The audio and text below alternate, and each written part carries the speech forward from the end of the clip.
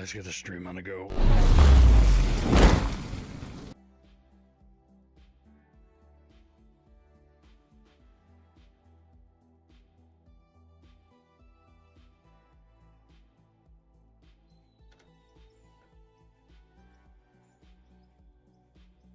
All right, so today, plan is continue this till I hit that wall,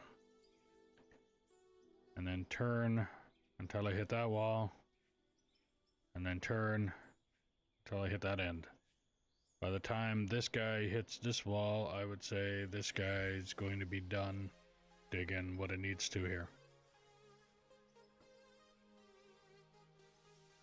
And then I might do taking this thing till I hit this wall, and if he's done this, maybe he can set this up to go this way until he hits this wall, dig out whatever's in this area, and maybe do like a U going this way. So dig here, hit this wall, and then come back. And the way this is looking, I'd like to probably get it to go like that.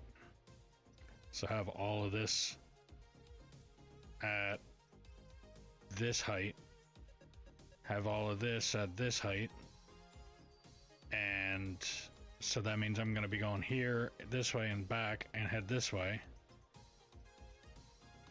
And once I have all of this cleared out, then I can start with that little ramp. Once I get that ramp going, then I can really start focusing on the pit. But clearing this out, set the little border for where the haul road's going to be, and then build that ramp. That's the plan to really get this going.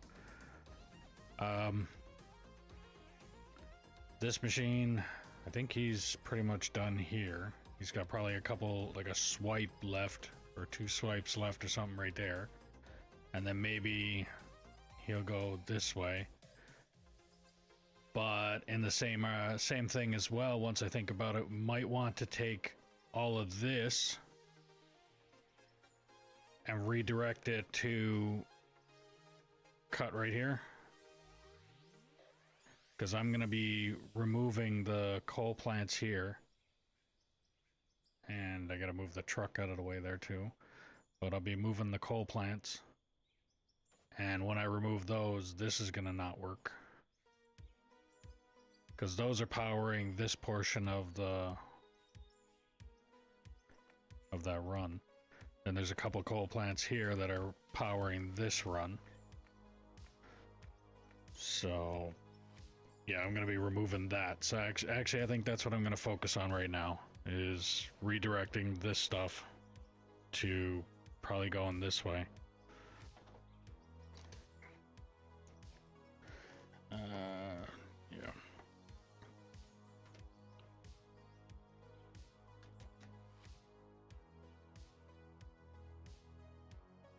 Hey, bud. How's it going? It's a going. So I don't know if you caught what I just said on stream. I do. So we're gonna try and redirect your the hoppers that you got there. Yeah. Gotta take them out of the area I'm about to dig.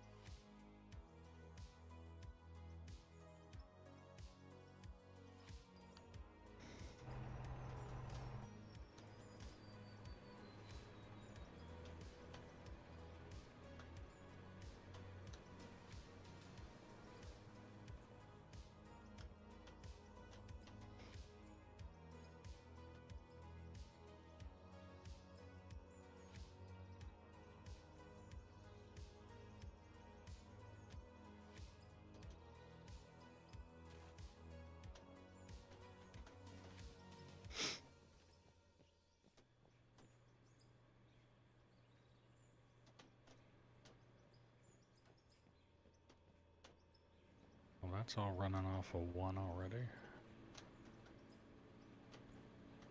So I didn't even need the second one up here? Okay. Yeah, so I gotta remove this stuff.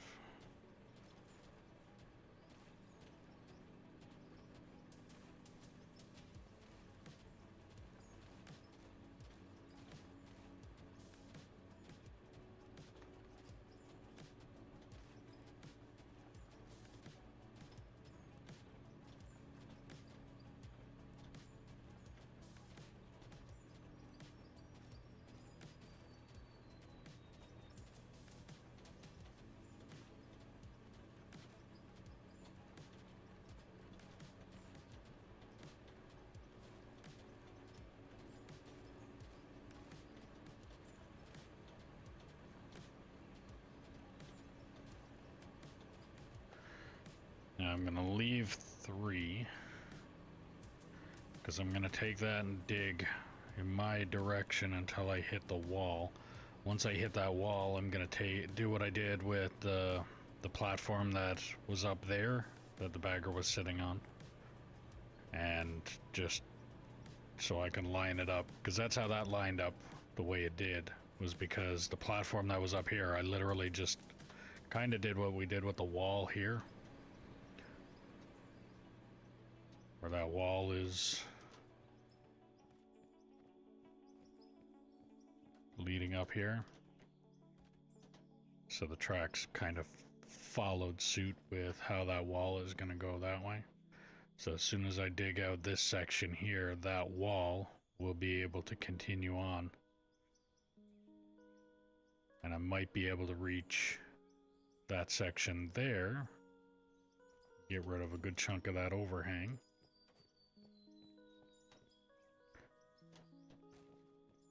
Finish up some of that, a good chunk of that retaining wall.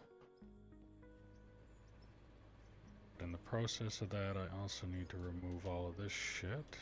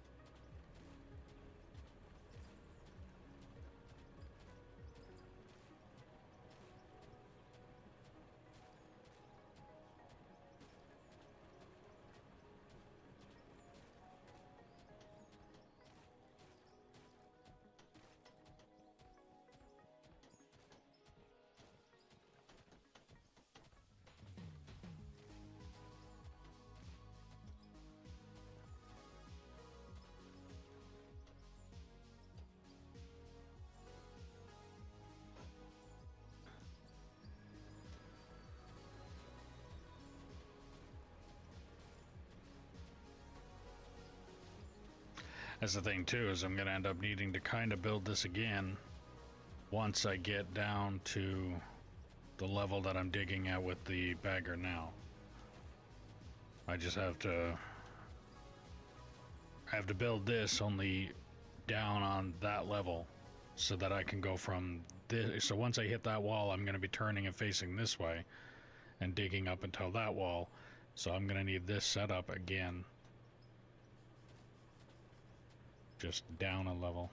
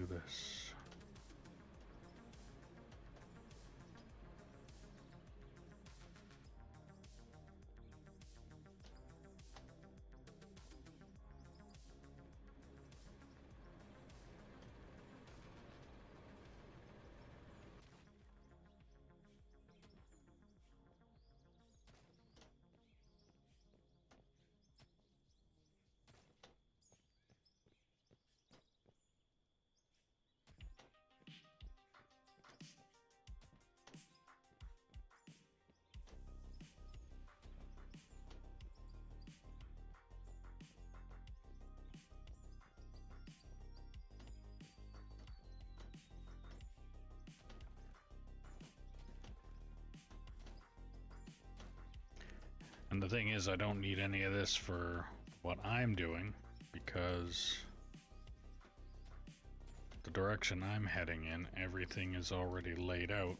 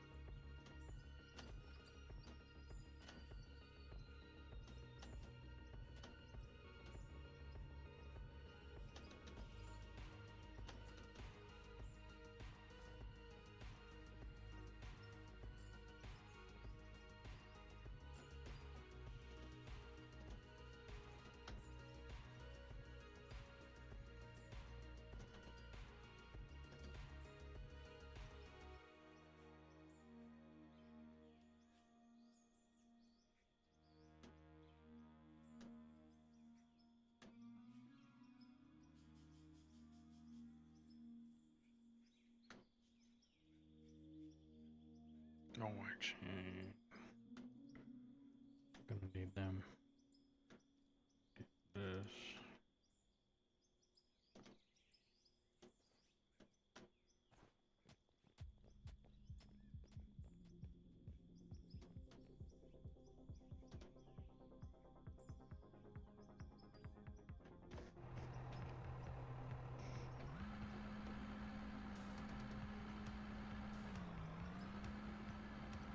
Actually, I should pick up all these bricks too.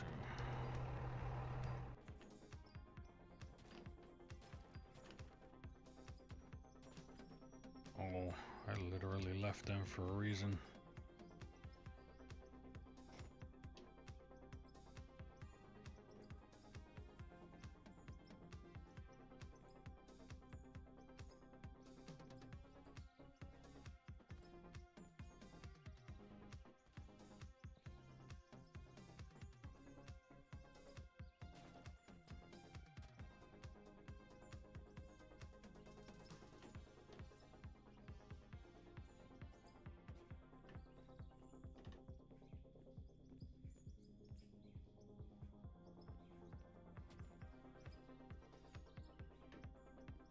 It's these ones.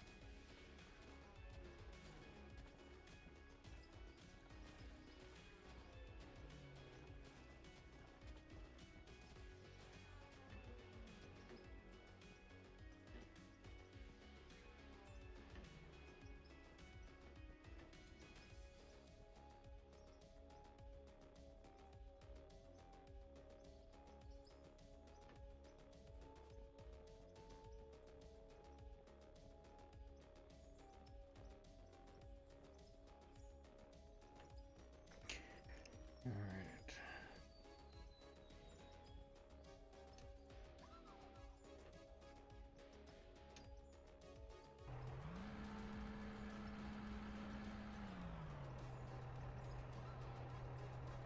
Okay.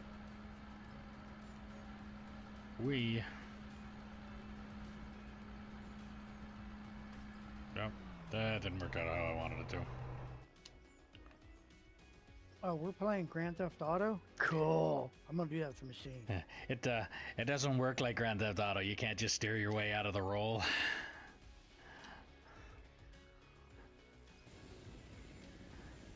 You have to call the chopper in order to get the vehicle back.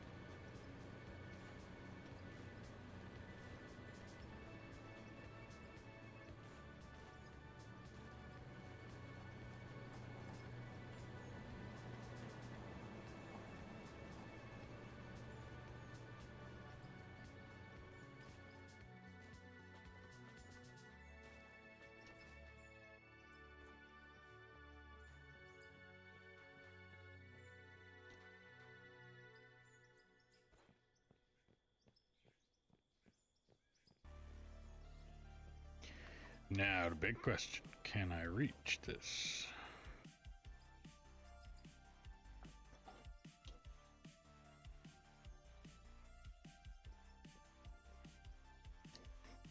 Nope.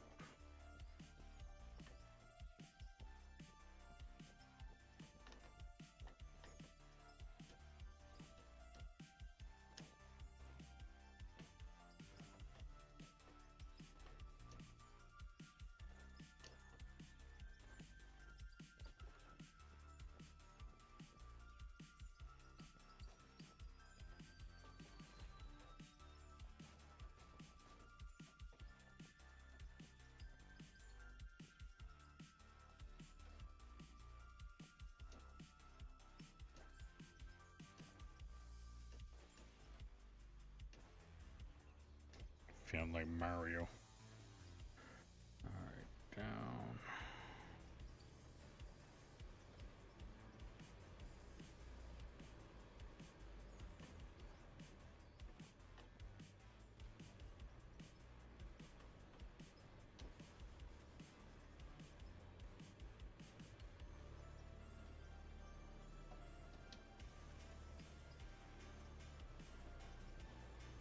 Oh, of course, out of all the places for me to pick.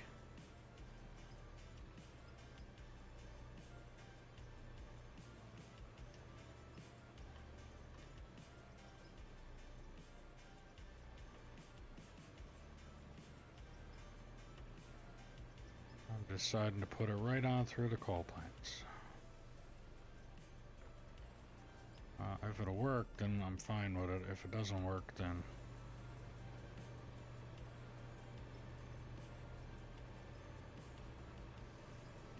It just went boom. Did you just hear... You said you heard something go boom? Yeah. I might be overpowering this thing. Okay. I mean, I only have a stupid amount of straight things going on down here, so...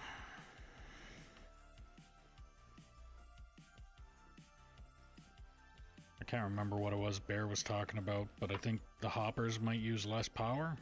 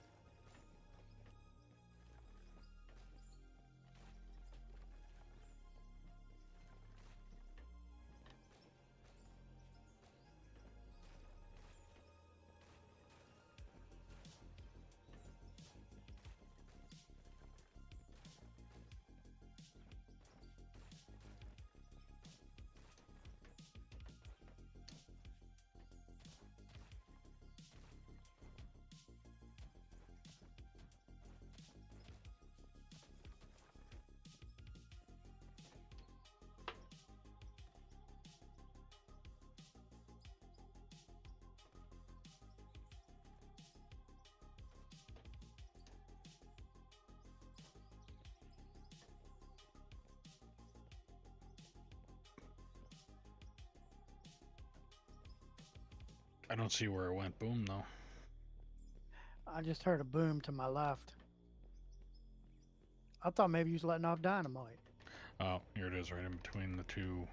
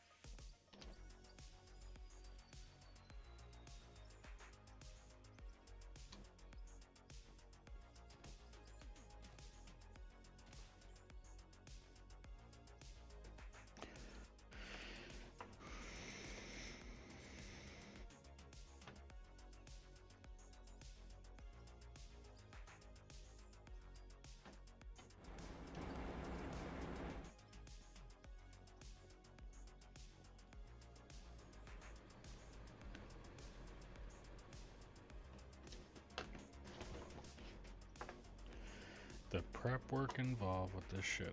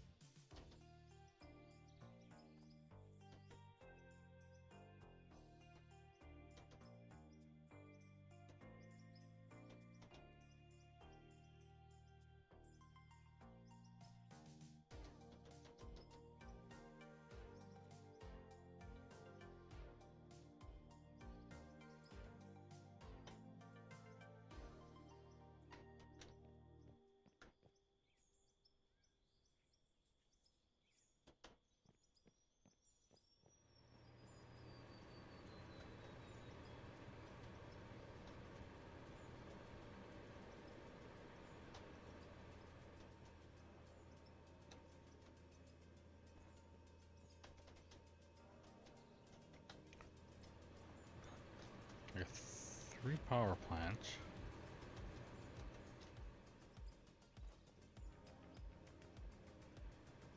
One, two.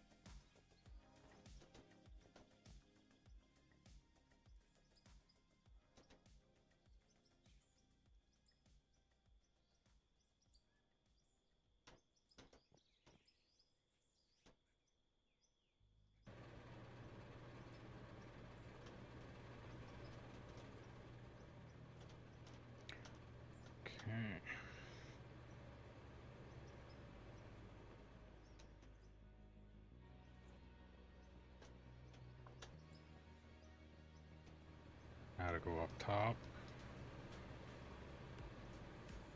And I think I should have enough. I think the reason that it popped was because I had too many, like it was too long of a conveyor setup. So now that I have shortened it, I cut it in half, it should be enough to run that.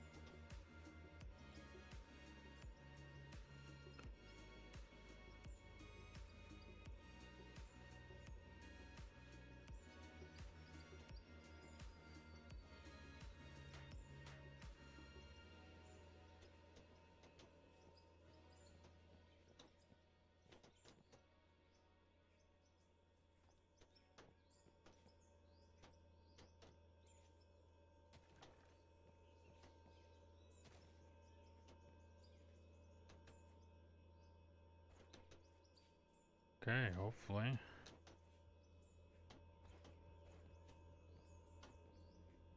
I just gotta run up front here and turn the thing on.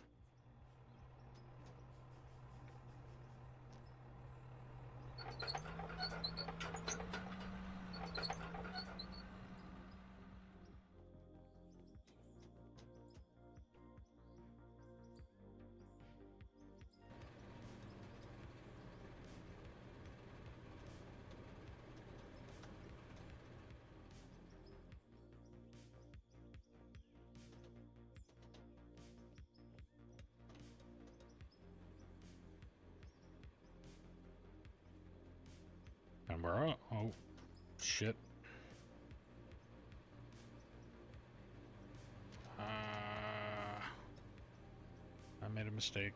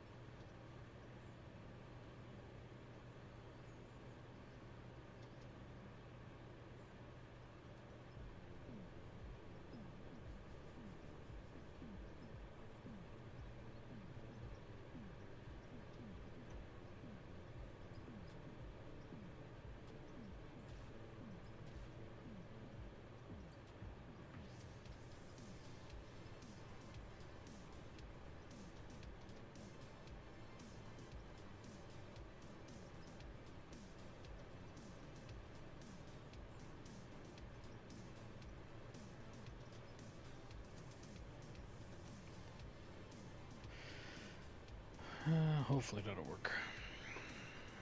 Auto saving.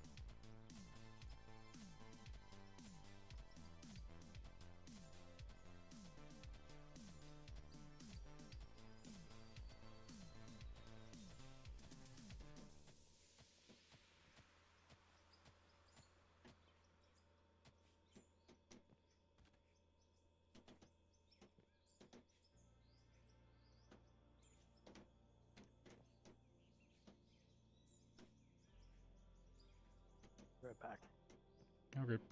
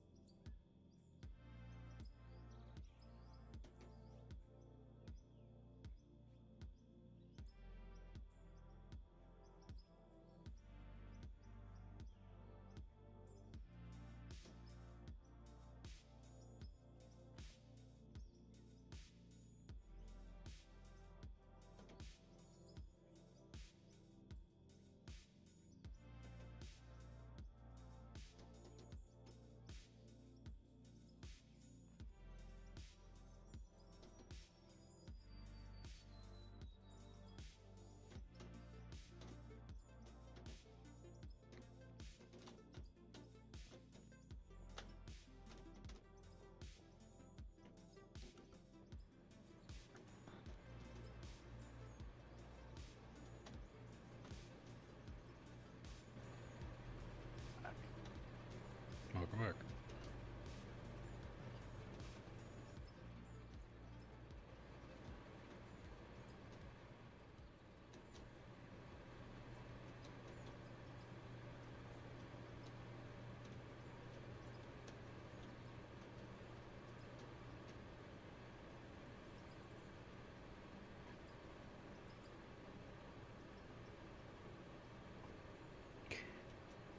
Why is that thing still feeding up that way?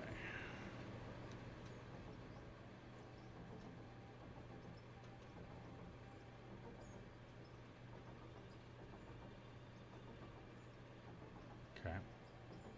Not bad, Velcro. How's it going with you? I think I just seen that you had a video going, so you were streaming.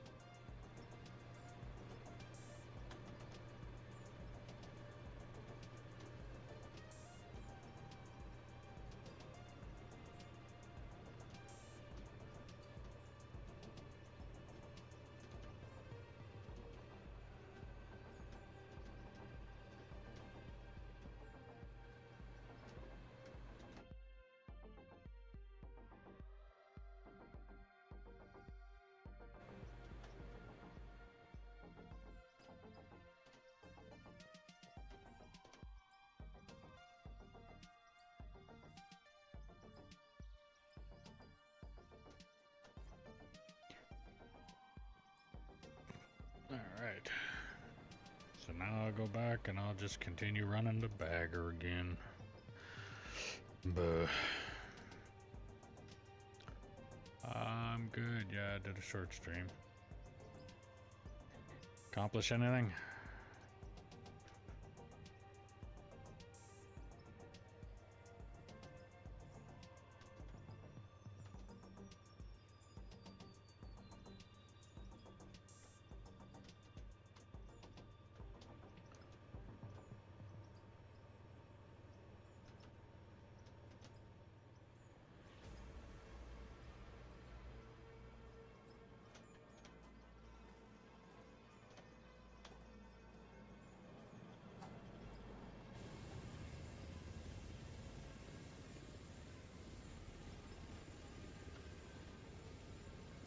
Gotta go put my display item back up again now.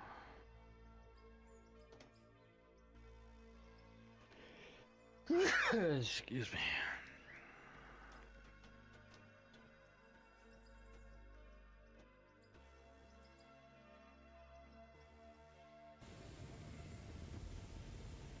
Please don't bounce off anything. Good.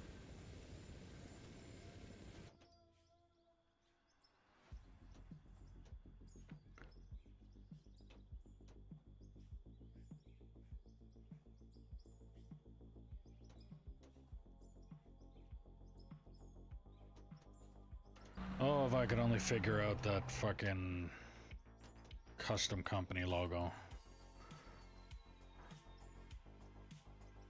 If I could figure that out, I'd actually have a custom company logo on my vehicle. Then I could really turn it into a display.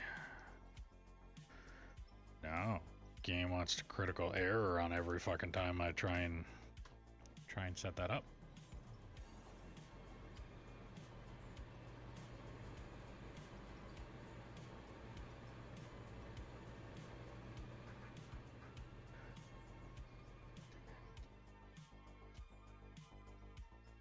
The custom company logo thing needs a specific file and a specific size, and if you try and force it to be something else, then it disagrees and does not work. So yeah. Fuck it. Alright. I'm gonna need some more brick.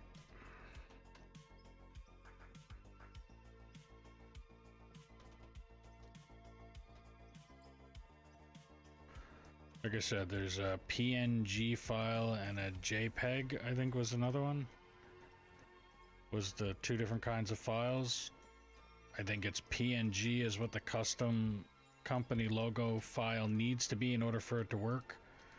And my original gamertag logo was the other one. And I sent it over to Bear. He said he knew what he was doing there to just make the file the right size. He made the file the right size, but because it was a different file type, he just went in and just said, instead of you being, if it was JPG, then you're gonna be now PNG or whatever the fucking file's names are. And who would have guessed if the file is originally this file and you just tell it it's going to be this file, it actually doesn't just form itself into existence. Who would have thought such a thing? Yes, I'm talking about something else, but if you can't catch the hint, I can't really say what it is that I'm talking about. Today's society. Yeah.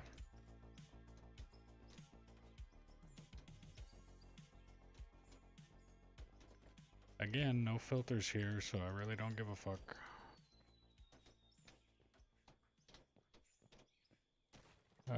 Yeah.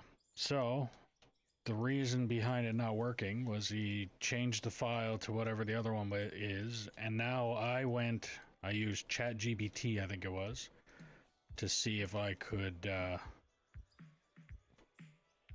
just say, like, here, I want this file in this type, send it back to me.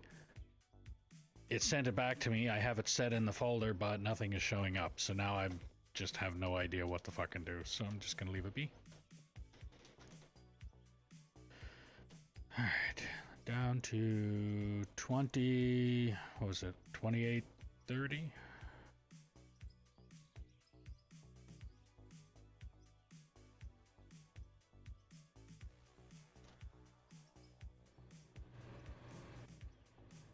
Pretty sure it's 2830.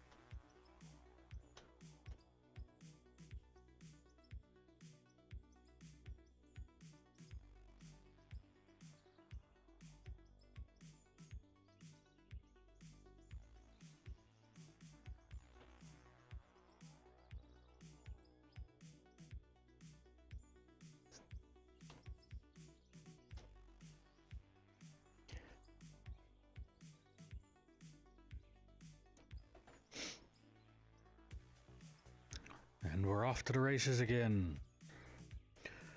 Although I don't know what kind of race the bagger is gonna win. Except for the removing material race. If that's the race that it's going to play in, then it'll win. But if it's playing any other race, like, I don't know, entertainment value, speed, then it's gonna fail horribly.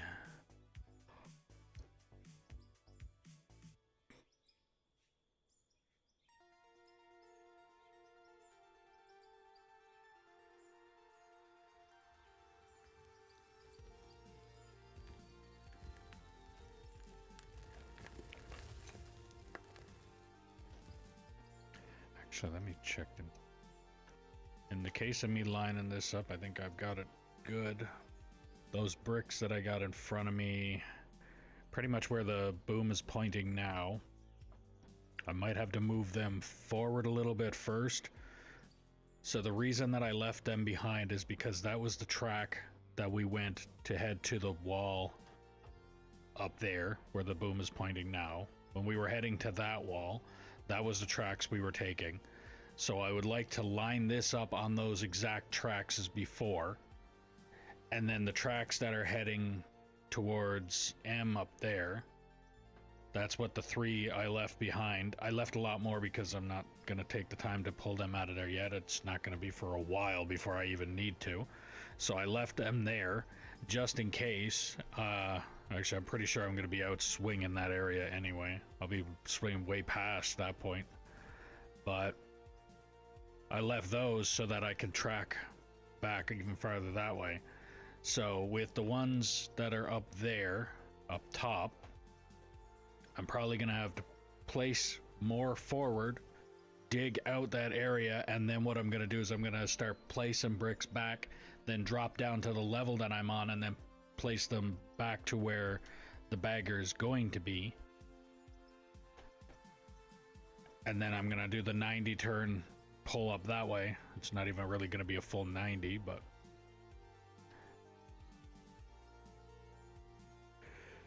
yeah. Well, we'll be doing that. That's the only reason that I've left some of these bricks down, is so I know what track I need to take in order to line this up properly. Because this machine is so big that the area that I'm trying to put it in is just barely able to accommodate it. So...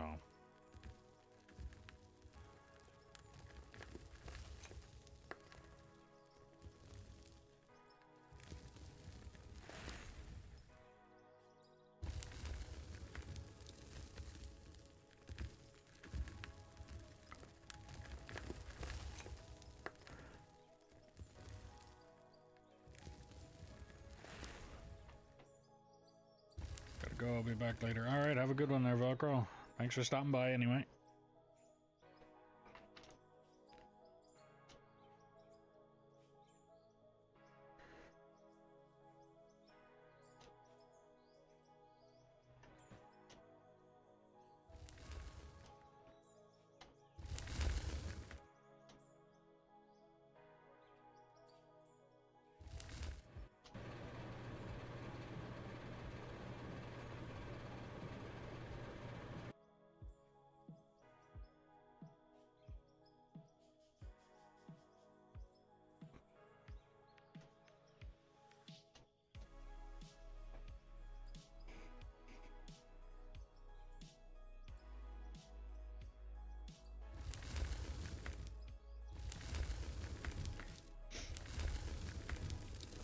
yeah, it shouldn't take me too much longer to get to that wall before I gotta make the turn to start going to that other back wall.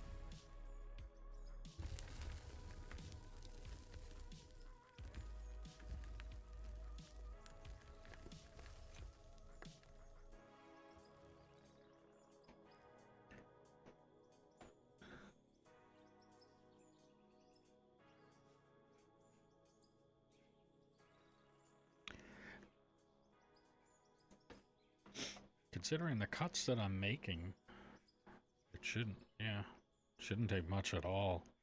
Actually, if anything, I think by the time I hit the end of these bricks, I'm not going to be too far away from that wall with the reach of this thing.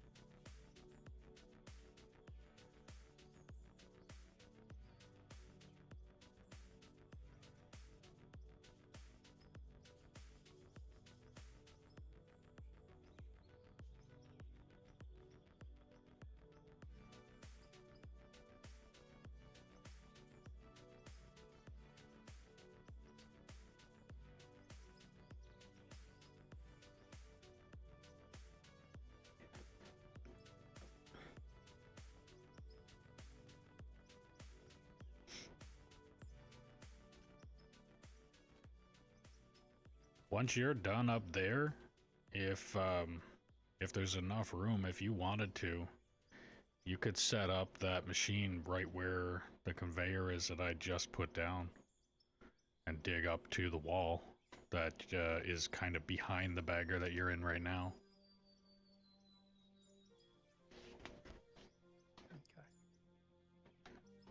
Okay. The faster we get this chunk taken out of here, the faster we can start actually making this entertaining and digging with shovel and truck.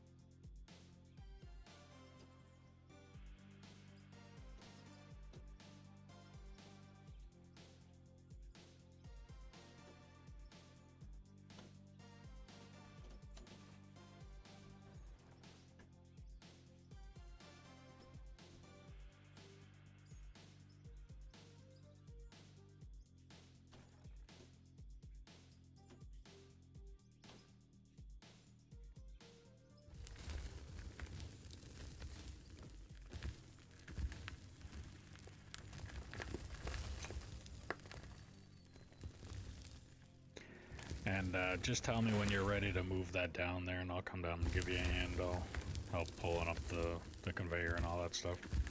Okay. I think the wife is wanting to go somewhere at about 3 o'clock. And you'll probably never guess what she wants to go buy. Starts with Filament. F There you go.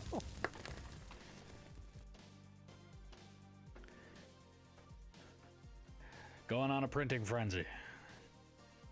Yeah. I mean, she already got. I already bought her like 3 lasers. She has tumbler presses. She has shirt presses. She has hat presses, and now she wants to mess with that. I mean, you get enough stuff together, you can make the full-blown business of, hey, whatever you want, I can make for you. Oh well, he goes to this one craft place. It's Craft Free Market every Saturday, Sunday. She's been doing it for about 2 years now. She averages between 400 and 600 a weekend. Average is Yeah. making that, or average is spending that much money at the market? Making Damn, profit. that's a good chunk for a weekend. And with the 3D printing stuff, you can make a lot of money off of that too. And it's more of a profit because of the fact that all it is whatever you spent on filament. The time part, yes, it takes time for the machine to print it, but you don't have to physically sit there watching it the whole time. So you can go off and do something else while it's printing. Every now and again, periodically come back and make sure the print didn't fuck up on you. But Yeah, I mean that's why I have no issue with her doing all this crafting stuff. So what kind of printer did you get? Creality 3 B3 SE. It was a little under two. Oh, not bad. It's a really good. Supposed to be a really good starter for Yeah. someone who's never messed with it. Yeah, I have the Neptune 3 Pro Elegoo.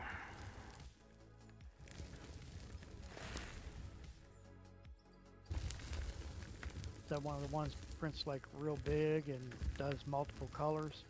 Not multicolor. It can print pretty big. I mean, didn't I? You can see the helmet that I have behind me. Oh shit!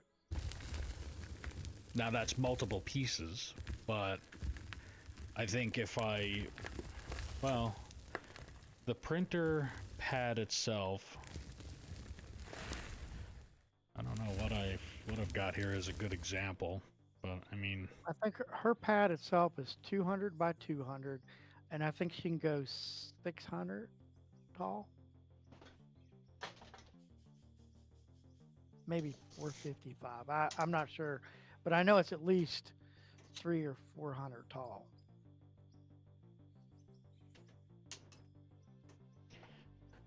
my pad is on about a 9¼ inch by 9¼ inch, and the height,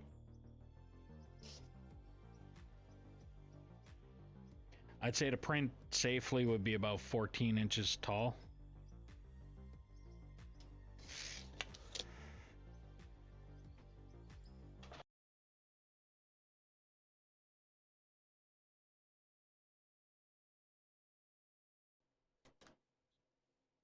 That's pretty good height.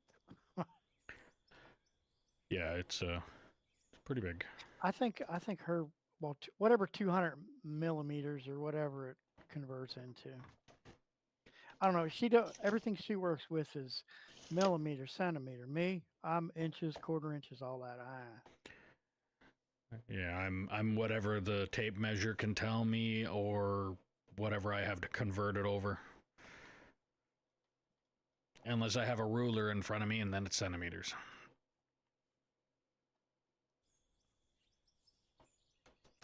Because in Canada, don't you guys go by metric?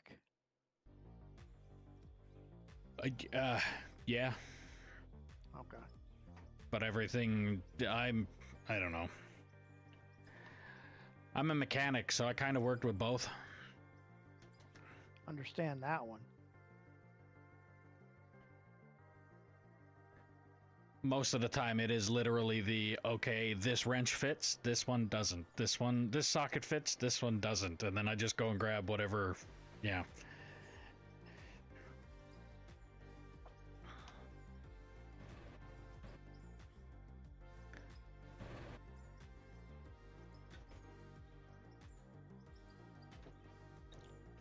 Hold on a second here.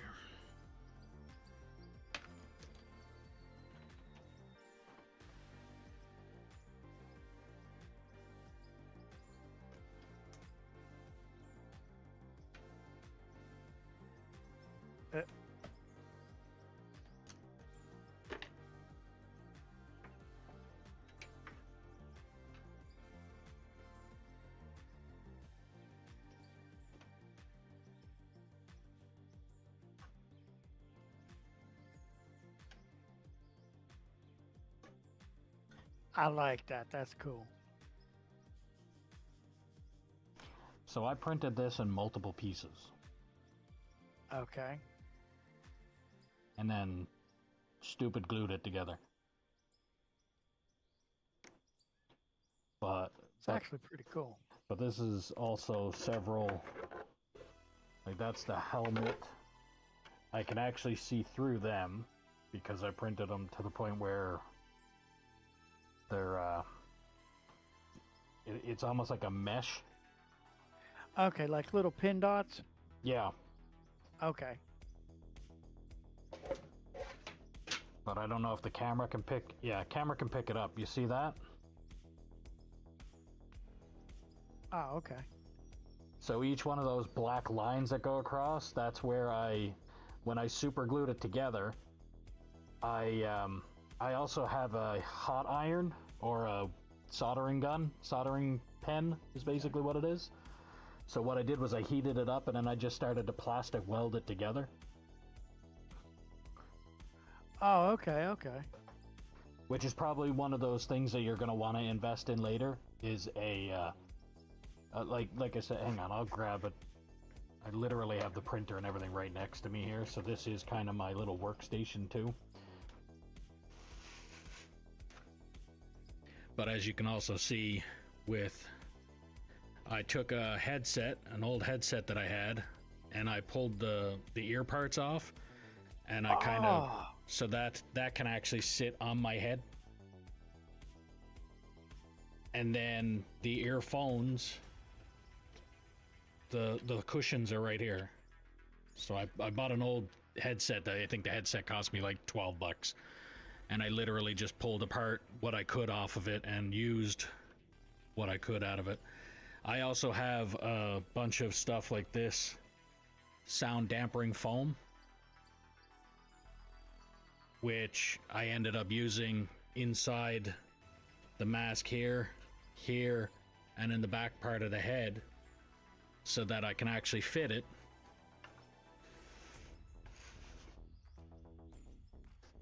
And it actually forms to my head. So I can literally flop my head around and this won't go anywhere. So it actually fits like a real helmet. And the thing is I 3D printed this in so many different pieces. That's pretty cool, actually.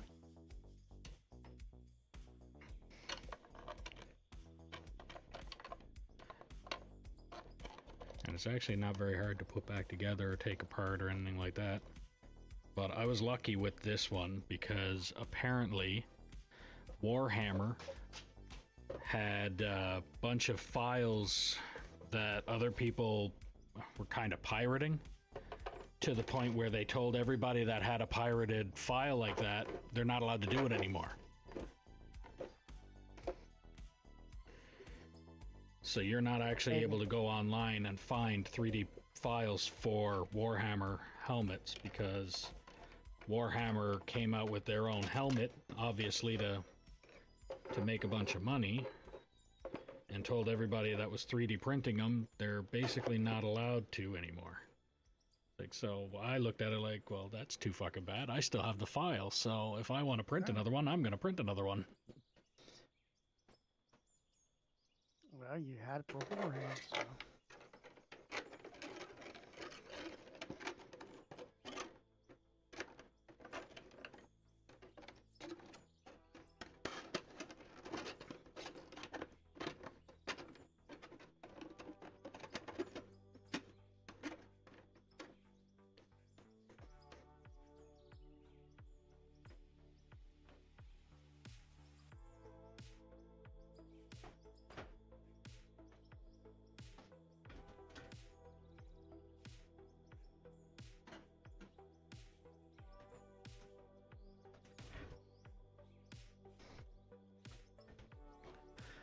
The one problem I did find with 3D printing, though, if you're going to build something that you want to fit you, you either have to download separate files and do a bunch of math and things like that, or you can end up doing what I did.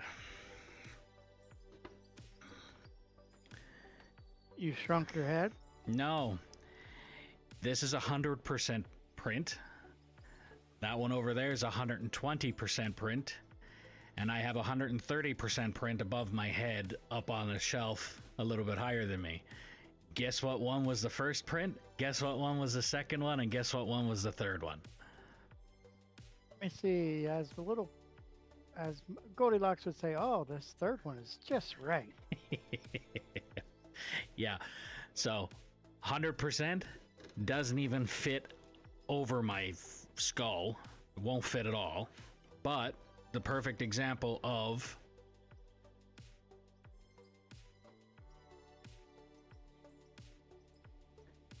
I never plastic welded this one. I literally only glued it together. So you see all of the join marks.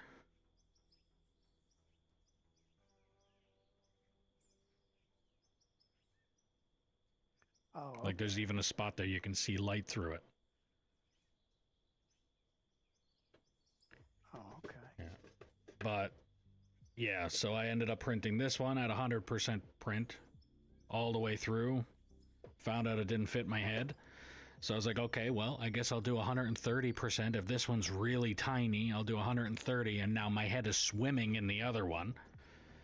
So I was like, all right, well, I guess I'm going to do 120. And naturally, this is the colors I wanted the helmet to be. And because I ran out of filament, the end result was the gray and black one. But it still fit, so I said, screw it, I'm going with everything that I was going to do with it. I personally would have loved to have this white for the skull part, but... Pretty cool, though. Where do you, when you order filament, where do you order from, or do you go local?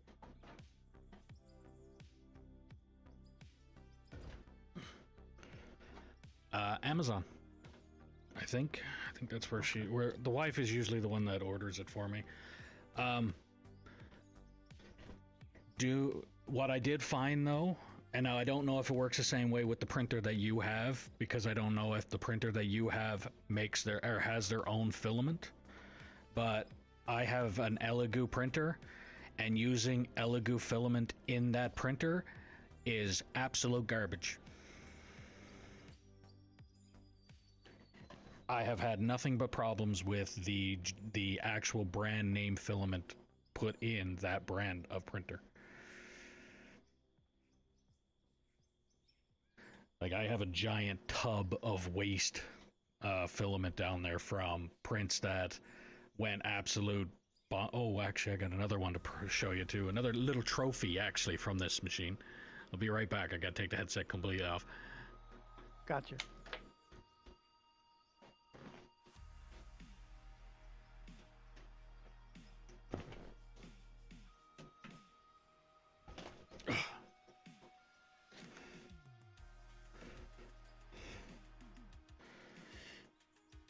Alright, I'm back. So, when you take a printer and you set a print, and in my case, the prints that I had were like 23 plus hour prints and things like that, where you literally just sit there and set it and then go live your life, because if you are going to sit there and watch it, it's not going to work out very well for you. This is why I do say periodically keep coming back and keeping an eye on it and making sure that it's still working fine and things like that. This is the printer head of the printer on my machine. This is what happens when you just let it print.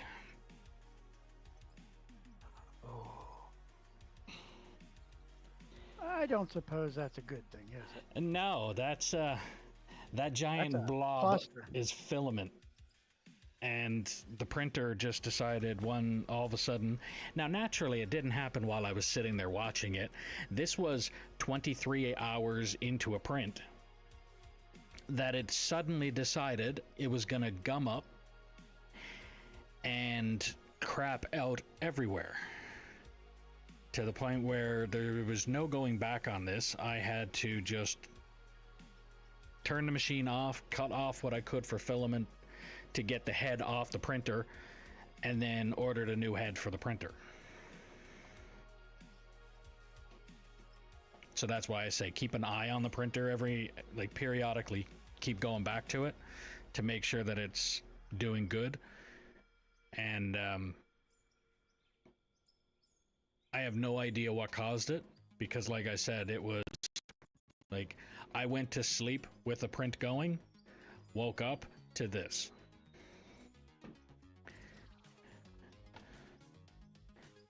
Have you seen the automatic cutters? Automatic cutters. I don't know what you mean by that. So your filament goes through it, and then it goes to it has a little piece of like a hose, and then you attach it through your nozzles and through that head.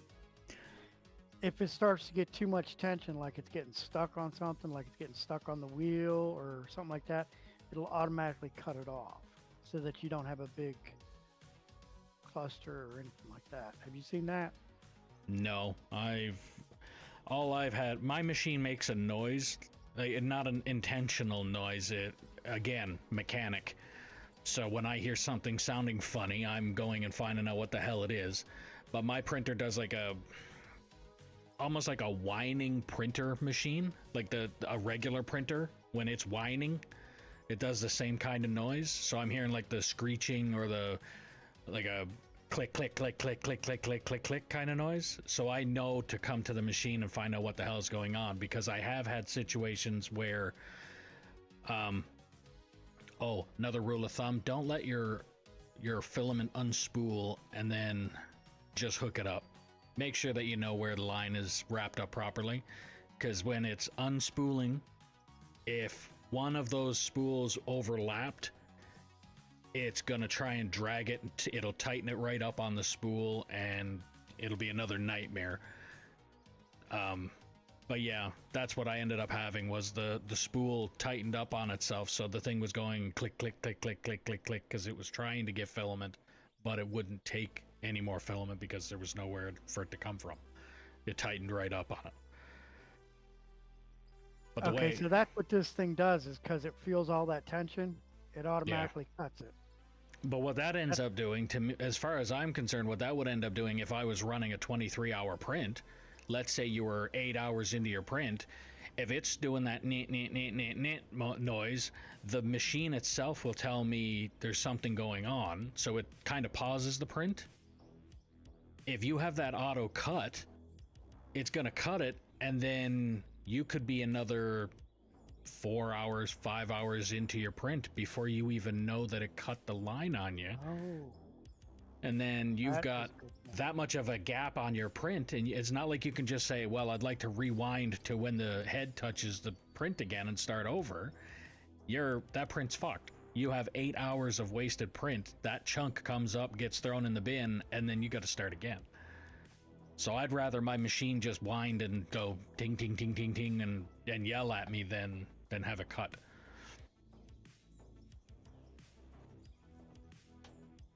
But that's me personally.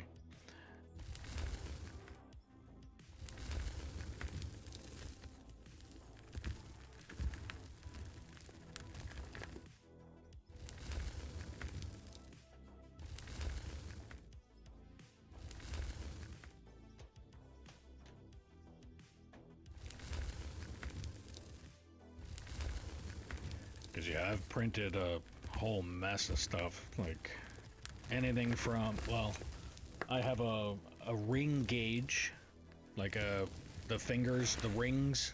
I have a gauge there that I 3D printed. That's actually very accurate. I have a, because I did find a program after I printed 3 fucking helmets. I did find a program after that you can get the diameter and put your diameters in, and then you have to do the math, which is why I don't use it, but I did print the diameter caliper, where you put a piece on one end of your head and another one on the other, and then you can go onto a paper measuring tape and find out what the diameter of your head is, kind of thing. But I ended up printing the diameter thing, actually.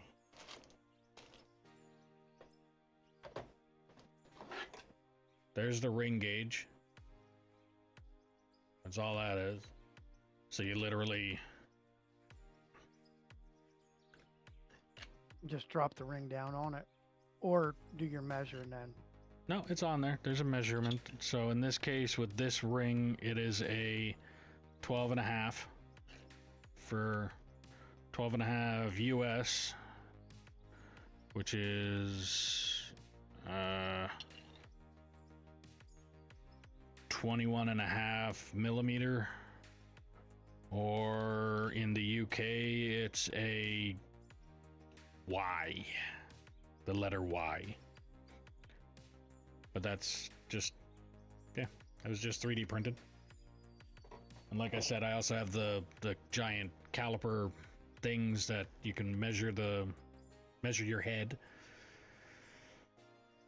I got a whole mess of stuff here that I printed because if I needed something, then I just looked it up on like Thingiverse was one of the programs. What was another one?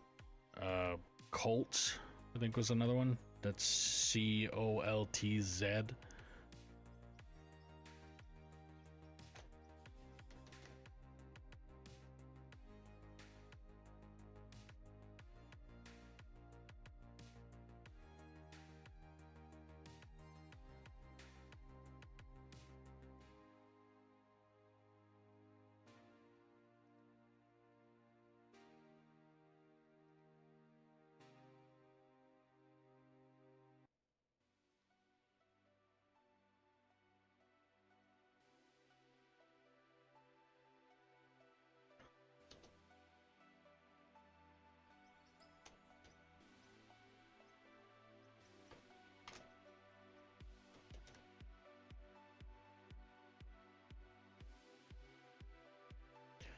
But yeah, I've got, what is it, Epic Basing, Coltz, so CULTS, which is another, and these are free 3D files. Thingiverse, so Thingiverse, another one, 3D model database. Like there's a whole mess of them out there that I've. If you can't find the file on one of them, I'm sure you can find it on another. And all those files or programs or websites is literally somebody went in, made their own 3D file, print. They did all of the crap that I don't have the patience for, of like your spacing and your infill and all of that kind of stuff. They did all of that and turned around and put it in the program, and then you can literally just go in, download the file, put it over in your 3D printer program, and print it off. The only thing I find a little annoying with the printer that I have to go and download the file on my computer. Then I have to take that file and transfer it from... to an SD card. Yeah. Hers is like that too, but it's got a connection for USB to C, but she can't get it to seem to work. So I don't know. Mine has it too, and I can't get it to work either. It's got the same exact cable that I can pull out of my actual paper printer. I can plug it directly into this printer, but it does not recognize it, and it doesn't work like that for some magical reason. Like, I have no idea why, but it just doesn't work like that.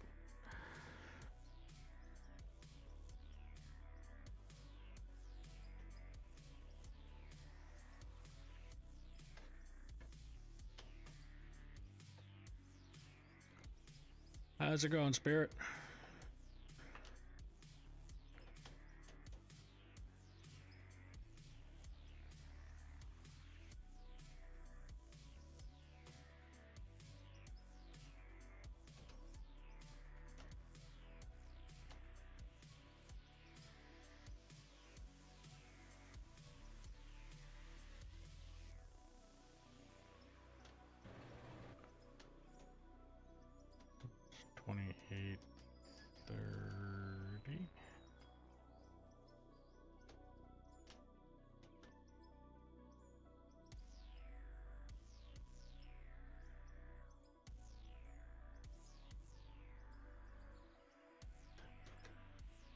Yeah, it's Friday for me. Ugh. Oh, I might as well say it now while I'm thinking about it. I will be taking Monday off. Okay. That way I can really catch up on my sleep and get all of the stuff done and all that that I haven't been doing lately.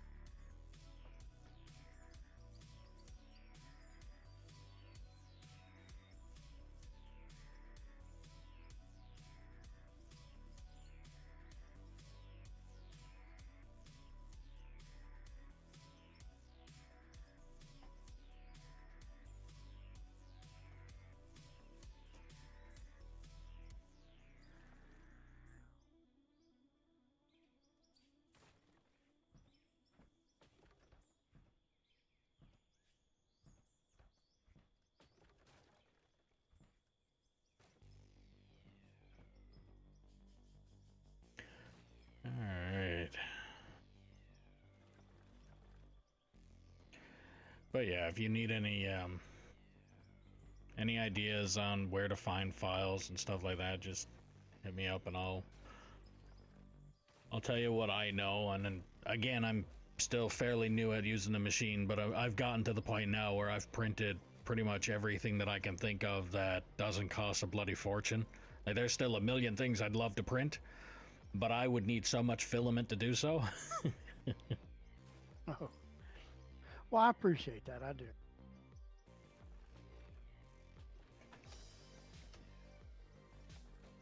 God only knows how many Christmas gifts I've gotten printed out now that saved me so much money, and it's custom. So it's not like you just go in and go to the store, pick up that random thing that everybody and their dog already has. It's not very often you're going to find something that you can 3D print that you can bring to somebody. Like my wife's aunt there, we 3D printed a it's almost like a candle holder, but it's like a projector at the same time. You put a candle inside and it'll project an image that the light shines through it. Lithograph. Sure. Take your word for it.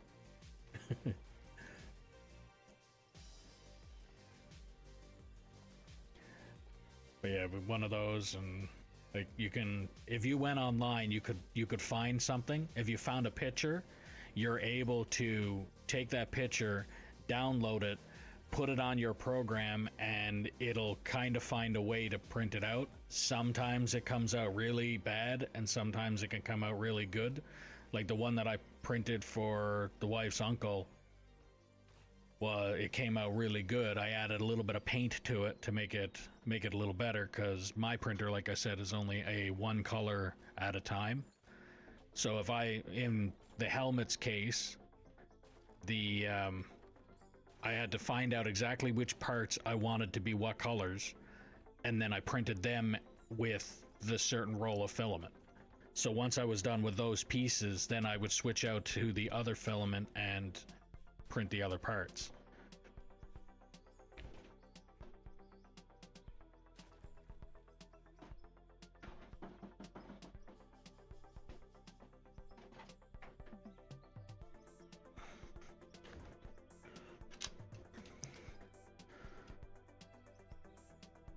But then you get some like these where they actually come out really bad. Like, I tried printing my my logo. The camera is not doing them any justice, I don't think. Actually, hang on a second.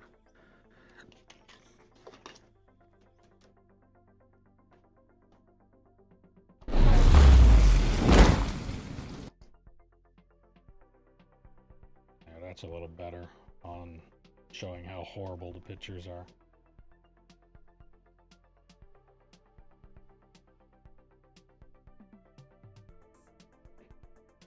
So they kind of come out where it asked for a lot of detail. It just came out as almost a blob.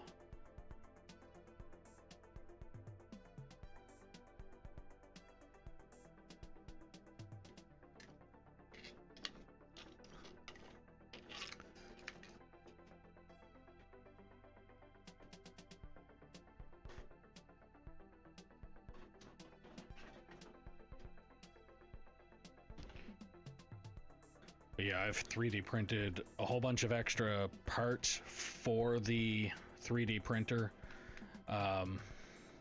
Things that hold the tools and stuff that you need in order to use it. Like there's the wrenches and all of that to change out the heads, or there's a little almost looks like a acupuncture needle that's made to clean out the filament, the actual tip, the printing tip. That's meant to clean that out. And then it also comes with a bunch of screwdrivers and things like that to change out the heads or adjust your belts and things like that. So I printed a little piece that actually clips onto my printer, and then all of those pieces fit into it. I also printed out a little scraper, little plastic scraper, so that when the table gets a little too dirty or something sticks to it, like a print sticks to it. That was a very good print last night. Well, yeah, the scraper. Yep. It's useful.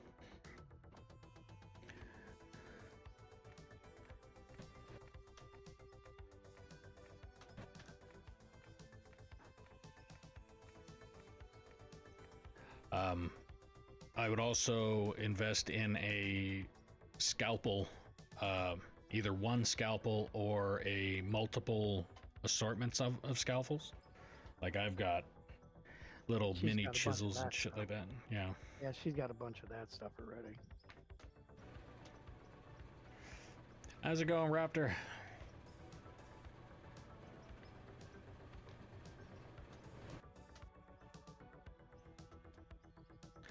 Oh, that's all right. You can yell at me anytime.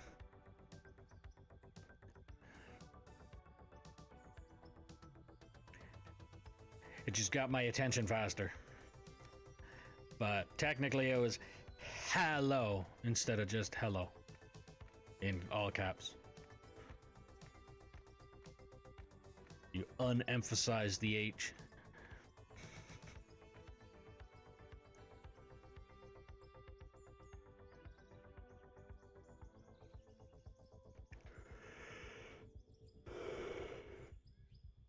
Oh. I'd say one of these days I'd love to be able to stream without yawning, but that's never ever gonna happen. I wake up yawning and go to bed yawning, like yawning all day long.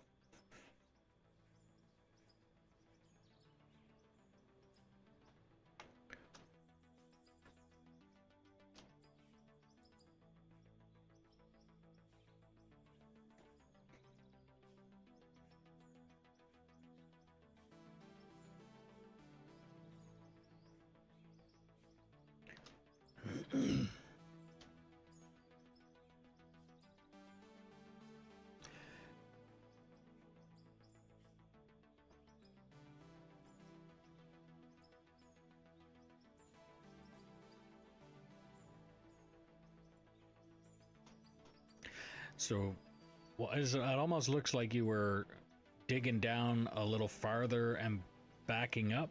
Is that what you were doing over there? I dug down a little bit. Oh, okay. I mean, if that works, if you really wanted to just dig down, backtrack until you can plop that down on that level, and then... I mean, you do whatever you want to do there, because the more somebody else is operating another bagger, then the less time I'm going to have to eventually later. Are you sure about that? I thought it upsetted you when someone else ran a bagger. God, no.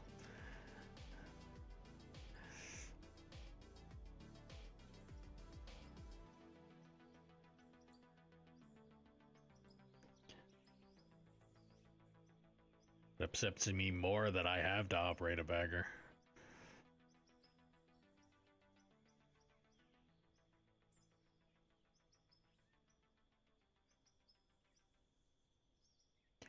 I don't think there is a way that they could actually make the bagger more, like, interesting or more operator. Can't even really say operator friendly, because like this can't be any more operator friendly. It's just entertainment unfriendly. Well, it would be kind of nice if, when it's not spinning, you could actually move the arm quicker. I could agree. Yeah, I agree 100% on that. According to, I think Velcro was the one that was in here saying it there. The bagger, the reason that it runs as slow as it does is because if it ran any faster than it does, it would break the game.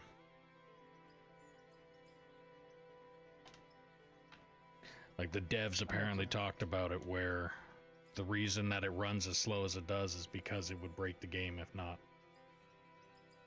Which does make sense. And then he was also saying that the did you know that the roller is the one that would break the game the most? Really? Yeah, because it's constantly adjusting the terraforming. So it's constantly doing it the entire time you're running it.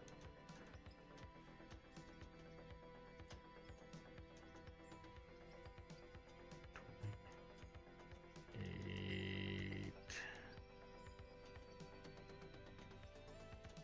30.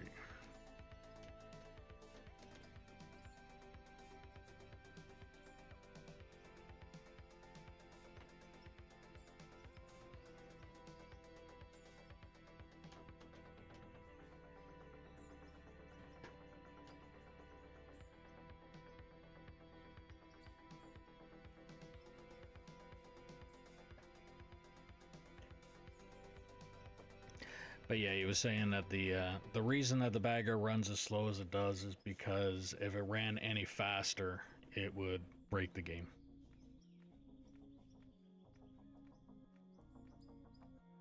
Which is understandable with the amount of material that it moves in one shot, and Yeah. and what movements are involved with the machine in its size as well. Like everything about it just sounds like one more little pixel more and it will blow the game up, auto-saving. So if you're new to the stream, don't forget to click the follow button, ding notification bell, subscribe, do all the things you gotta do depending on what platform you're watching me on. If you're on Twitch, don't forget, if you have Amazon Prime, you can link your account and get a free subscription to your favorite streamer or me.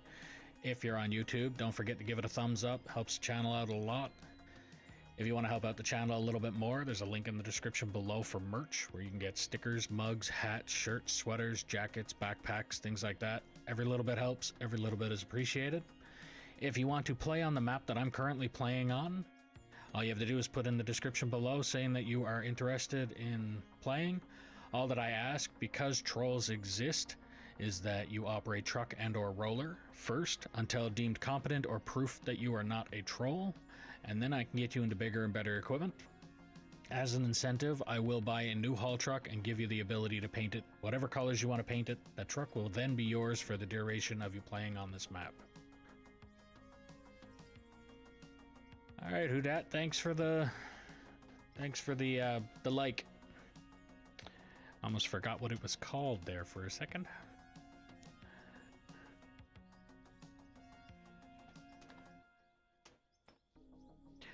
So yeah, actually, I just thought about it too. That's probably another reason why we've been getting so much lag on here. Like right now, we're not lagging that bad, but that's also because I think I'm farther away from you, and you're not currently running the machine, are you? No, actually, I've already signed out of the game. Oh, okay. Yeah. Yeah, I'm So- gonna get ready and do errands. Yeah. Yeah, you already know. Yep. So if you get a chance, go up there, take a look around there, see if you want to keep your same plan and cutting that whole corner to match up with the corner of the factory, or what you want to do. All right. I'll catch you after a bit, bud. All right. Have a good one. Try not Bye. to spend too much money on filament.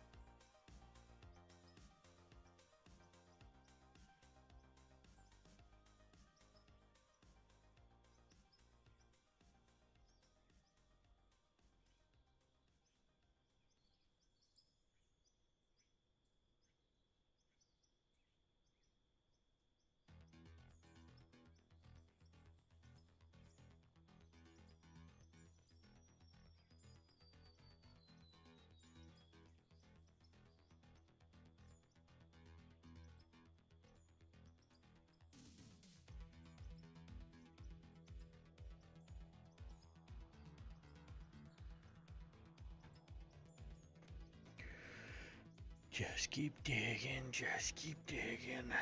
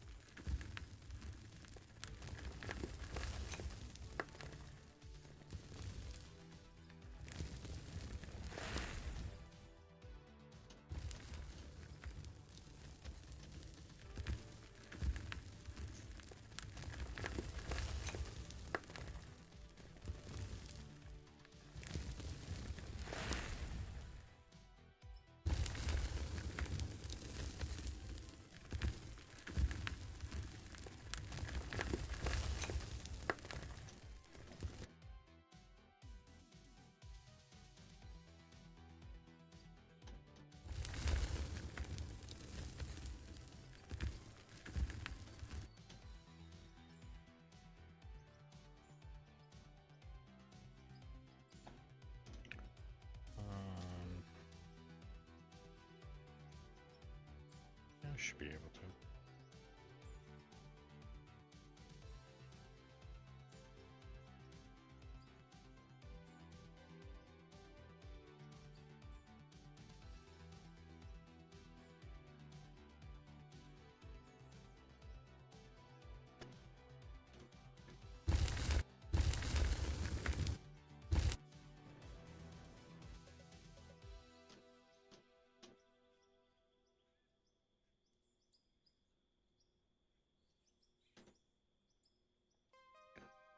$28.30. $28.30.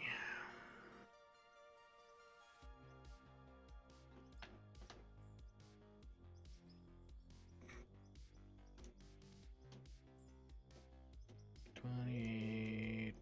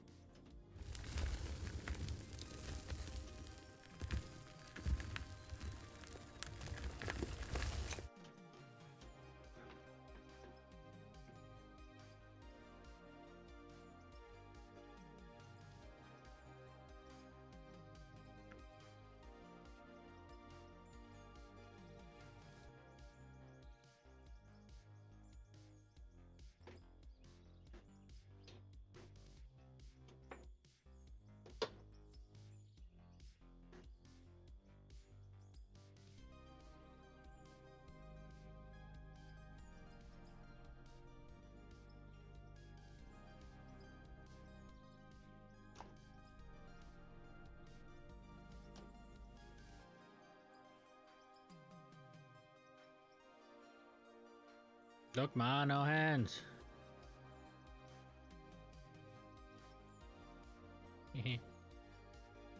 That actually worked perfect. I just can't give my keyboard a little bump because if I do, it's gonna knock it over, and then I won't be able to work that way.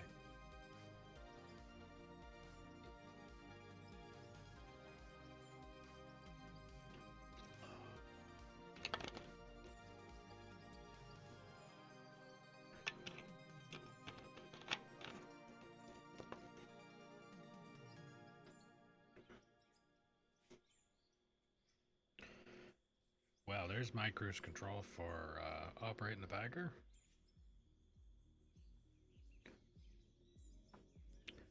Do do do do do do do do.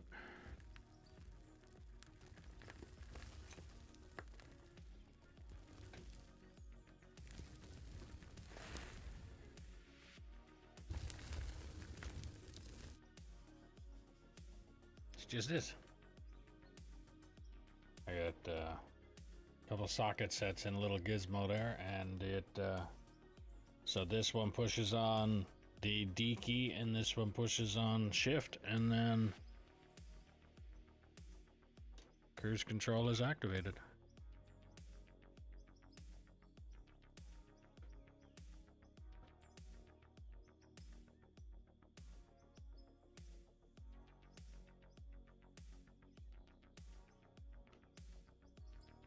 I mean, it gives me a good chance to let my hand rest from the cramp of literally holding two keys down continuously. Like, I know I would not make a good guitar player because I could not hold anything like this. Like, my fingers just cramp right up instantly. But arthritis is a thing and it sucks.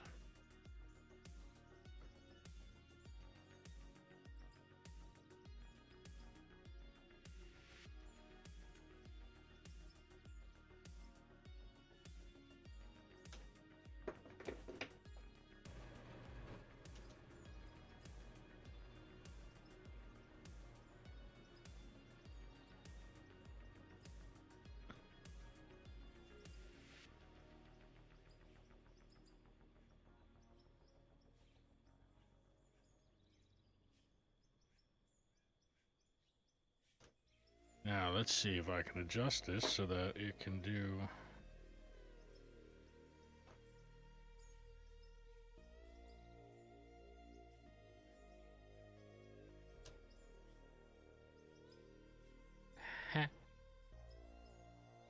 Reverse cruise control. But I need a different camera view.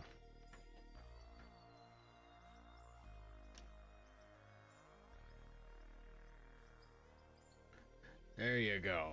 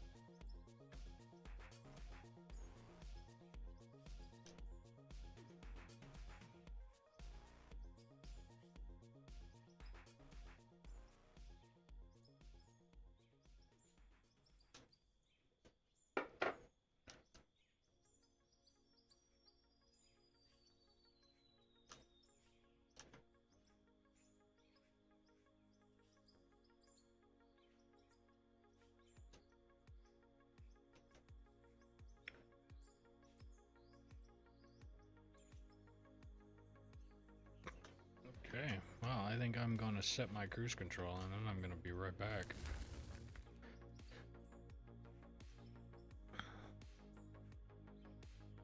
I know this is not gonna turn into a big thing. I'm not constantly gonna be doing this. I'm just gonna test something.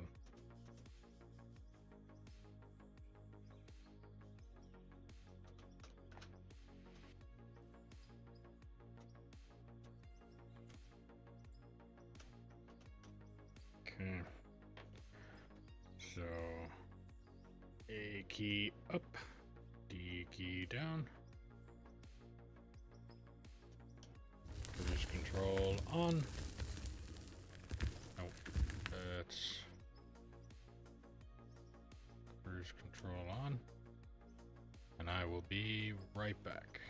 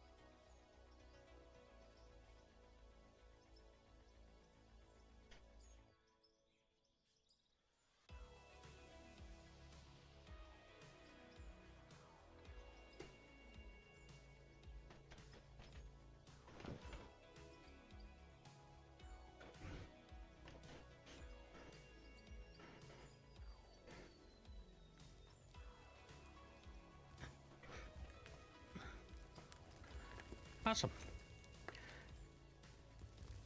So my cruise control works quite well.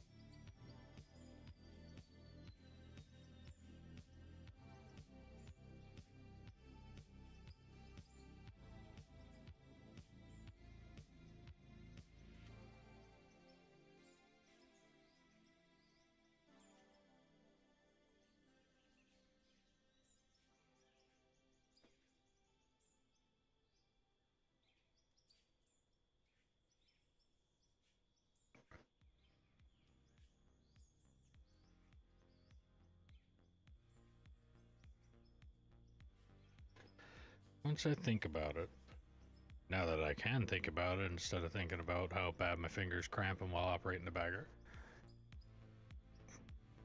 I think what I'm going to do once I do get this area cleared off and I set my perimeter as to where my haul road is going to be, which I'm going to need 2 haul trucks following around the road to make sure that I have enough room to get 2 trucks side by side comfortably.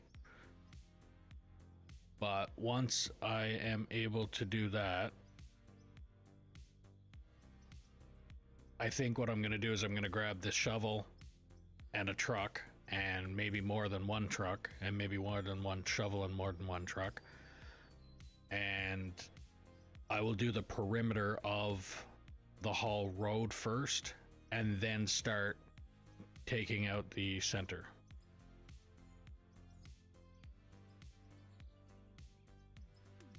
I think that's what I'm going to end up doing when I get this entire layer off and I have the layer that the haul road is going to be on. Once I get that, then I'm going to focus on bringing at least have the haul road showing that it's the haul road and not just a big open area that you can drive the truck on.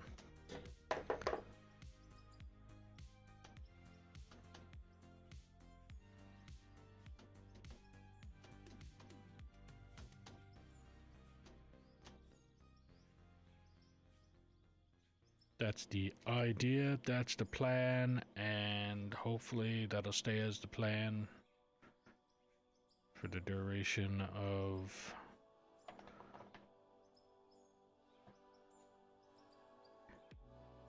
So yeah, what I would like, so you see how the cones are down here?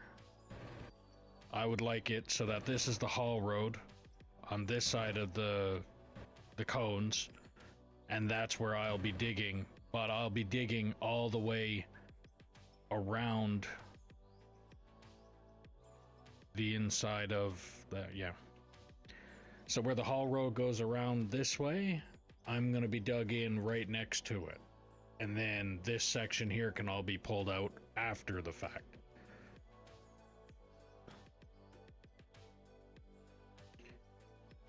Hopefully. Alright, 28, 30, 28, 30.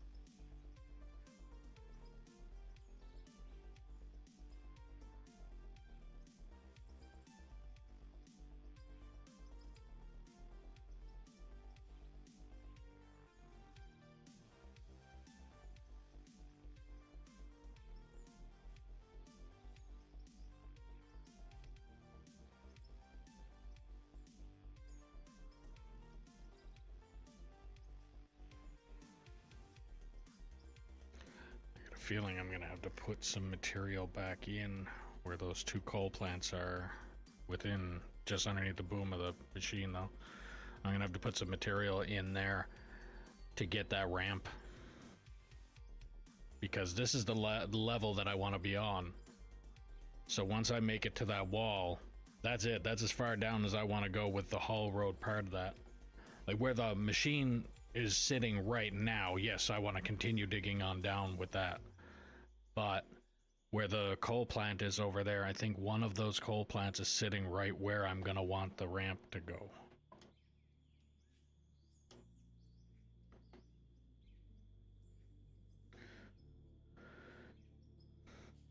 Because I think it go, like the haul road comes out here now, or where the haul road's going to be going, it's going to come out here like this, and then there's a drop, and then it goes here, and then the ramp that I kind of have started to being built is down here somewhere. So there's a bit of a section here that I have to put some material in.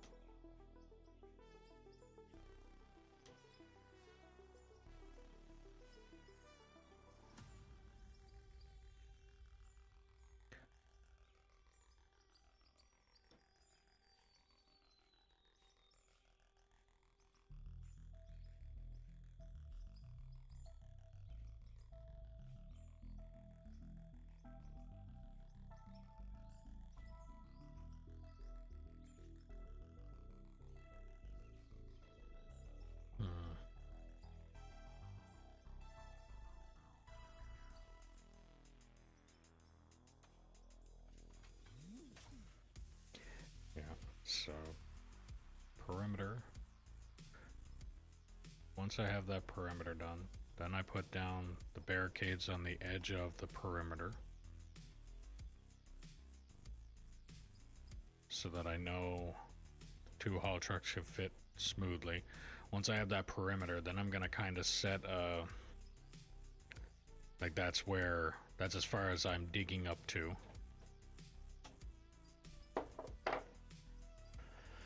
If you're new to the stream, don't forget to click that follow button, ding notification bell, subscribe, do all the things you gotta do depending on what platform you're watching me on. If you're on Twitch, don't forget if you have Amazon Prime, you can link your account and get a free subscription to your favorite streamer or me. If you're on YouTube, give that a thumbs up, like the stream, helps the channel out a lot. If you want to help out the channel a little bit more, there's a link in the description below for merch where you can get stickers, mugs, hats, shirts, sweaters, jackets, backpacks, things like that. Every little bit helps, every little bit is appreciated.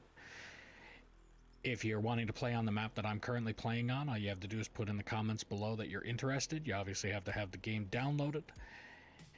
And because trolls exist, all that I ask is that you operate truck and or roller until deemed competent or proof that you are not a troll, and then I can get you into bigger and better equipment. As an incentive, I will buy a new haul truck and give you the opportunity to paint it whatever colors you want to paint it. That truck will then be yours for the duration of you playing on this map. I've almost got it down pat right when the terrain locking is gone to have my entire spew spit out.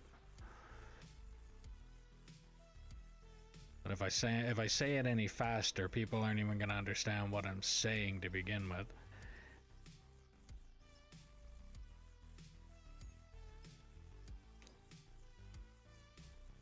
And if I try and say it any faster, I'll probably also start fumbling over my own words too. Like I'm sort of doing still, but not doing too bad.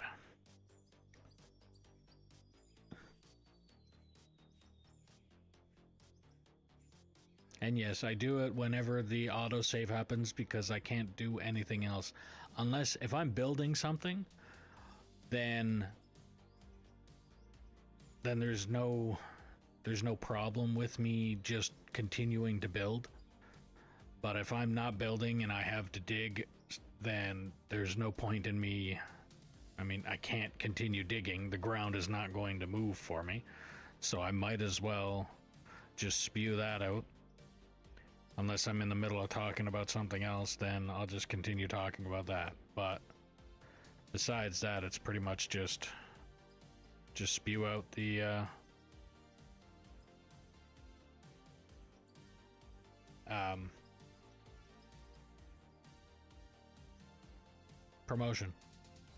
promoting everything.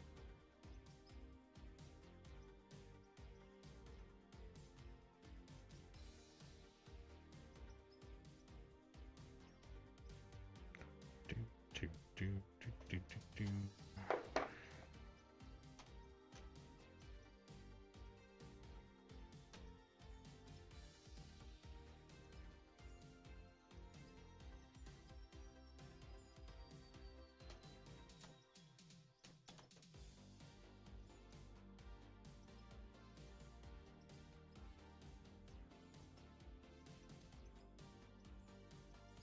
2830. As soon as I get to 2830.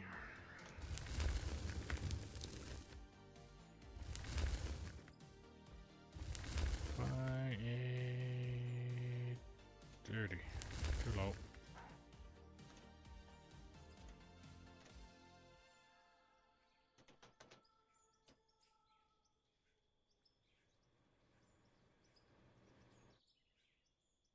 Oh, gotta Landmark brick.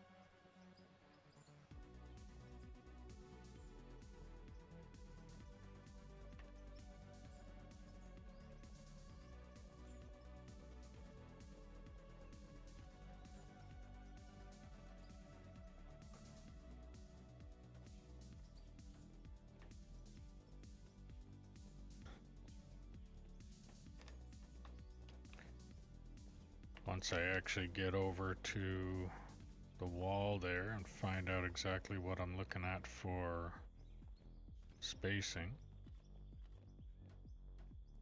Like, I'm pretty sure, like I said, I'm not too far away from needing to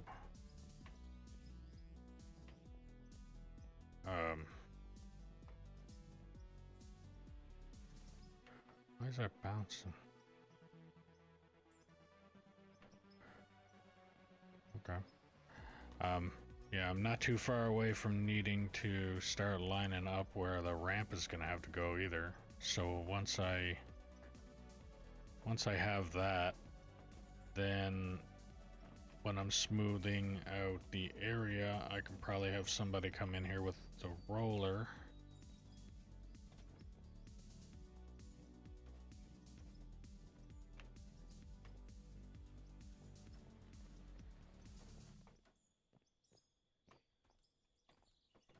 But I only really need the area that that's going to be haul road smoothed out.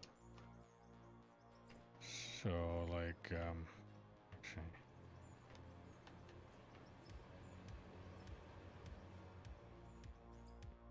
did I go out far?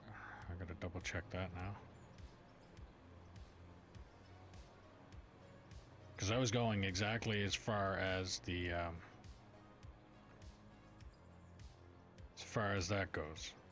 Like, I wasn't going just the dump, I was going concrete wall to the other concrete wall.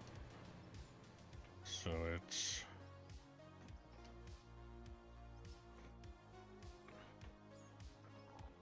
so 1, 2, 3, 4, 5, 6, 7, 8, 10, 15, 16, 17, 18, 19, 20, 24. Okay, let's just try that again. So 1, 2, 3,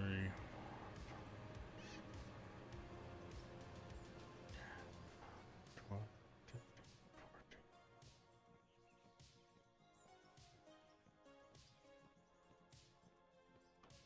14. Okay, 24 it is.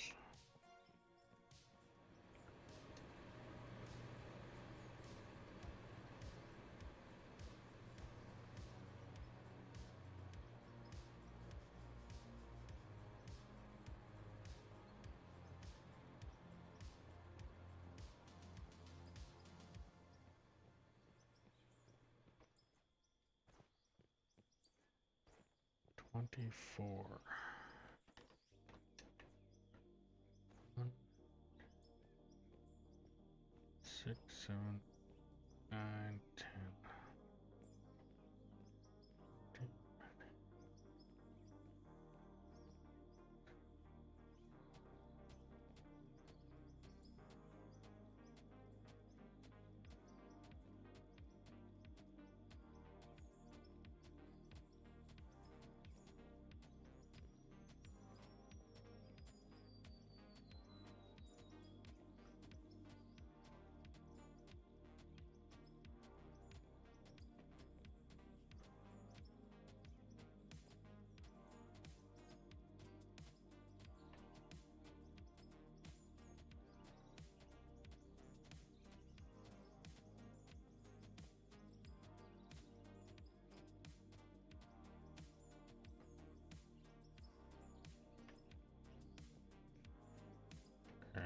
So we got 1, 2, 3, 4, 5. 1, 2.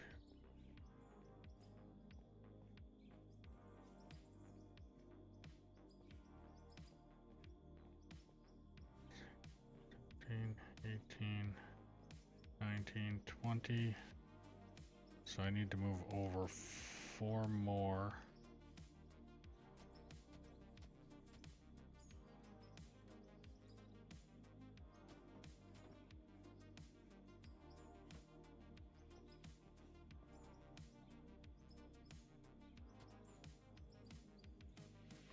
One,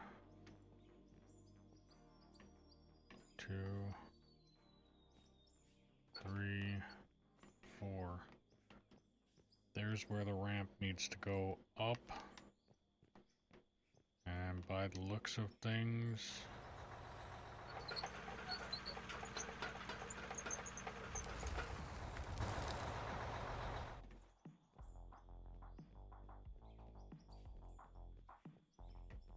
I'm digging where the ramp needs to go. I'm about to start digging where that ramp needs to go.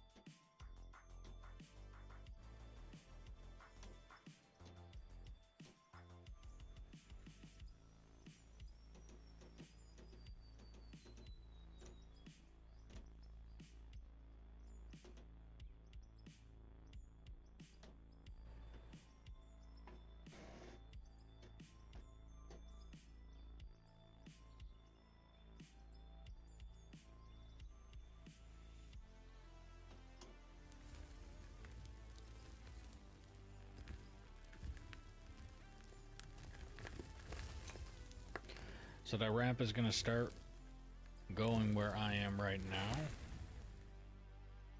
So I'm going to probably want to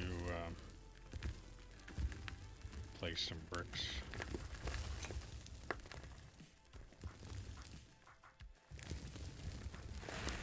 How's it going, Havoc?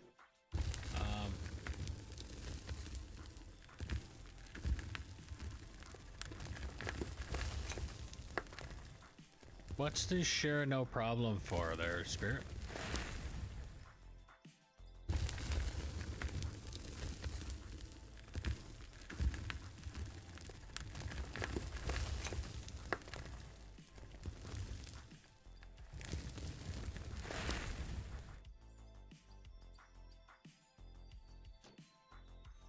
Unless that was for when I was talking about needing to get a roller in here, or yeah, okay.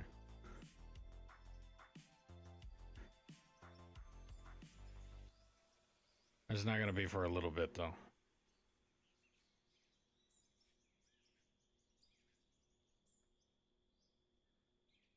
But I will eventually need the roller done on the entire haul road part of...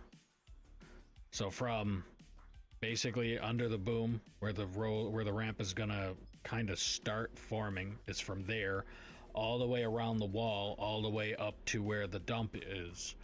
That's going to be as flat as I can get it. With this machine, it's not that difficult to do. Like, I'm doing a really good job making it as smooth as I can get it now. So it'll be just a matter of hitting it with the roller anyway. But by the time that roller goes over it, it should be really relatively close to actually flat. And then, yeah, and then I have the nightmare of a attempt at trying to either use the dozer to try and get that ramp, or literally just hand placing fucking dirt and hitting it with the shovel. Maybe hand placing dirt and hitting it with the roller. But either way, I'm not looking forward to either one of those. Not looking forward to either using the dozer, because that thing is a nightmare all by itself, or hand placing dirt and hitting it with either the roller or the shovel. Either way, it's still...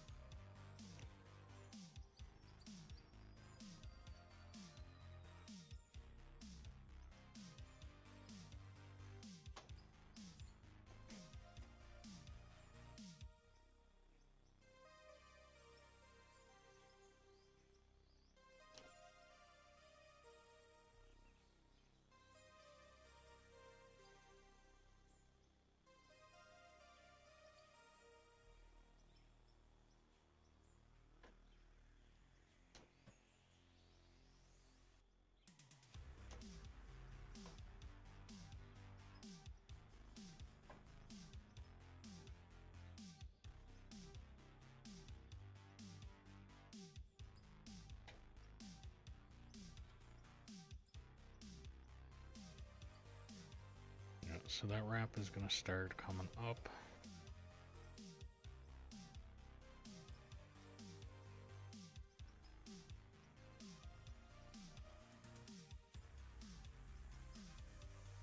I don't know, I might even use the loader for ramps. Yeah, that's what I did for the other side of the pit that I got there. I was using the loader. But I mean, either way, if I just gotta take chunks. That's all it is. Take it out a little bit by bit.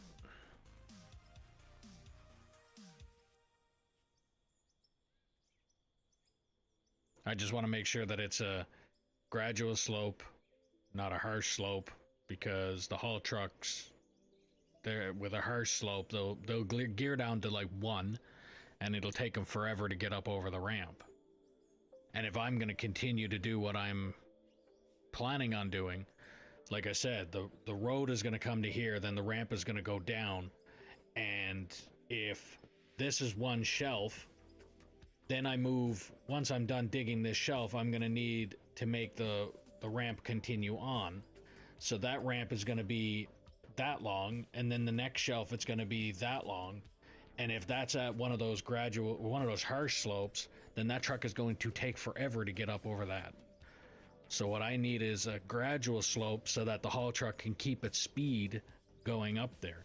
And what I might also wind up needing to do eventually is, instead of it having just a ramp that goes down continuously forever, I'll probably need to do a ramp that goes down a couple tiers down, and then have a flat zone so that the truck can get its speed again to go up a little farther.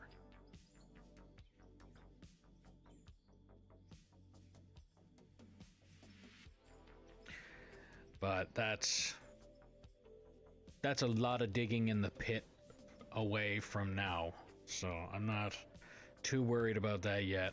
I think what I might wind up doing is, eventually, when I do get down a couple tiers, yeah,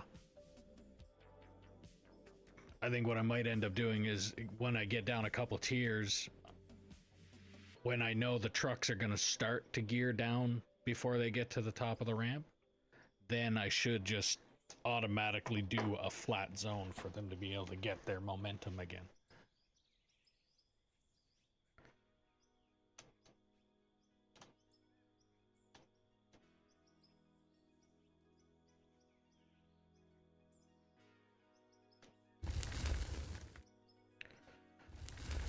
Alright, 2830 again. And then move forward.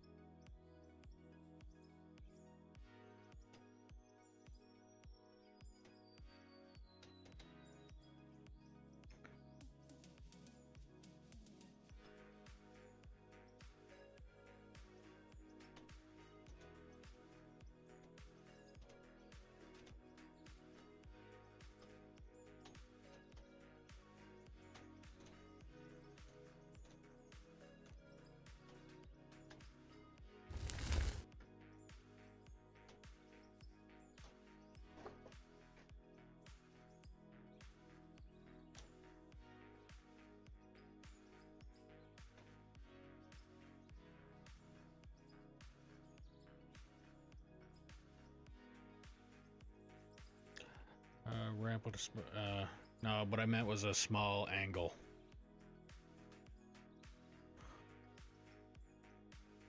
The only curve that I'm gonna probably have is if I did decide that the other side of the pit that I got open up right now is the end of it, then when I go down, I'm gonna be turning and doing the opposite of what I have going on, or what I'm gonna have going on this side. Only it'll be a ramp that goes down on the other side. Or a ramp that curves, or depends on how that goes. That's still a long ways away too. There's still a lot of digging left before I'm even close to that.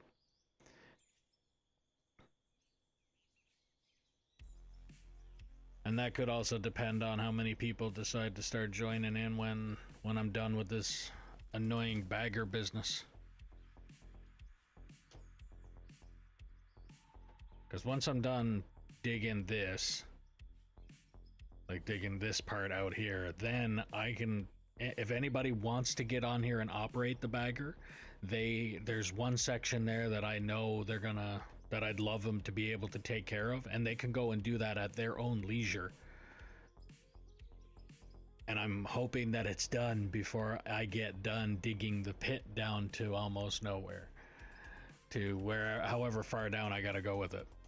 I'm hoping that they can do that so I can expand the pit out, and the farther out I expand the pit, the longer it'll take me to dig down to the bottom of it, and that way there's more entertainment into it.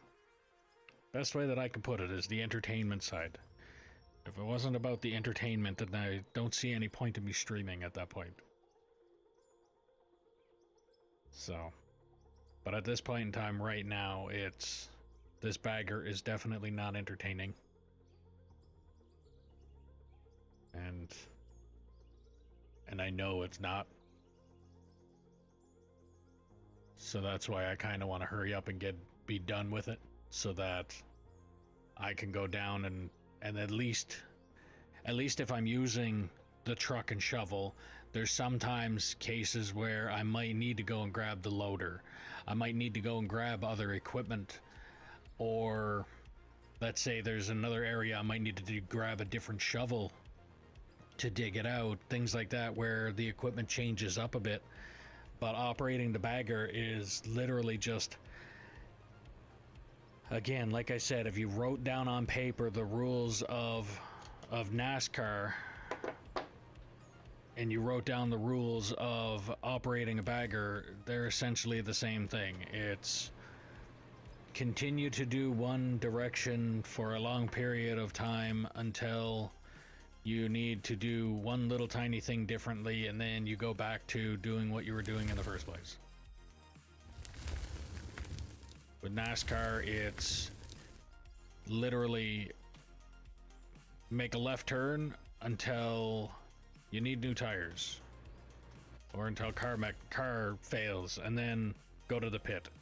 In this case, with the bagger, it's continue to go in a right turn until you have to go up a little bit, and then make a left.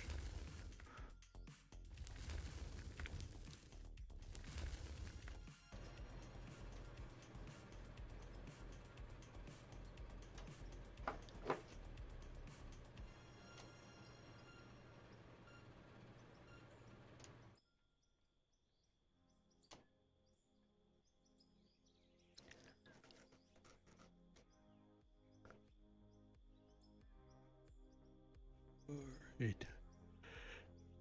Hmm.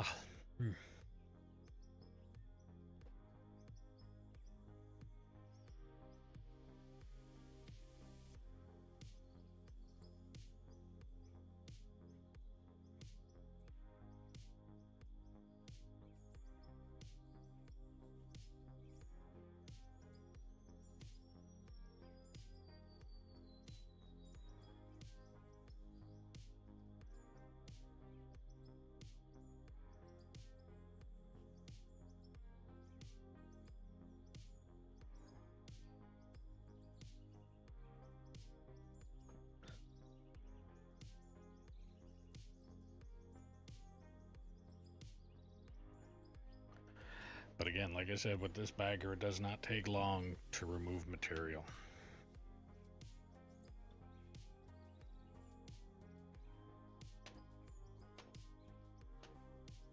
Which is the reason that I'm using it to remove this. Because if it wasn't for the bagger to doing this, then I'd be here forever digging the top half here with the shovel. And again, another reason that I'm using the bagger for this part, because I know if I was to have just used the shovel and stuff like that, I would be going back to what I was talking about with the entertainment thing. But this bagger is going to make this section of the haul road that much smoother than if I was to do it with the shovel. At least if I'm down in the pit with the shovel, if it's uneven and all that kind of stuff, it's kind of expected. But with up here, this section of haul road that I'm planning on having in place in this section, it's going to be kind of a permanent haul road. So I want it to be as neat and clean as it can be.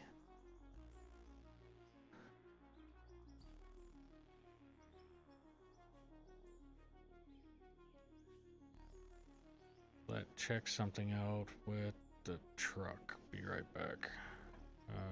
Okay.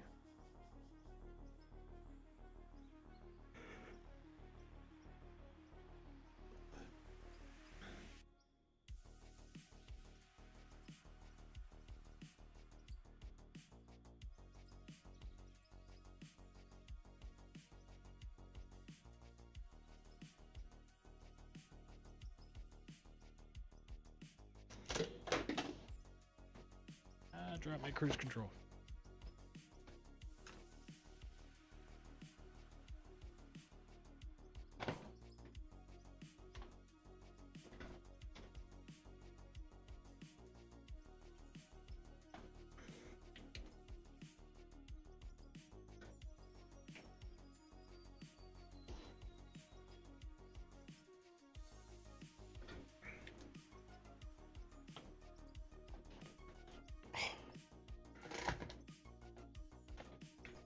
These headphones are not very good grounded material. I can tell you that. I moved my feet across the freaking floor and my ears are getting shocked.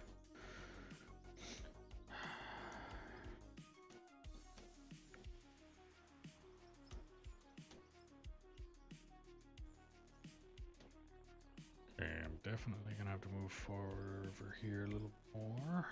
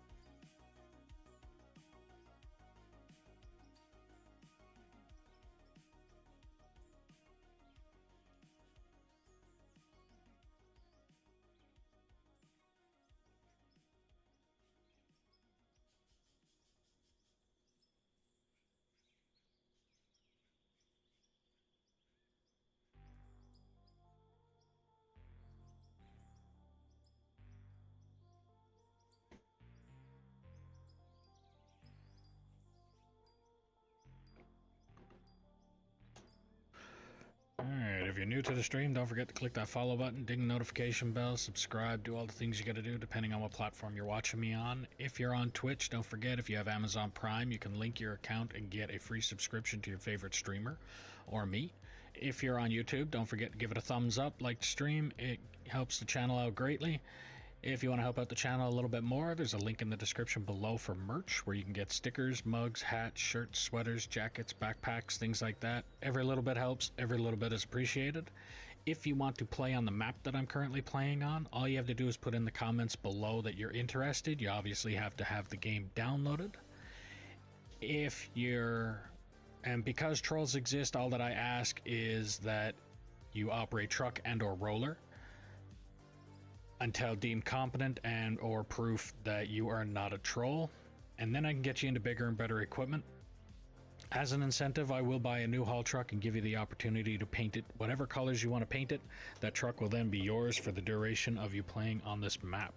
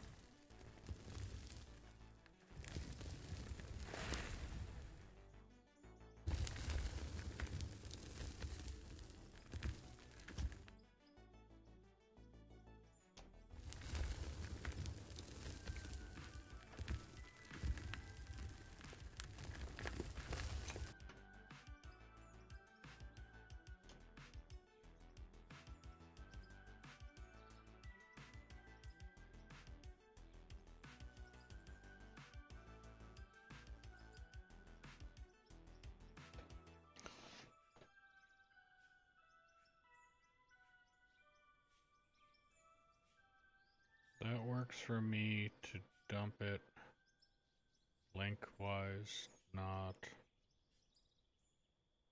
on heap.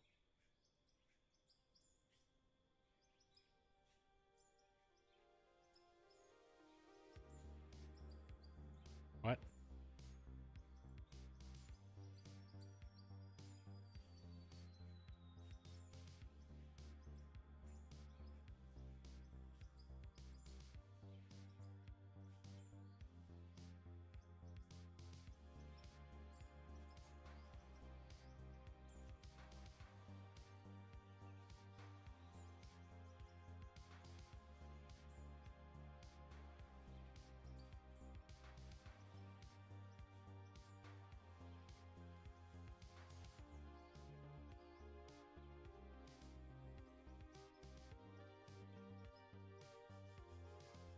so you can spread out material.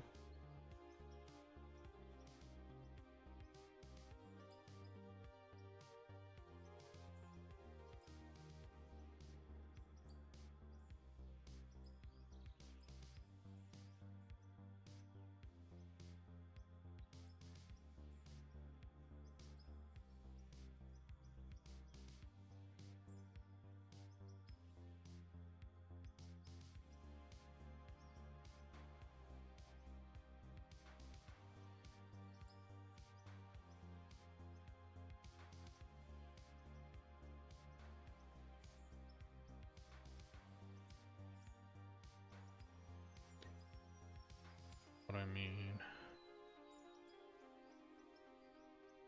Oh, that's all right.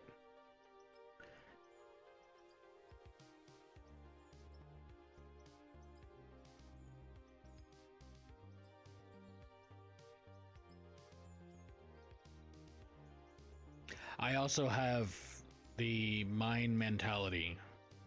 So the terms that I use are actually used out on a site, like real life, where stuff like that, where, yeah, you would, spreading sand and things like that. They do it in real life with these trucks. But yeah, that's, so spreading it out.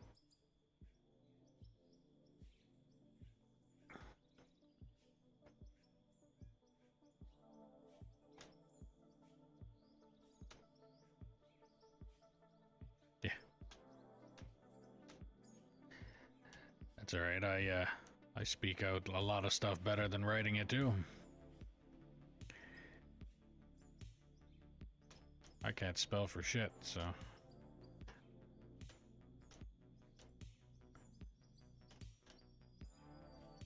Alright, 28:30.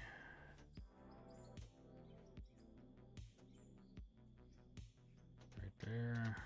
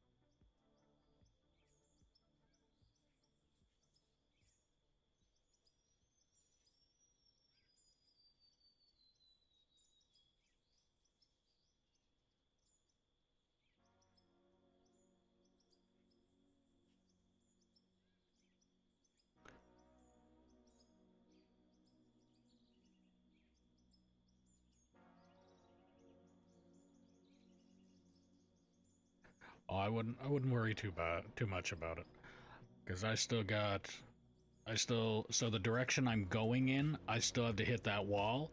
Once I'm done digging that, I still have to turn the machine 90 and hit the other wall, then turn the machine basically another 90 again and go back to where actually, here, I'll show you. So the direction I'm going now, so you can kind of see the rhythm that I'm going. So once I get to this section here and start digging this, then I still need to take the machine and go from this direction and turn it going to this direction so that I can get the machine to dig out here. Then once I get to this wall, then I'm turning the machine and heading up in the same direction that this machine was going in. So I still have this to dig out, this entire section here to dig out, And then I need to turn and start digging out until I get up to here, because the original haul road I'm talking about that I'm going to want the roller on, this is the haul road width that I'm going to go this way, this way, this way. So it's not going to be for a while yet, because I still need to dig out all of this section here. Maybe. And if not tomorrow, maybe Sunday. I'm probably betting more on Sunday at this point. But it also depends on if, like, tomorrow I could be digging to this wall and M might get on and have his chunk of whatever he's getting, whatever his plan is up here done. He might move this machine down here and start digging out the bottom here with me. And then, yes, it'll probably be closer to the end of Saturday, but I'm still banking on Sunday. Even if he got all of that done, I would say probably closer to Sunday. And like I said, really early in the stream, I don't know if anybody that is on now was on then, but I will be taking Monday off. I need to rest. Yesterday I started to feel like crap because of the lack of sleep that I got the night before that. And yeah, I need some rest. But yeah, so I'm digging out this section today. I'll probably hit this wall. Well, what am I on now? I'm on 3 hours. And I'm pretty sure in the 3 hours I started off somewhere up here. So this is 3 hours worth. So I got another hour maybe of this. And then I don't know how far down into here. I'll probably be closer to this wall by the end of this stream. If I don't do... Well, I don't know. I'll probably get to this corner. And then this here might be another day worth of digging. If nobody else gets on or anything like that. Like it all depends on... If it's just me, it may take a very long time. And if there's more than just me on that I have deemed competent to operate equipment, then it might be a lot sooner. But we'll see. As of right now, it's pretty much just... I'm betting that I'll be closer to digging this wall out by the end of this stream. And then tomorrow, I'll probably have a good chunk of this done. If not... with the help, probably really close to having all of this done.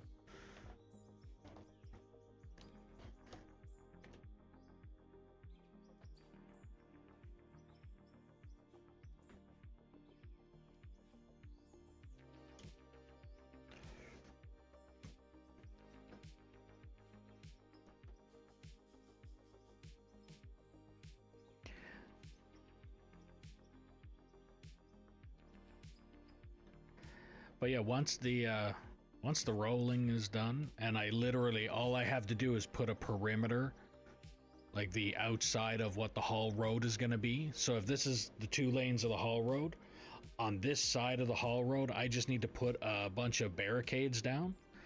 And then after that, it's pretty much just digging with the truck and shovel. And I can focus on that and have at least 1, if not 2 drivers, and if I had another person that I deemed able to operate another shovel, then I could have 3 to 4 drivers.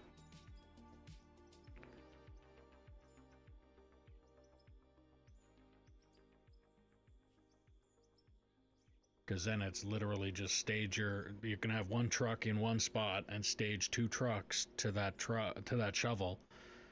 And as soon as 1 truck is empty, they start driving. And because of the way that this haul road is going to be, it's not going to be as quick as the previous way that I had the road set up.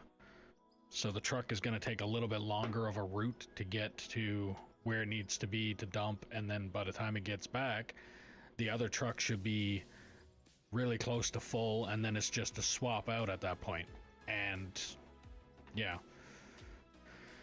So I mean, I could probably do it with one truck driver, where it's stage a truck, have the other truck on standby, or stage both trucks, and when one truck is being emptied, when that truck comes back, stage it, and then hop out, get in the other truck, and start driving that one and dump it, and rinse and repeat that process.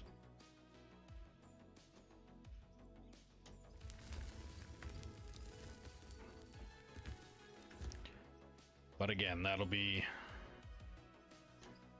the obstacle to, yeah, pretty much.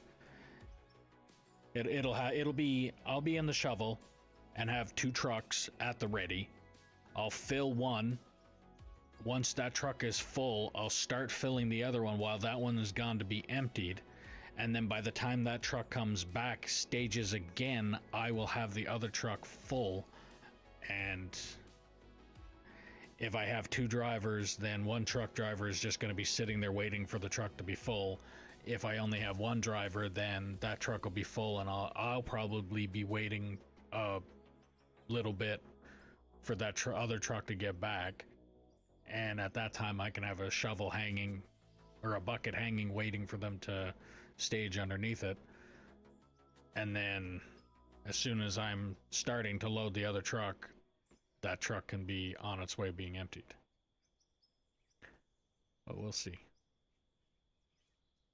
Oh, and it looks like I have to readjust, because my the bagger, it looks like, is not even close to running on the track that it needs to. Actually, I gotta double check that too, because that,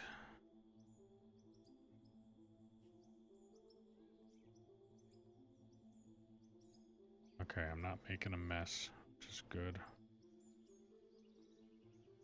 Okay, well, I'll continue.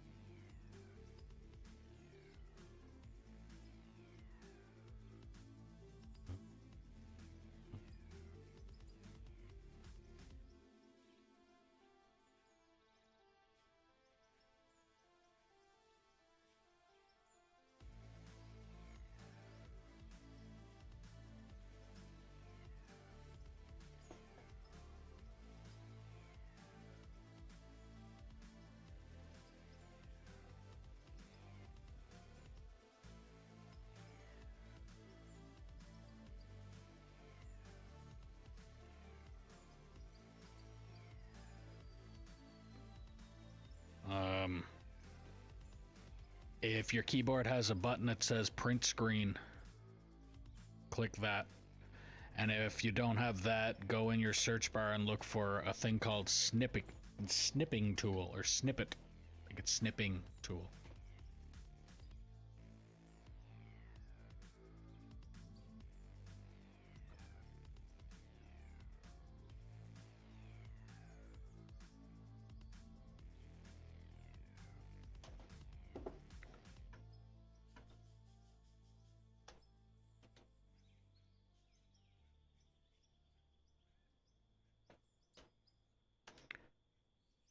Alright, so just way over here.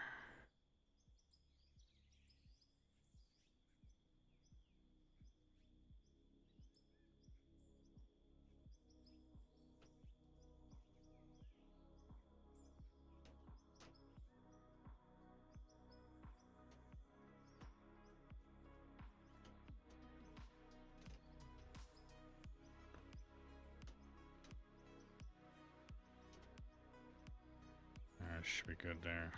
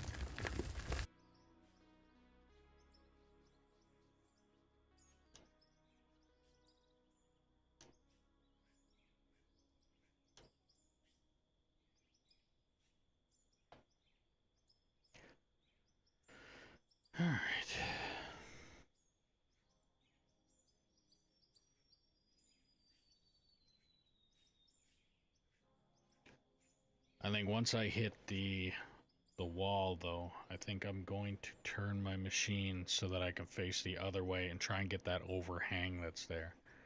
Because that overhang is going to annoy the crap out of me until I get it.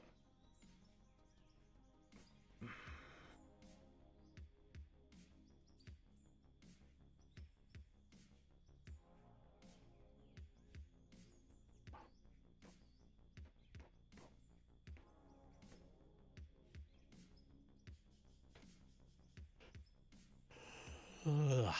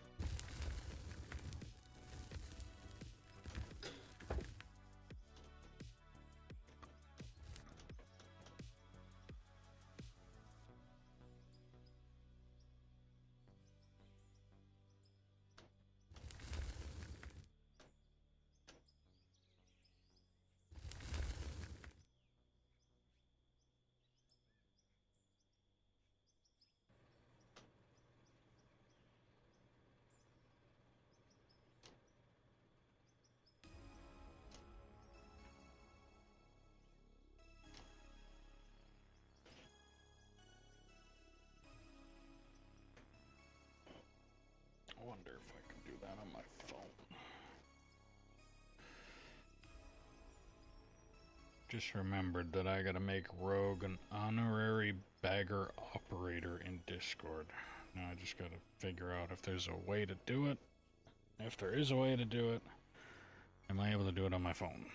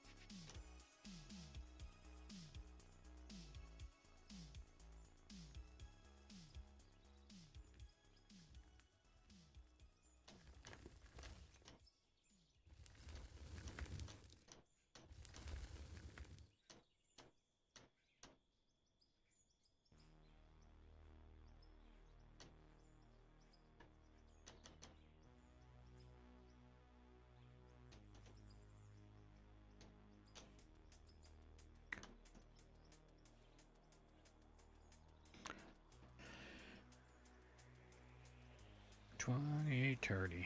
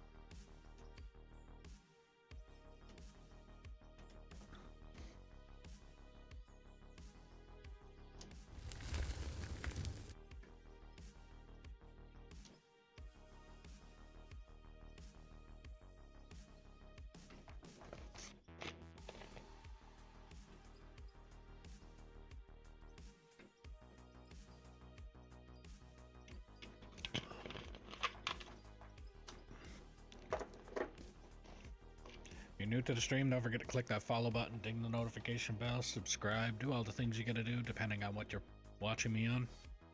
If you're on Twitch, don't forget, if you have Amazon Prime, you can link your account with your you can link your account and get a free subscription to your favorite streamer or me. If you're on YouTube, don't forget to click that like button. It helps the channel out a lot. If you want to help the channel out a little bit more, there's a link in the description below for merch where you can get stickers, mugs, hats, shirts, sweaters, jackets, backpacks, things like that. Every little bit helps, every little bit is appreciated.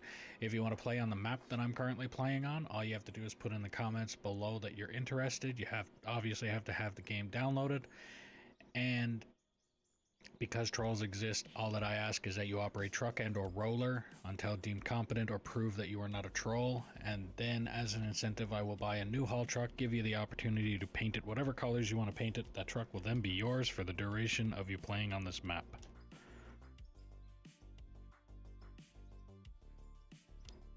Even with all of the stumbles, I still almost made it past the terraforming save.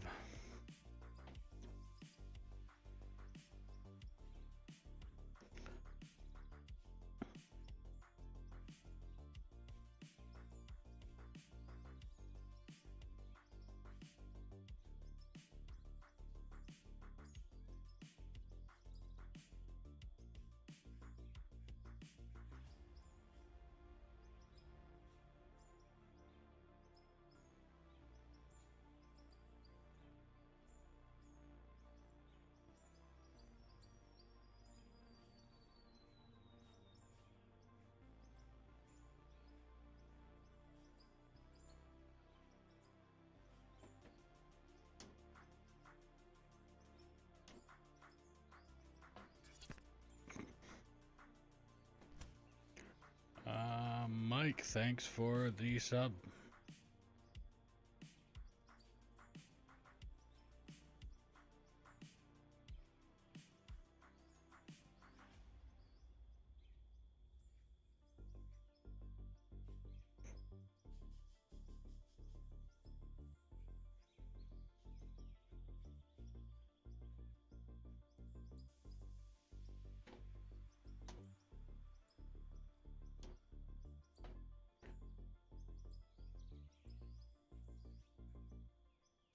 Oh look, I'm almost about to make a right turn.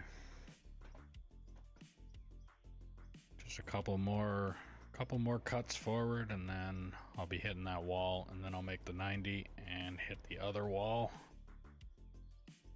And depending on how I'm feeling on it will depend on whether I just continue to tear the bottom out of this or if I try and focus on the ramp before I completely tear up the section here.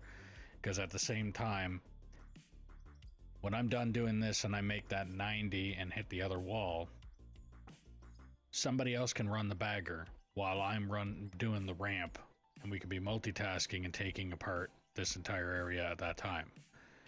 If I'm just focusing on running the bagger, that ramp is just going to sit there. And out of the people that have been deemed competent to operate the equipment, I don't think any of us want or know how to properly run that friggin' dozer. So at this point, I think I'm just going to be stuck fucking around with it, and if it gets messed up, it's only me to blame. I really think I'd rather be doing it that way.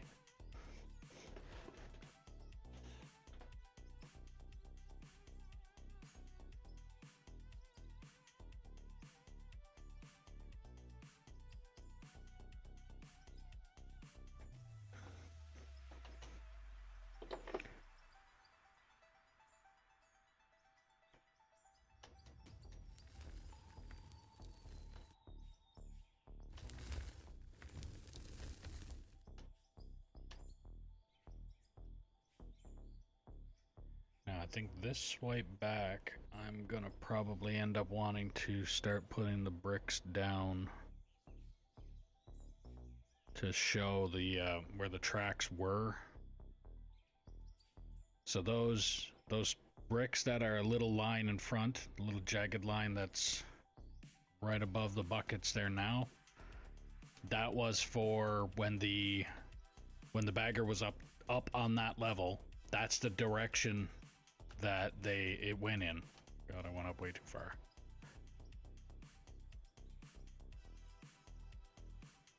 But that was the direction that the bagger was heading in then. So I'm gonna keep that track, but I'm gonna bring it so that those bricks come down to the level that the bagger is currently on, so that I know what direction I need to go in. It's kind of like when you do a straight edge. In this case, I'm putting down my previous tracks, just it's going to be a level below where it was originally at before. Dozer deletes dirt, so stop using it. Yeah, but at the same time, if I need a ramp more than I need the material that comes out of it.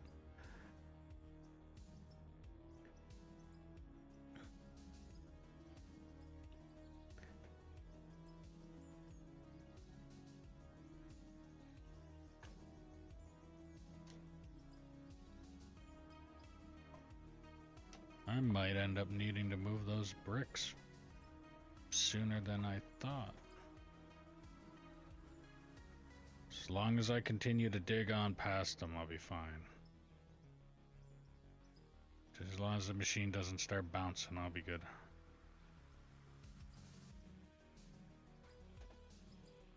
Actually, how bad is that? Yeah, it's not looking that bad.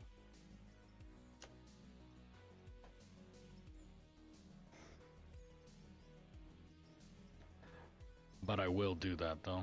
I'm gonna finish this sweep over, and then I'm going to bring those bricks down to the level that the current bagger is sitting on.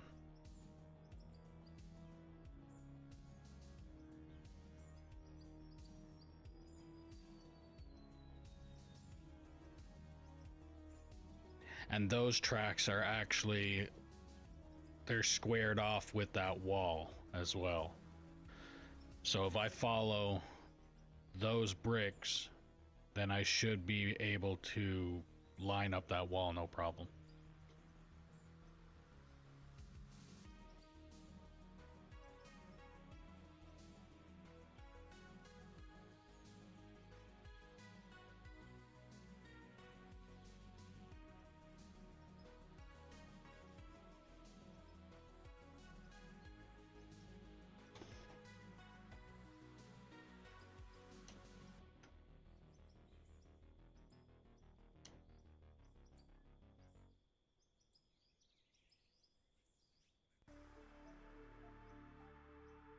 Oh, come on.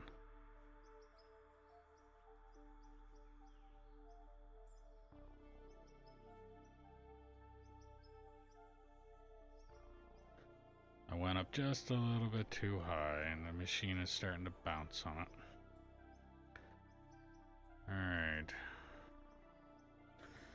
So now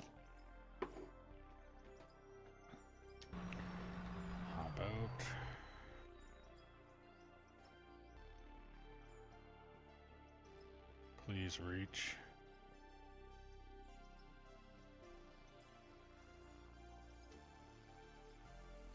Of course not.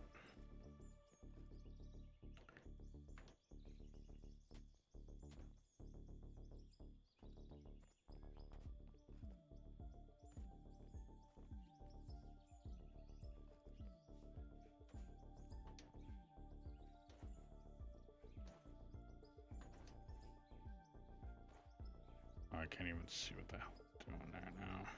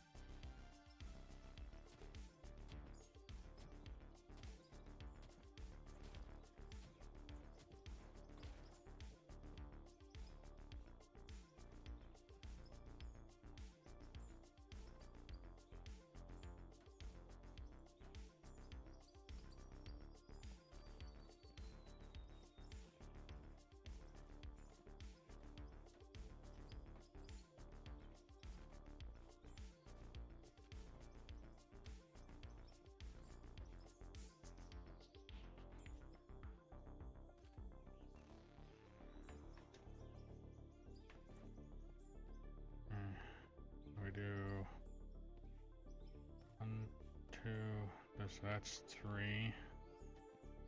I go 1, 2,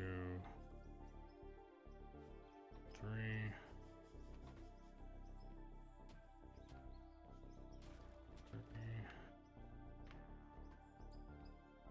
I'm gonna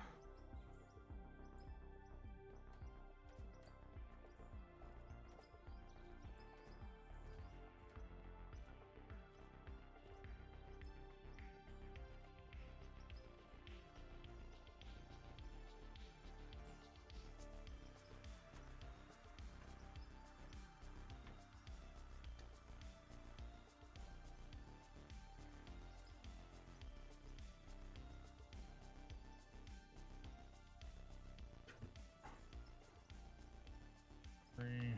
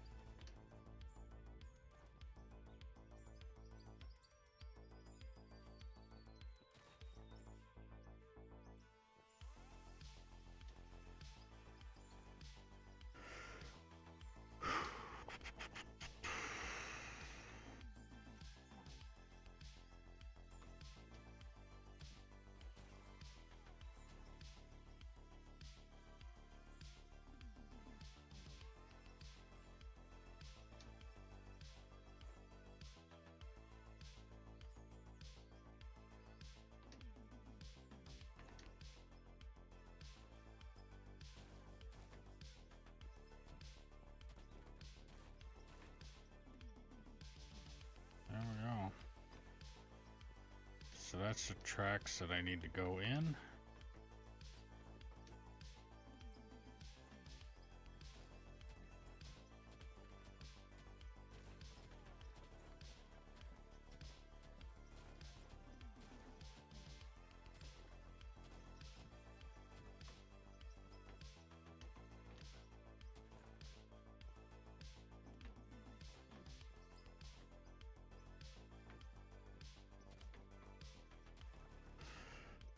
that's the direction I need to go in. Go. Okay.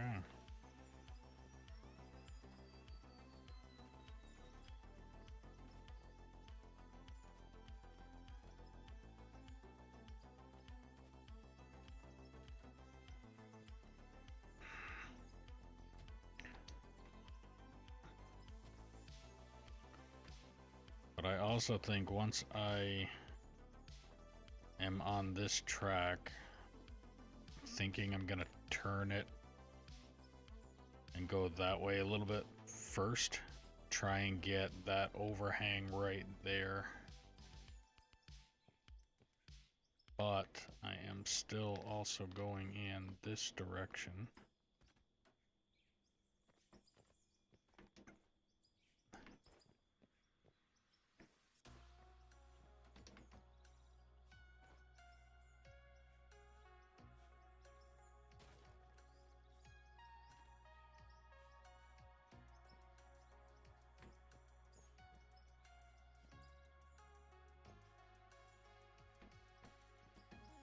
I know that wasn't me.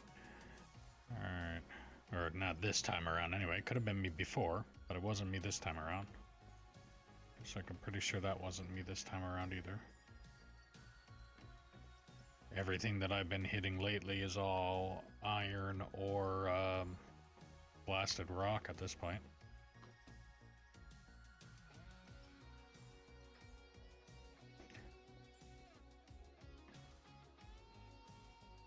Oh, I better go back and check.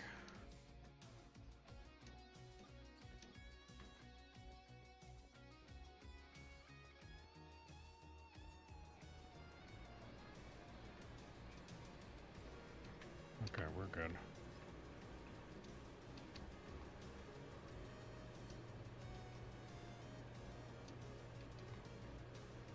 Yep, we're good. Alright. Let me just check and see what M's been up to.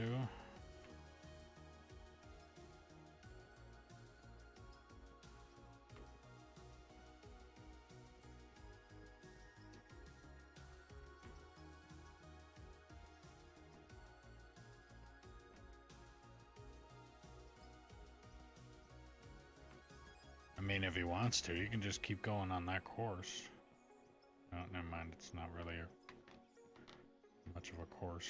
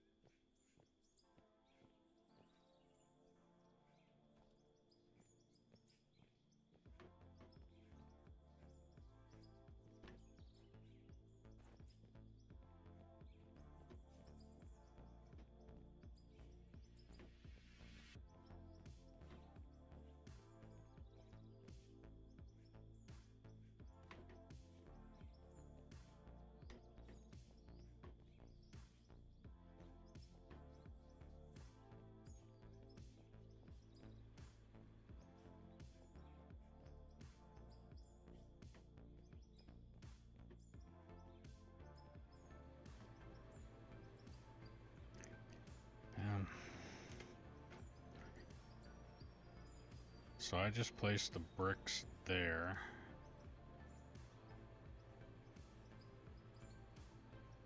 So if he was yeah. I'm thinking I'm wanting this gone. Wanting that gone up to that. So I don't know how to go about that.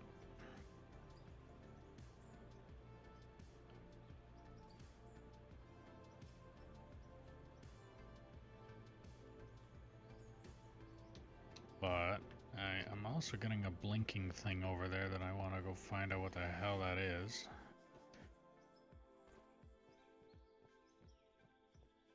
Is there a blinking thing over here?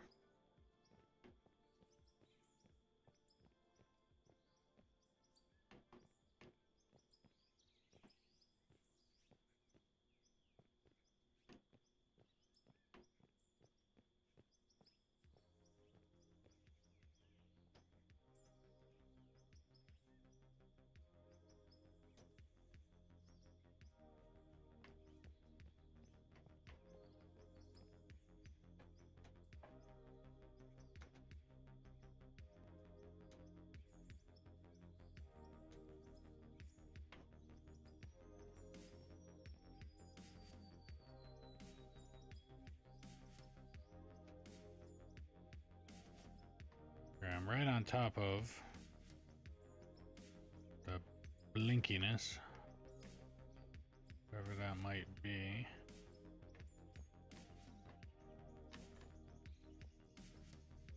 I don't see anything. Okay. Good enough. Yeah, so I'll just get him to continue going this way. Dig out whatever he can this way.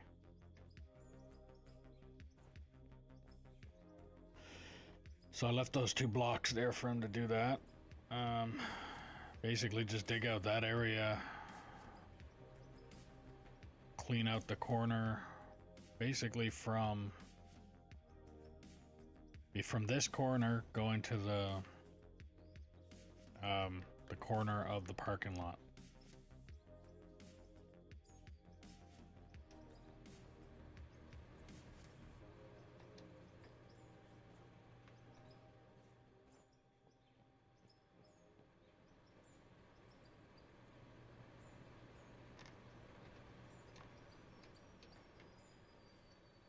I don't think there's any more dirt running through any of that. No.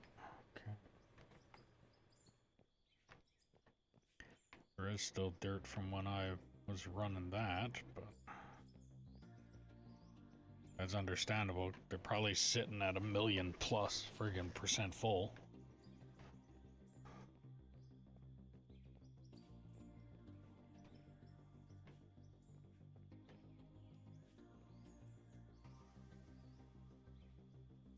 Yeah, so I'm gonna bring that machine digging till I hit that wall, which is another, what, 2 cuts, maybe.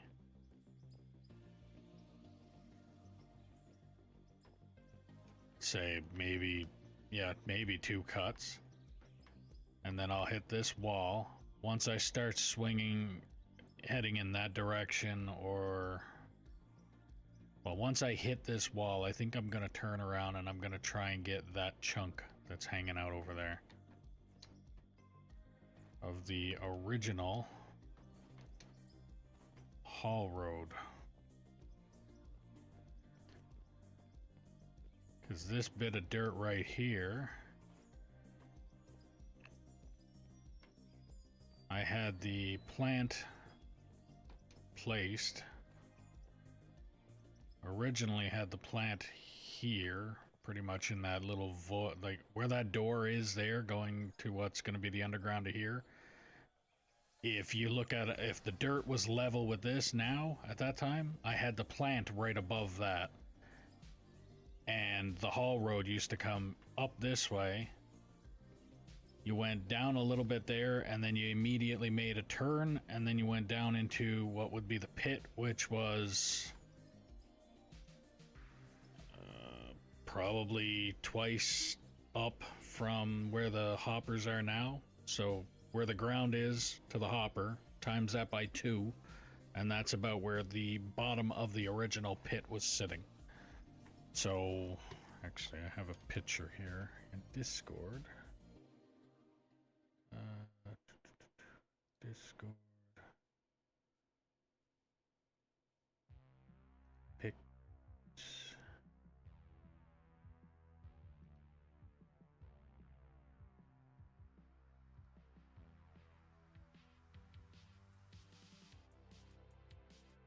So this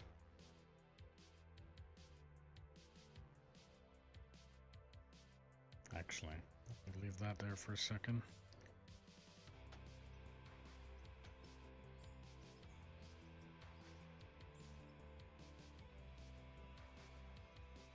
Because the stuff that's in here was unable to be moved,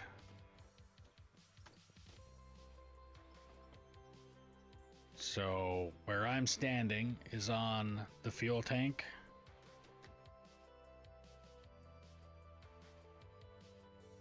So that's the fuel tank right there. That's this right here. So if I look up,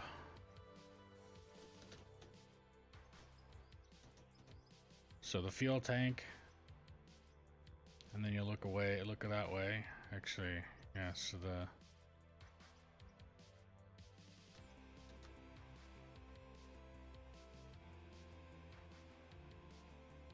So we're digging, I'm digging somewhere around here with the bagger now.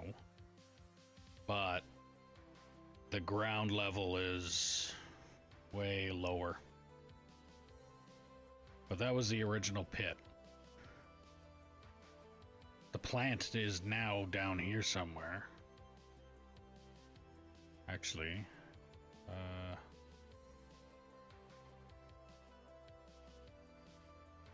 so fuel tank that I'm standing on, that, and then the pit. So fuel tank I'm standing on, and I'm actually up here now.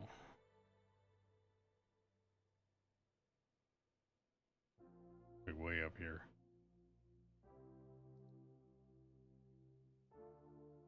Yep.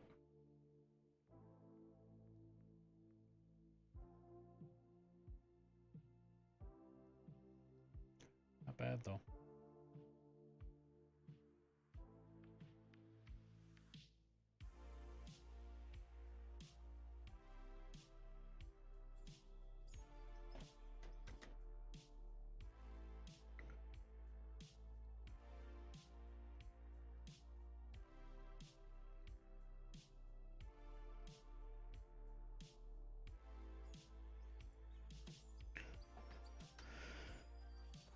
Yeah.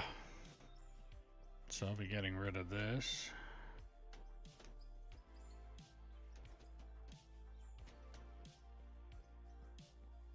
It's funny to think I actually placed these by hand.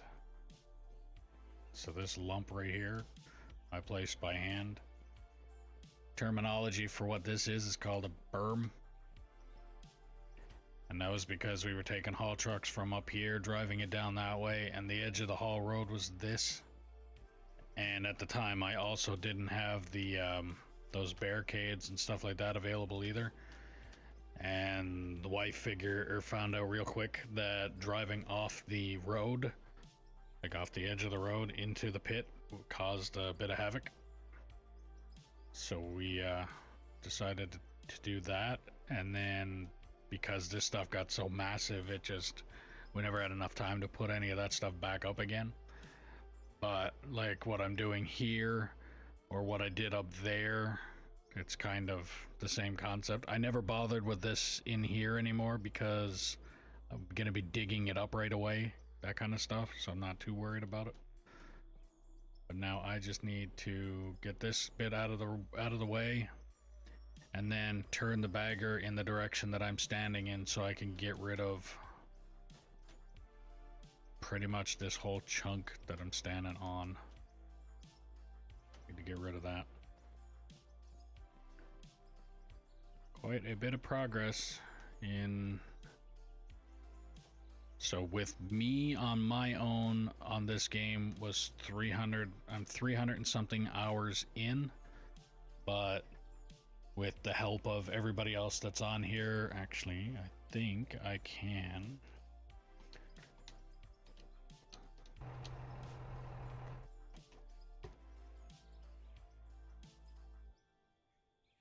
Company.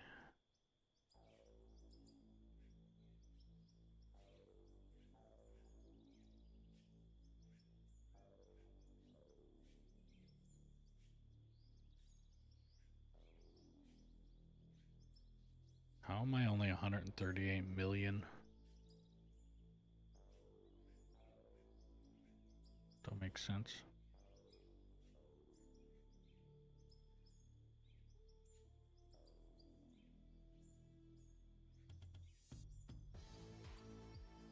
Huh? What's Nightbot being a bitch about now? Really? Nightbot is being a bitch about you typing in WTF.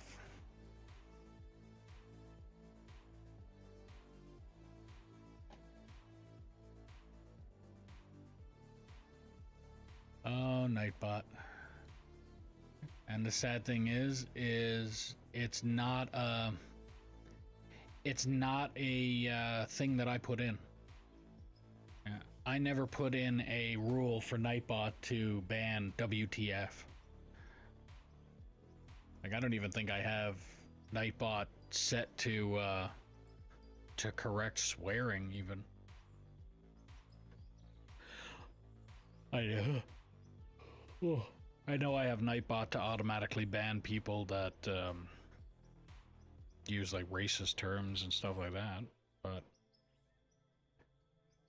I mean, it was hard enough to have to type in the shit that I didn't want Nightbot like letting to go through, let alone having people type it. It's like, it's hard enough for me to tell Nightbot exactly what it was that I didn't want him to let other people type in. Alright, so what I was looking for, economics.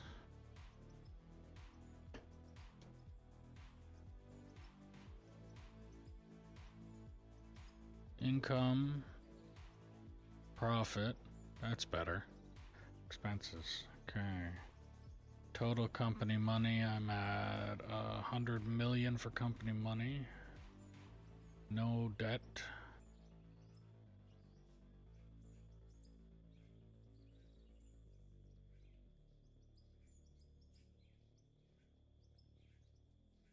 That's not what I'm looking for.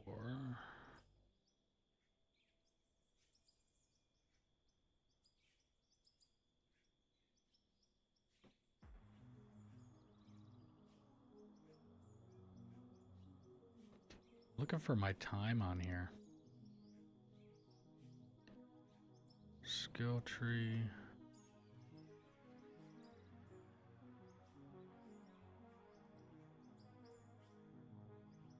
Yeah, I don't even have that maxed out.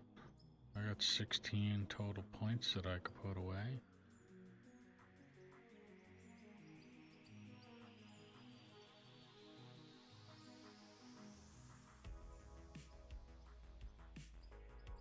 Let's get to jumping.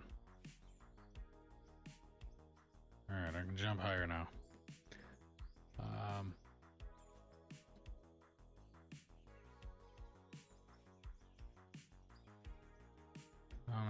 No. So from date. No. Overview. Workbenches. No, that's all how much money was made. Income, profit, expenses.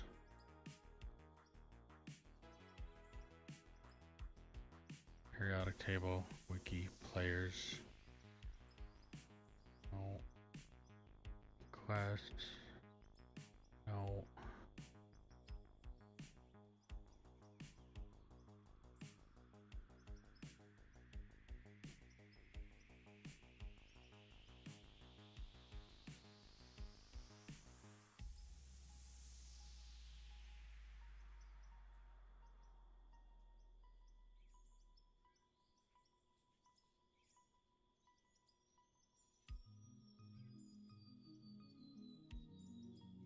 No, guess not.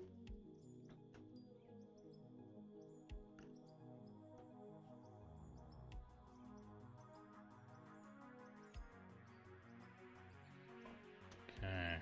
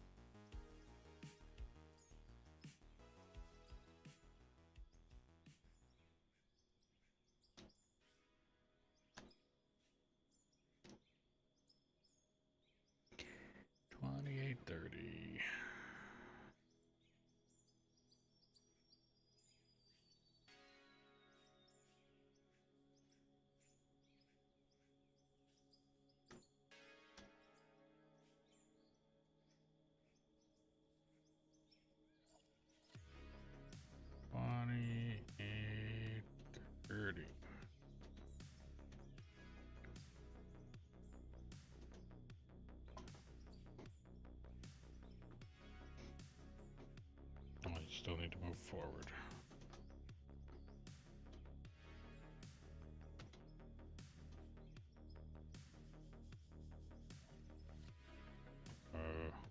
Okay. Now I need to move back. Now I can move forward.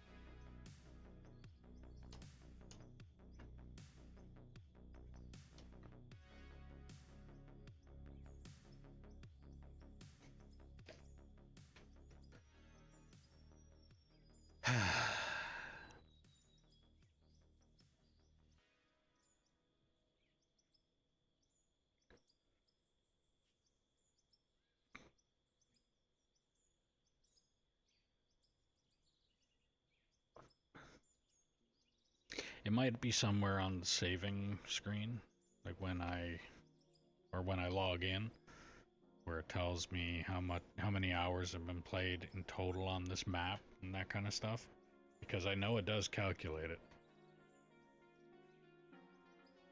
I just don't know where I have to go to find out. I know I've seen it once before, I just don't remember where I've seen it.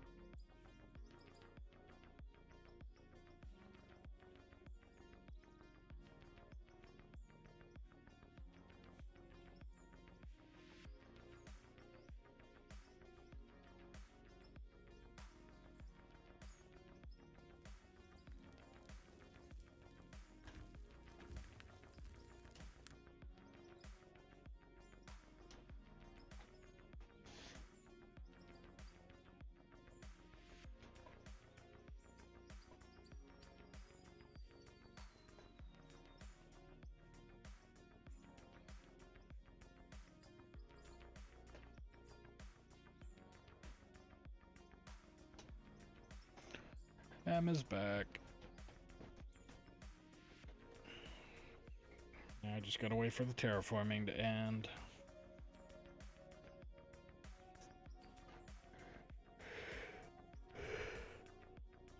So.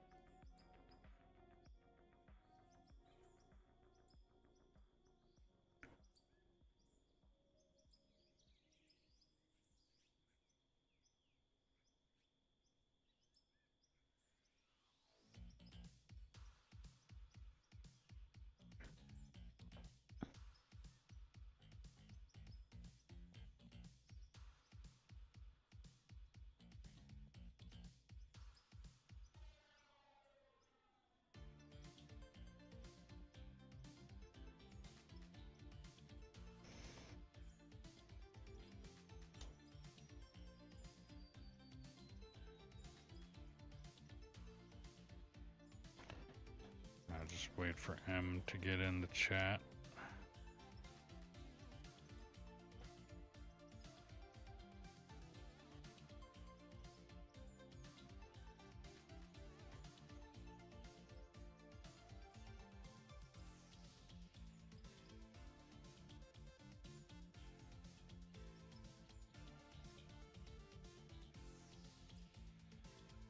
I have returned. Welcome back. You buy a whole lot of filament? 10 spool. 10 spools. Jeez. Yeah, she just got the damn thing yesterday, but gotta buy 10 spools. That way you don't have to go there again tomorrow. Yeah, okay. Monday, probably. Yeah.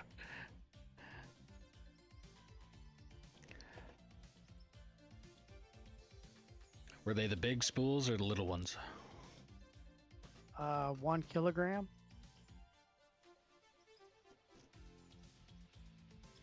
Like an 8-inch circle. Yeah, I think that's the big spools.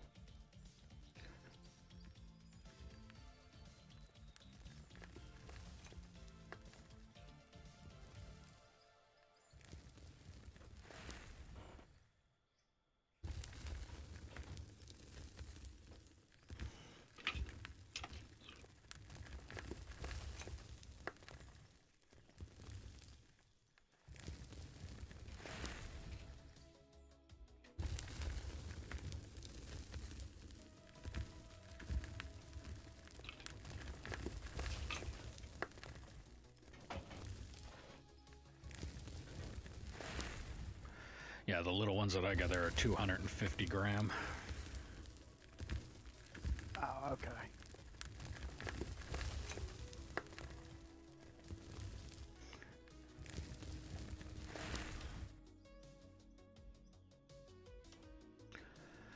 So, if you look up in the area that you're in, working with the bagger, I put down 2 bricks, 2 concrete squares. They're just aimlessly laid up there so that you can tell Okay, I I didn't see it. place them properly. Just tear out basically that area and line it up to the kind of corner of the back side of the parking lot. So the farthest back point of the plant area there, the parking lot.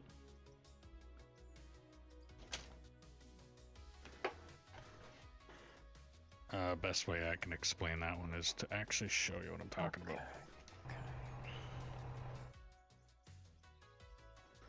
I think you're actually where I'm talking about. So where the bright blue shovel. So that part of the parking lot there. Oh, okay. I'm to the clear back corner. Okay, hang on. I'm coming your way.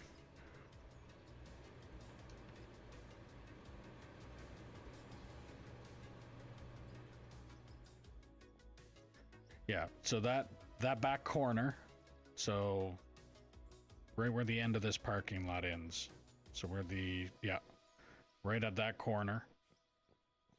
So where you're currently standing, dig to that, and I'll go stand on the other corner, and if we were to draw a straight line from where that corner is that you're talking about to where I'm about to go stand, everything in between there I'd like cleared out.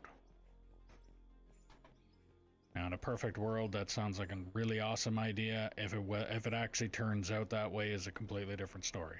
But I would probably go real quick. so yeah, where I'm standing, actually here, I'll place a block where I was standing. Well, I seen your double blocks. Okay. Yeah, I'm gonna remove the double blocks and leave the one block where I was standing. So where I was standing, from that corner-ish, again, it doesn't have to be perfect, but from there to where you're currently, that little corner you were at.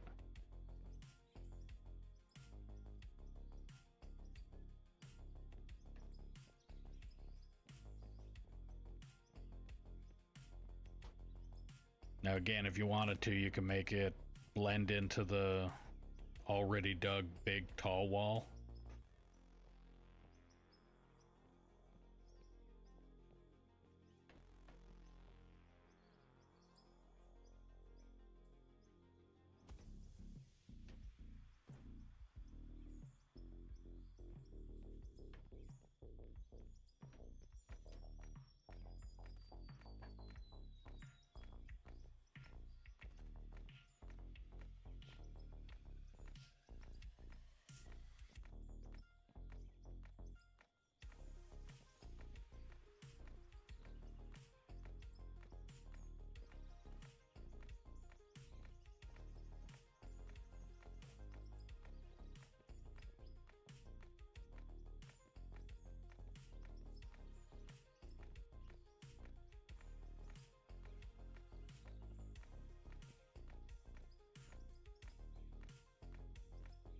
Okay. Hey, do me a favor. Stand on the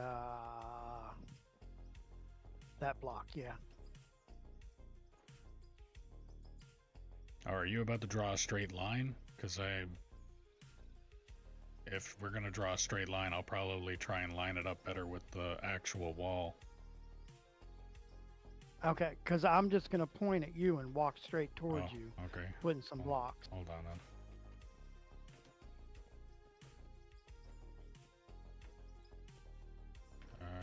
Yeah, probably be here.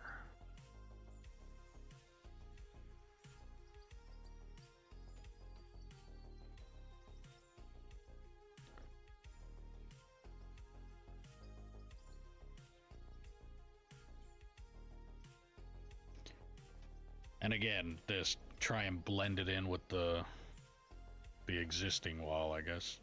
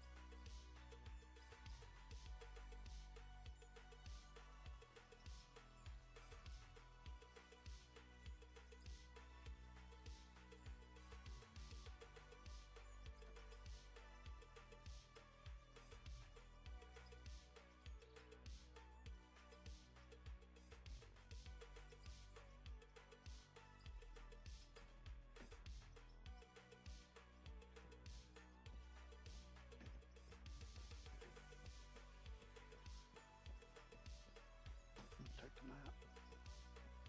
Okay. Yeah.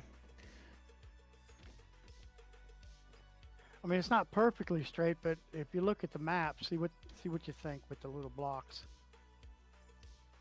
I'm just trying to have some kind of guide. Gotta zoom in a bit.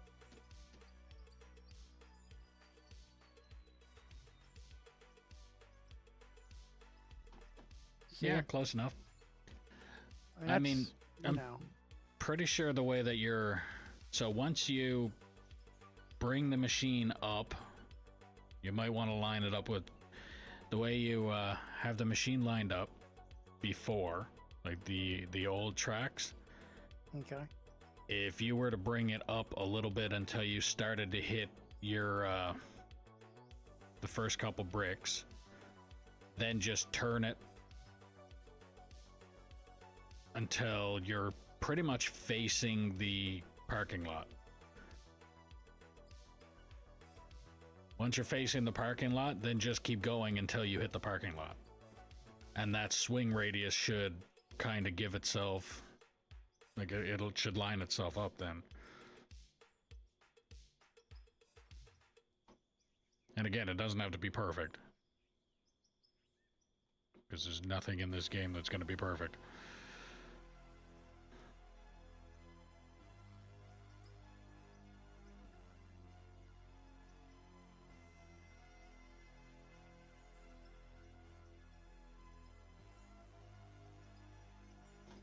Actually, once I think about it, if you were... Do you happen to remember where your tracks were sitting on before you made that 90-degree turn? Okay. Before I made that 90, what I did is I went off the very center of my spindle.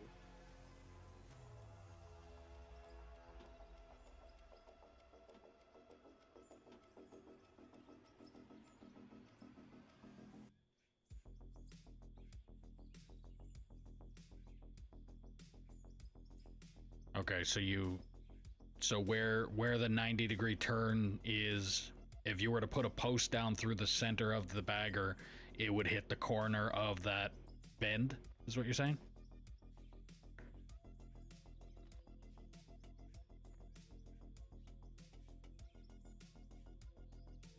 Because I would say if you're able to line that up the way it was before, then as soon as you line it up to where it was, just turn it towards the parking lot while you have your boom sitting at 90, have your tracks point straight at the parking lot, and then just cut away. Do you know what I mean? Yeah, make the whole angle cut. Yeah. Okay. So it's like, if you were to look at my stream, I can see it. so if your tracks were pointing in this direction, your boom would be this way, and it'll hit maximum that area right there. Okay. So then it'll come out fairly straight. Now, like I said, even if by the time you hit the parking lot, let's say if your boom was cutting out up here somewhere, so what? It don't matter. And if you were hitting somewhere up here, which I really don't think you would be if you were to cut it anywhere, you're either going to be as close to the brick as you can get, or you're going to be cutting out a little bit past it, and either way it doesn't really matter. But if you know where you were sitting here and you were able to line it up to where this cut was basically the same cut as before, then you'd literally just turn your bagger so that it's pointing the parking lot, and then you should be able to make a rough, very rough but straight line going that way if you were to continue doing the swing all the way up that way. Kind of like what this here is what I would call a rough straight line, which if it wasn't for the overhangs and stuff, it would probably look like a really good straight line. Kind of like what I got going right here is another rough straight line. It would kind of be the same thing you'll have over here.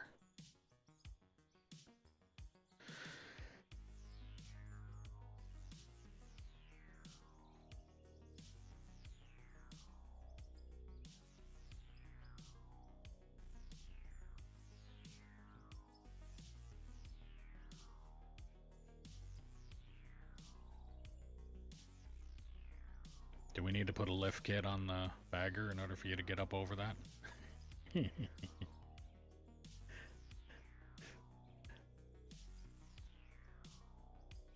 You think with all those tracks, Vato? We ain't gonna lift it. We're gonna slam it to the ground, man. You think with all those tracks on that damn thing it'd go anywhere? Nope, that thing's got a 3-inch curb. That thing won't go over that.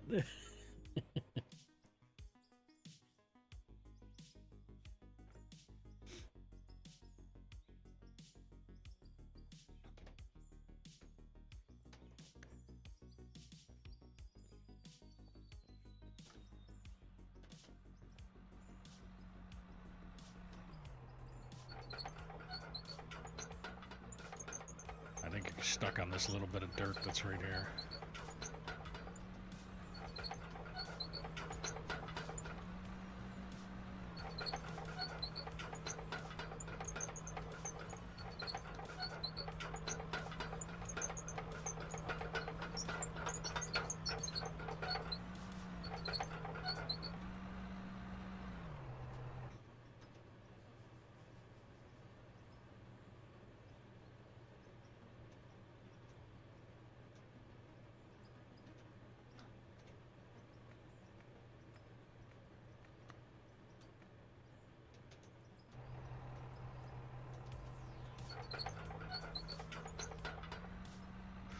Looks like you're kind of high-centered on one little spot right there.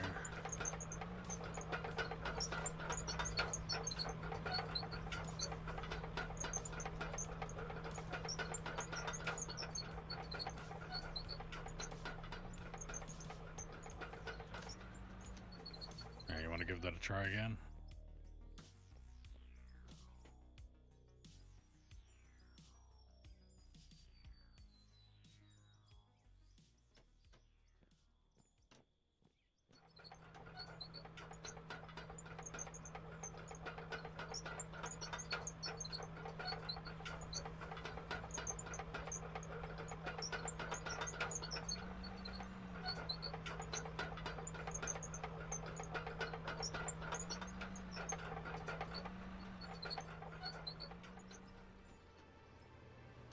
On the far side of that, of this other set of bins, take them slants off of there, please.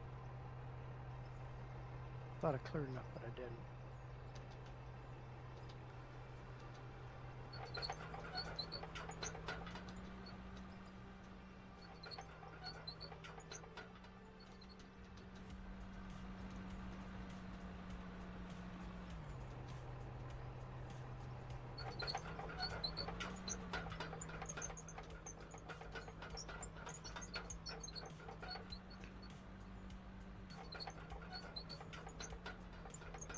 So yeah, if you're able to line up the way you were when you were originally taking out the, like coming up the straightaway, once you're lined up there, turn until you're aimed basically at the parking lot. And I would say with your boom on your left side, angled at a 90. So I'm going to want to move the rest of these slants out of your way too.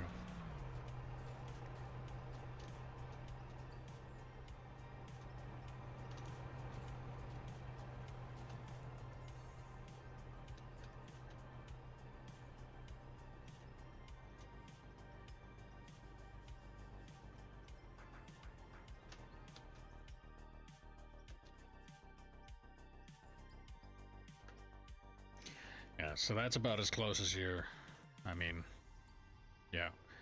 So take your machine and turn it to, which way is it, the parking lot? Yeah, turn it this way. Like turn it in the direction facing me, and just try and keep your boom, I guess turn your boom 90. Or yeah, do that. That works too. When you turn your boom 90, just so that it's touching the wall that's there, and then once you're facing the parking lot, just head straight towards the parking lot while cutting the whole way there. What I just said doesn't make full sense in my own brain. I'm really hoping it makes sense in yours. Yeah, I'm looking at the downward view of the map. Oh, okay.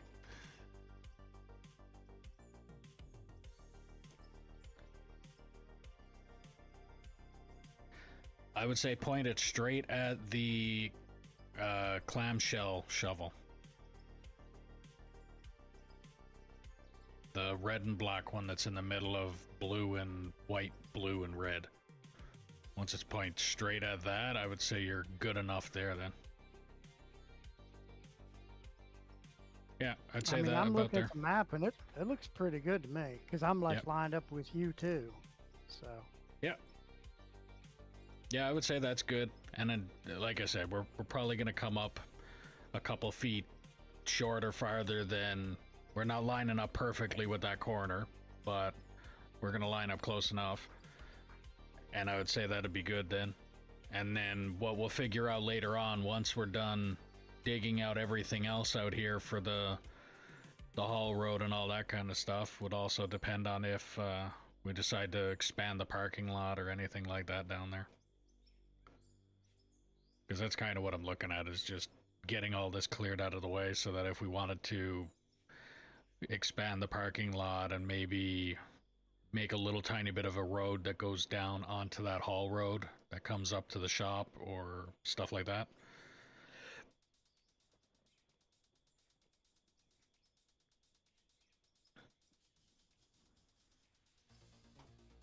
But yeah, I would say the way that you turned it would be perfect. Sounds like we're auto-saving too. But the way that you turned it, it's perfect, where it looks like even if you took your boom and put it at 90 degrees, it would come really close to that bank, the tall wall, and then when you move forward from where you're at, you'll just start cutting away, and the only thing is you're gonna have to redirect the hoppers and all that kind of stuff eventually too. I think you can still reach quite a bit of them before you have to do that, but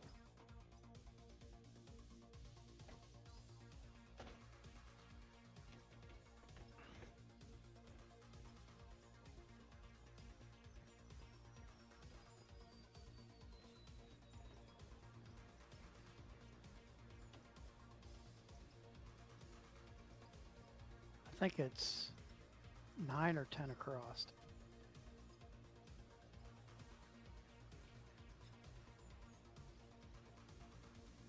Am I too low?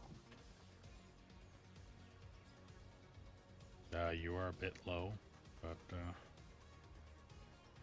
the machine will adjust itself anyway. But the reason that I was doing that 2-1 is it's a lot easier to do it this way, where you put one up, put one down.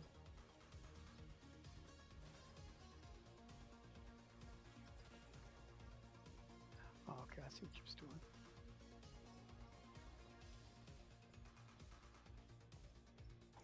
Unless, of course, it messes up like that. But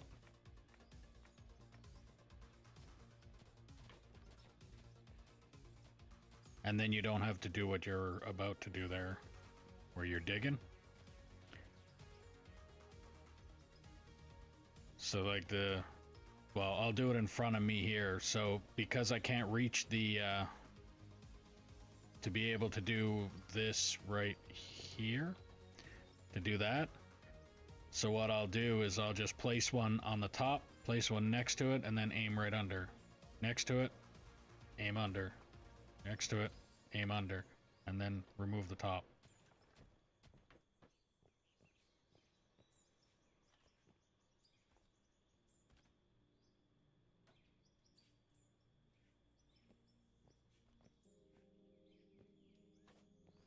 And then when you also get the, like the extra that you got sitting on top, like what you did there, then you just can come in. It's 11 across. It's 11. Oh, okay.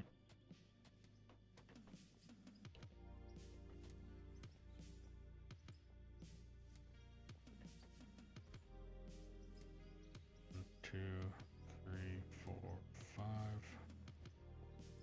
6, 7, 10.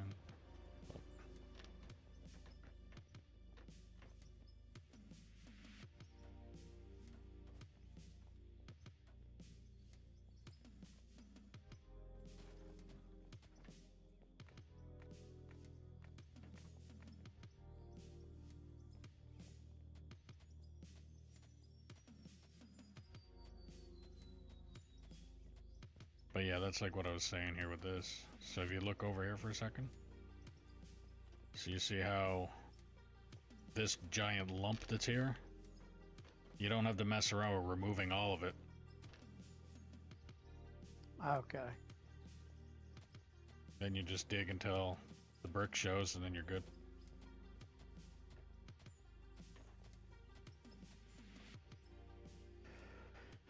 Bear showed me the part of the lay a brick, lay another one next to it, and then just simply place another one underneath.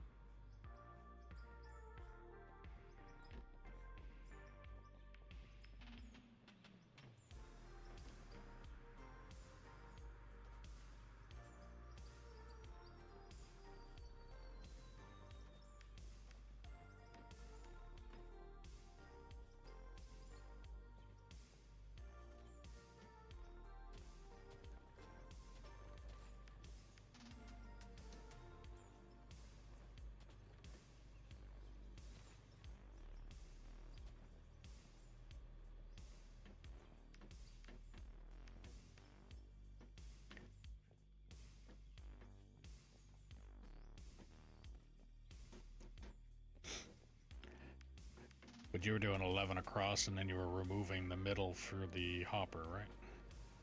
Yeah, I would remove once I got my thing over there. Yeah.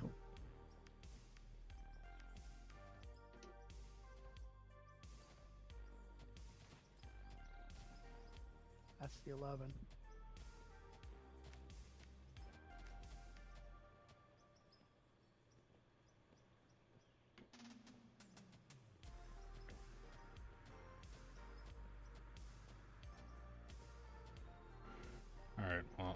leave you to it. I'm gonna go back and try and at least finish up that little bit that I was doing. But, yeah, you know what you're doing. And if you don't, you've been faking it pretty good so far. I'm a troll, damn it, I'm a troll. Where's my freaking bridge? You're in the midst of building it.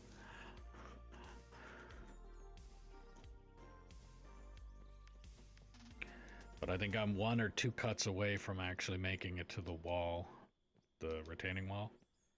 Then I'm gonna backtrack a little bit, take out that little overhang nub that was left behind, and then turn direction and head right up to the pre-existing triple high wall that is made out of dirt.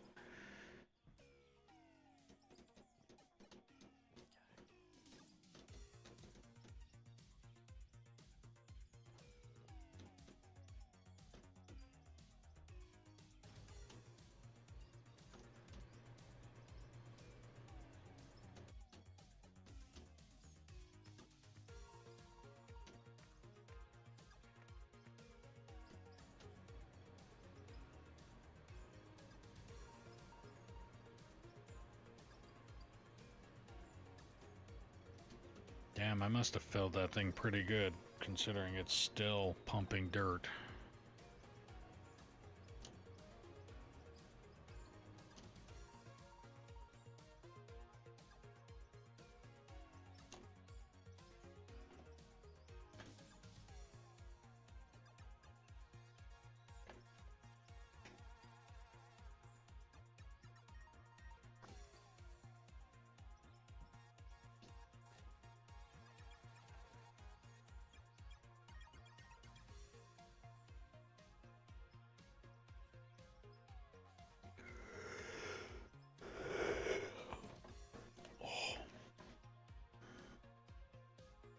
That's enough of that. The yawning? Yes. Yeah, I wish Hey, that was enough of are you doing a that. full or till just 536 again? I'm gonna go until I can't go anymore. Wife is home, she's on days off now, so. But she's also currently sleeping right now, so.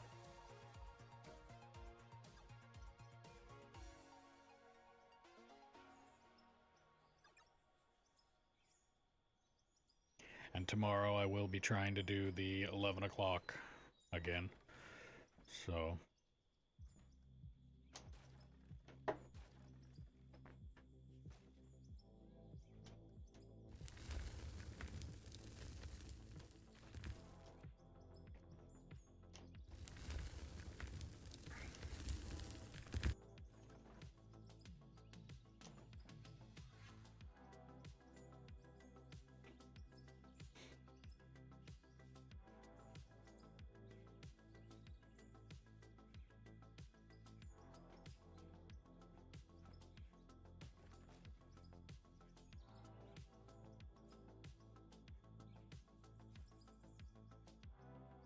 But with my cruise control set, I will be right back.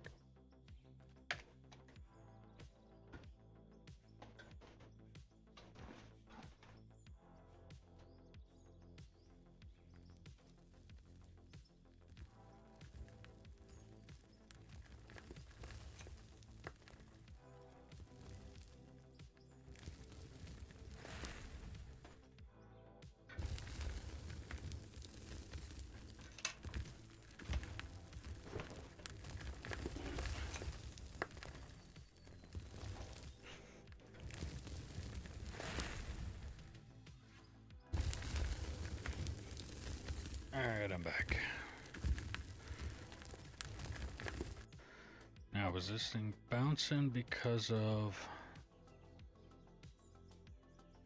me hitting? It is. What am I hitting?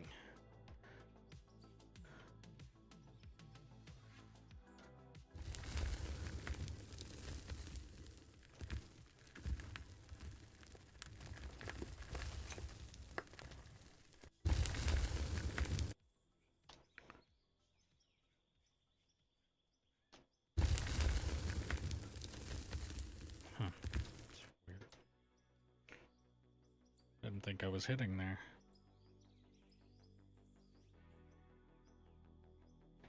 Now, how bad did it throw me off?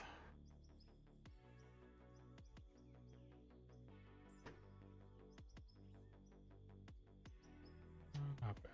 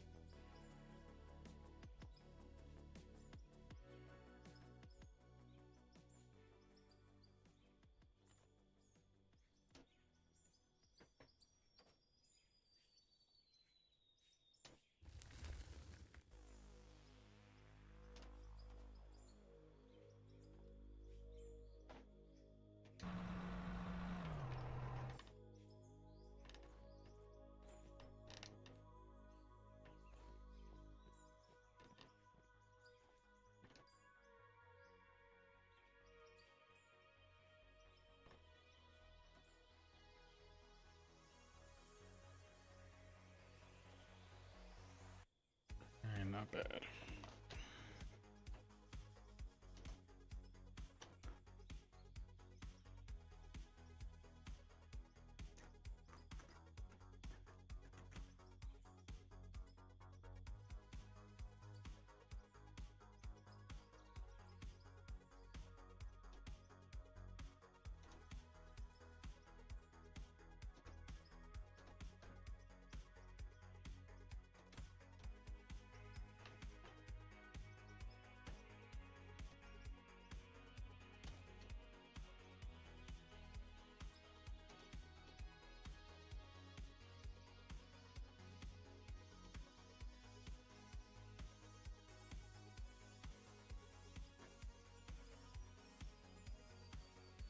Okay, gotta put some more brick down.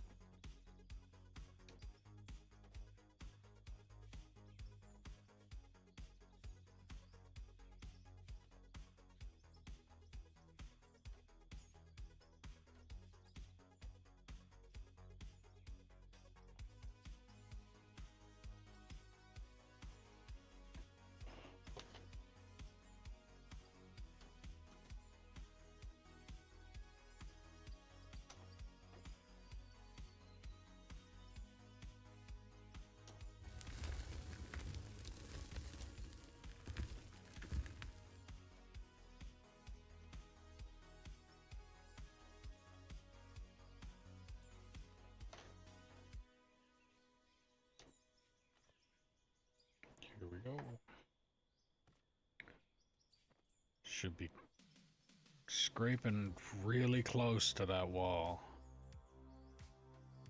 I'm actually thinking I might be scraping that close to that wall. I might go out and just dig it away by hand next.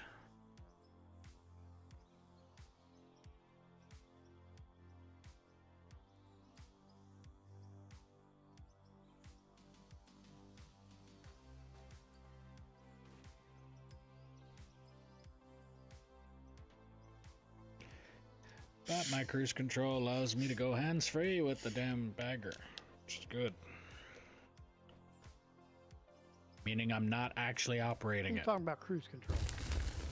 Yeah, cruise control. I weighted down my keyboard.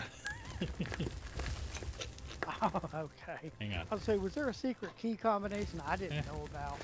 No, this thing right here.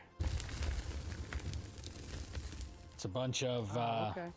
sockets that you put in a drill, a hand drill, and it comes with a little configure. I don't know how the camera is picking it up or not. Actually.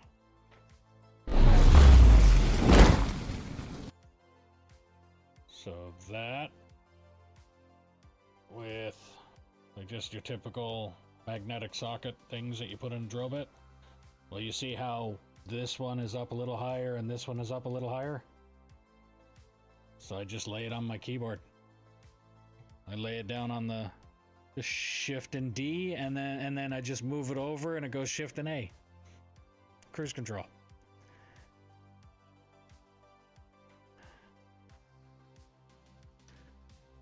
See? No hands. Makes my life even easier operating this fucking contraption.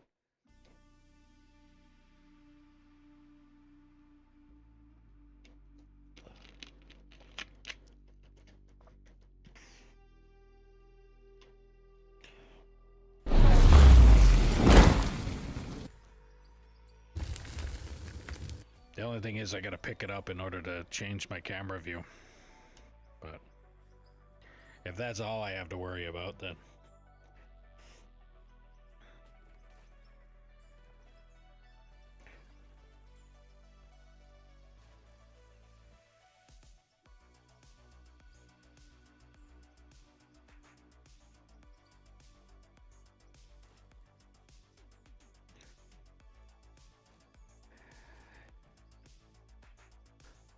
yeah, any excuse to not have to actually operate this damn thing is a good one to me.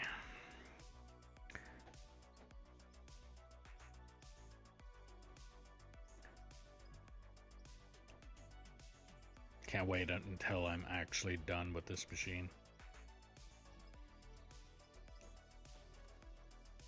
Like I said, there's other things that can be done with the bagger on this map right now, but I am focusing on just using it for the bare minimum and at its best potential, where I have a large area that I need to move a lot of material. Once this is done, then I can take a long time focusing on shovel and truck digging out the pit. And if anybody wants to operate the bagger while I'm doing that, they can go ahead. I have an area that they can go and work in with the bagger, but I do not want to use it unless I absolutely have to. And right now, I absolutely have to. Like, this here could take me an extremely long time to clear out, and it would also not look the cleanest by the time it was done. At least the bagger's it removes a lot of material really quickly, and I can make it look really clean when it's done. Digging out the pit, it really won't matter. Like, it's literally just removing the material and that's it. That's the whole purpose behind it. And the ramp part, that's I'm sure by the time I really get down into the bottom of the pit, a couple more tiers, I'll probably have building ramps down pat by then. Like, so far, I think my entire count of building a ramp, I think I've got 4 under my belt, and that's not much. Everything else was done with the concrete brick ramp,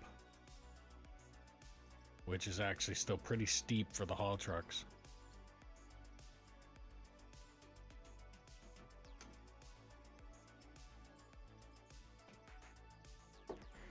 So now I move up, which I'm sure I could have configured my my cruise control to do that too, but because it's not much of a movement, I don't really have to set that.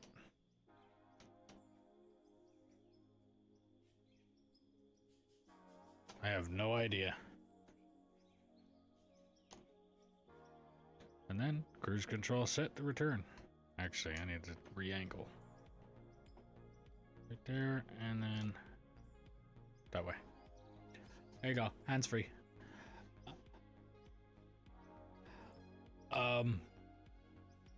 Yeah. Yeah. You're talking to the wrong person on percentages and angles and stuff like that, because I have no clue. My ramps are eyeballed at best, and if we're dealing with eyeballs, mine's half blind at the same time. Not in real, but in metaphorically speaking, my eyeballing it is half blind.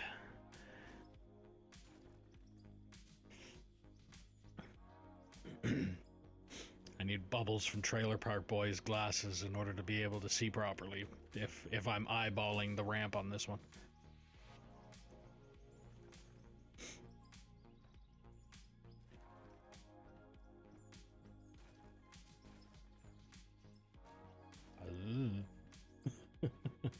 Like, I don't know. And I lost my cruise control again, because now I know I need to adjust this, otherwise I'm going to be bringing up on it.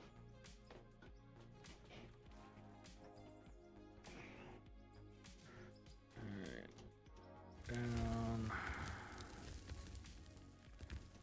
There.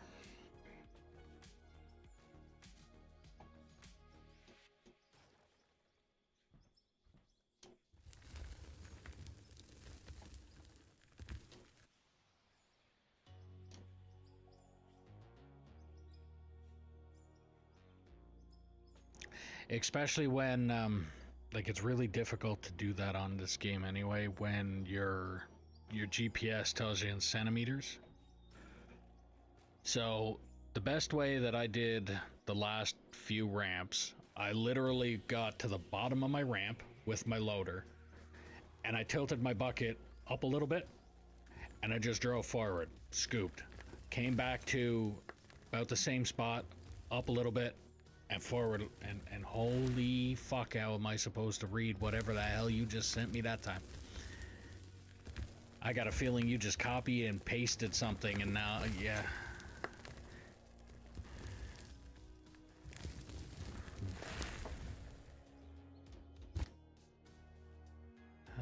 Okay, hang on.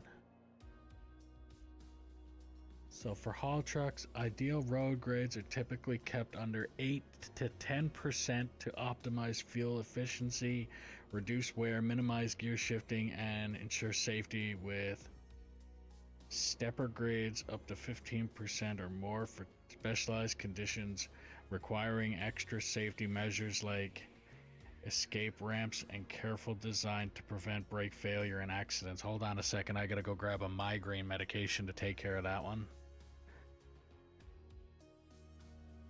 Out of all of that entire thing that you just sent me, I understood fuel efficiency, and I understood the words haul truck.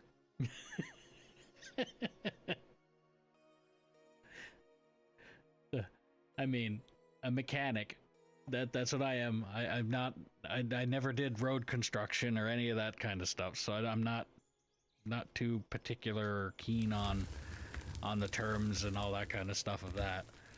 But yeah, I honestly, I have no idea what the grade would be for the best of the ramp, and I wouldn't even know how to measure it in this game to begin with. So like I said, the best that I was doing was literally hopping in a loader, coming up to the base of where I wanted the ramp to start, I tilted the bucket a little tiny bit and then drove forward and scooped, dropped it off, came back to that same spot, tilted a little tiny bit, scoop until my loader was kind of on a level point, like where I could put the whole loader on the ramp, and then I put my bucket down as flat as I could possibly get it, and then just drove forward and cleaned that up. And as I got to that point, then it was, you're kind of steering in the direction. So if this is my ramp and my loader is here digging up, I'm getting here and turning and then doing this and then clearing out that point until I can get a good section like this cleared out. Then I'll come down this way and I'll do the same thing going off onto that side. And then by the time I get almost like a backwards K cut out of it, then I could come up to the side of it and point my loader this way and scoop up that way with a flat bucket down, and then I have a rough ramp. And then when I get to the top of the ramp, I'll just hit it with a roller so that it's not like this when you get there. It'll actually be like a nice clean slope for it. As for if any of that makes sense as to what any, like, yeah, if what I just said makes any sense, cool. If it doesn't, I'm sorry that I confused you, because that's how it works in my brain, and that does not mean that it's right. At all.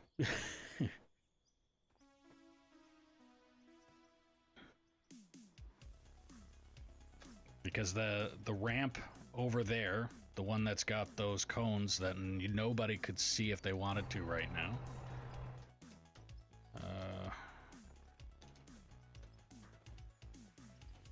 There.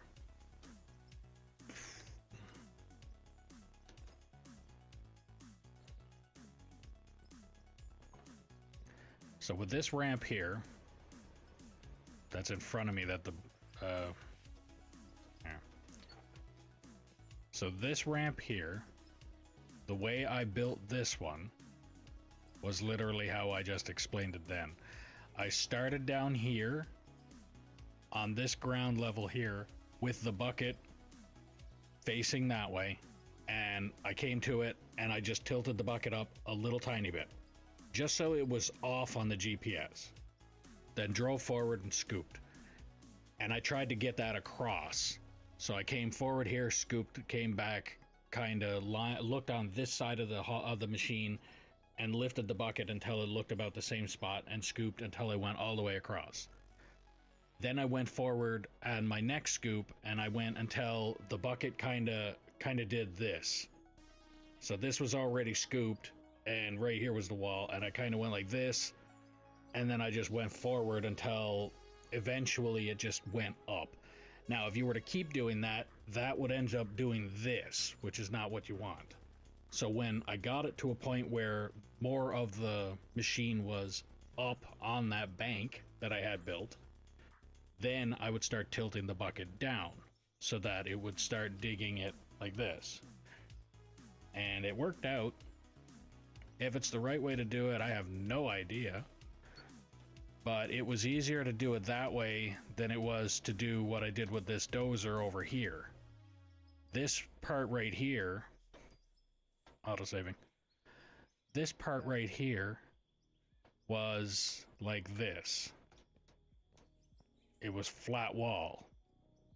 And I would take the dozer, put it up top, and then I pushed a bit of material over, and then I backed up a little bit farther, and I pushed a bit more material over, and I backed up a little farther and pushed more material over until I got this, which is all right, but I'm pretty sure once I do get it to actually meet the bottom of here, I'm pretty sure it's going to be too steep. So the haul truck is going to come up to it, and either the front bumper is going to bring up solid on the ramp because it's not steep, or way too steep, or it's gonna just barely make it, and then it's going to crawl up there and be stuck on first gear the whole way up.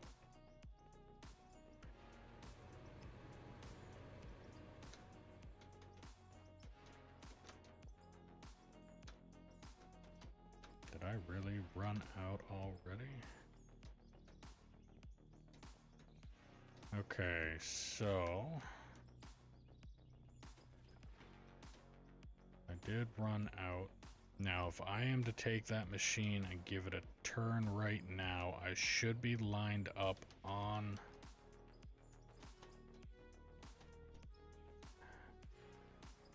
Alright, let's do this.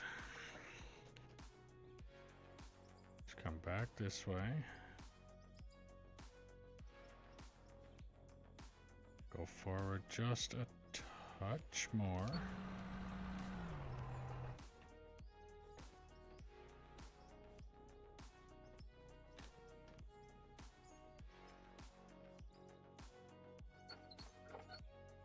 I didn't want to do that.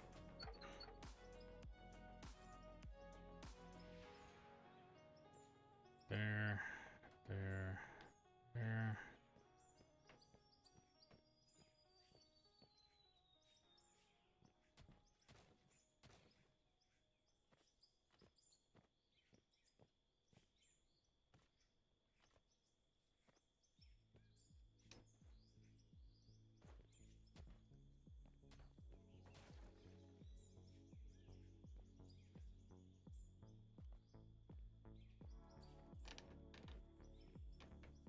I do really want to just get the last little bit of that wall taken out that I need. Too much. Okay, back up.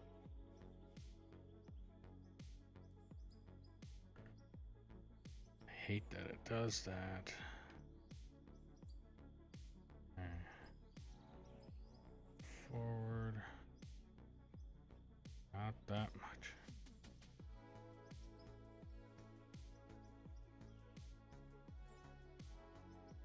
Okay.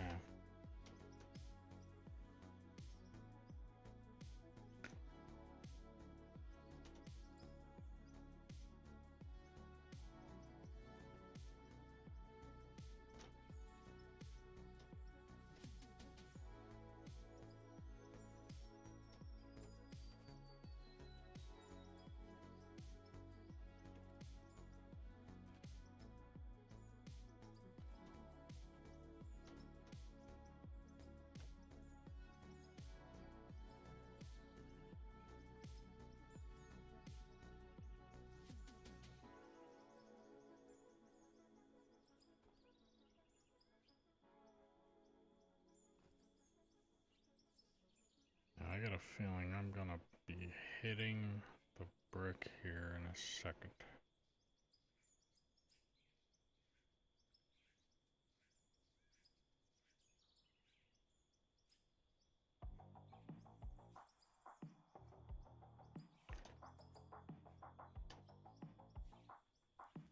Now those brick that are up there, that's literally just to show us where that wall was.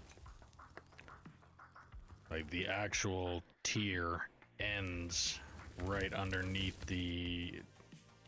where that second brick goes up. That's actually where that tier goes and ends, and then it tapers in and goes up and then goes like that. So what I'm digging out right now is not actually, it's not actually going to be part of that wall. It's going to be tiered back a little bit farther. Or at least I think it's going to be. So I'm going to dig this out, one more swipe, and then I'm going to drop it down to my 2830 level, go back the other way. I just wanted to make sure that I would be able to get that full swing.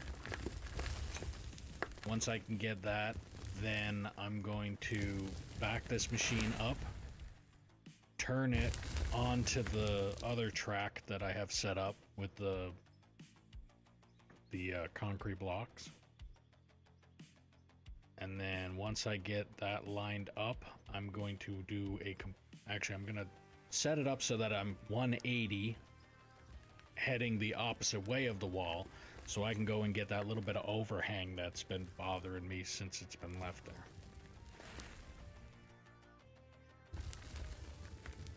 And the only reason that it was left there was because that area was dug out with the smaller bagger. And was not actually able to be reached with, because this machine, I don't even think, not even 100% sure that this machine existed then. And if it did, it was the only reason that we weren't using the second machine was because I don't think we bought the second machine yet. I think we only had the one up. And then Bear decided that it'd be a good idea to buy a second one, and so we did.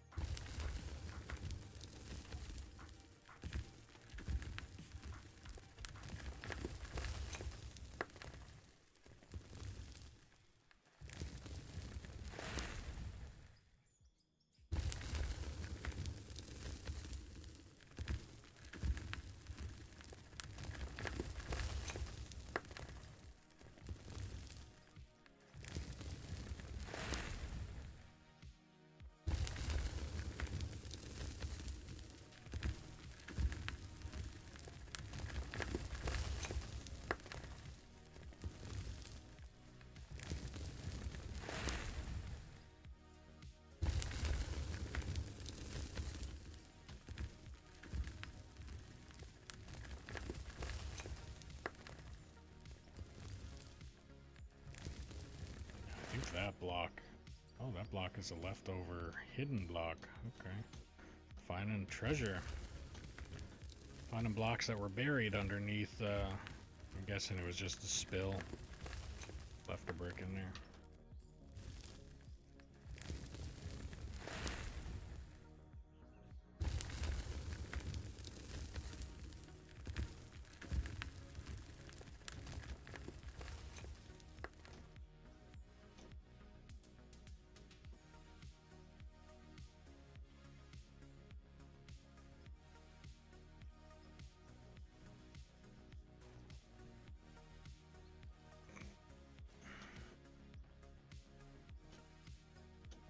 Okay, 28, 30.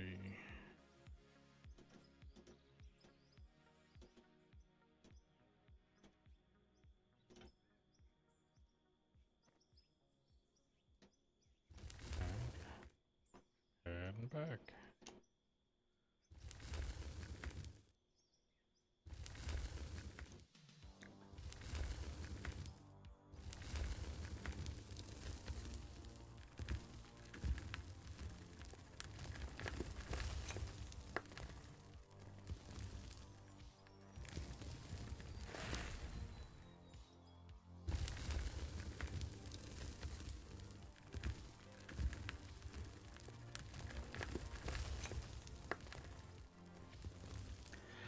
So yeah, I'll get this swing all the way through.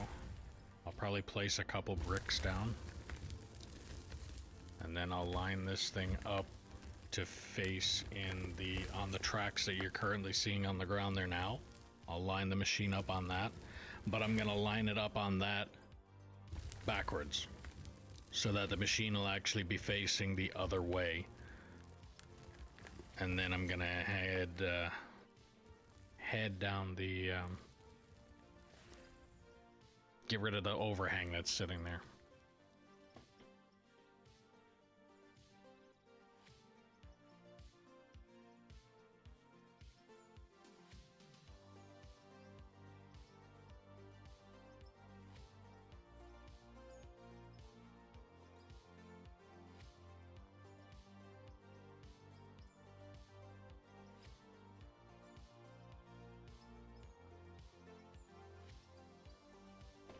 Kinda wish I didn't gouge the living hell out of up top there.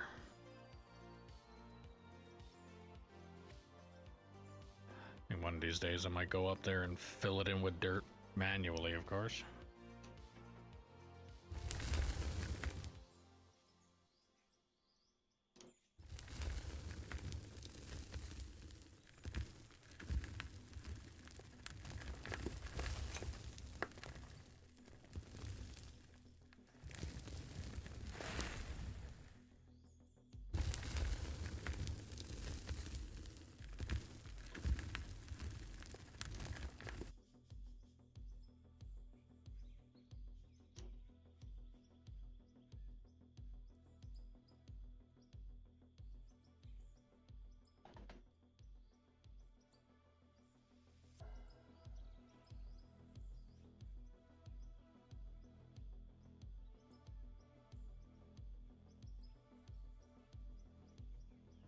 Yeah, I'm gonna get rid of the overhang that's currently above the camera right now. So that bit that's over me, I'm wanting to dig that away. Because where the camera is following is the highest point of that wall. Everything is supposed to tear back now, so it's supposed to go this way, up, and that way. And actually, according to the camera, it's this way.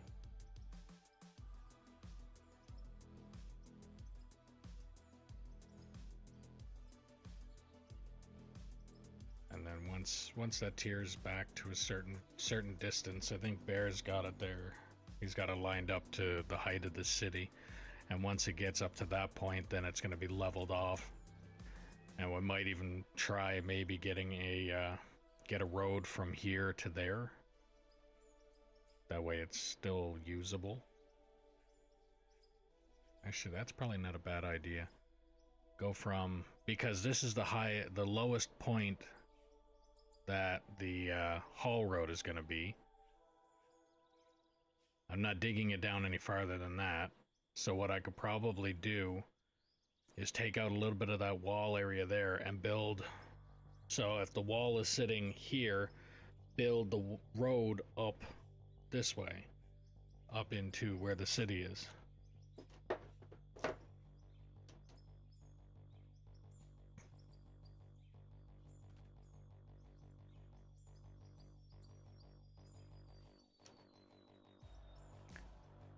Alright, so that's dug out there. Now I think the rest of this is getting done manually.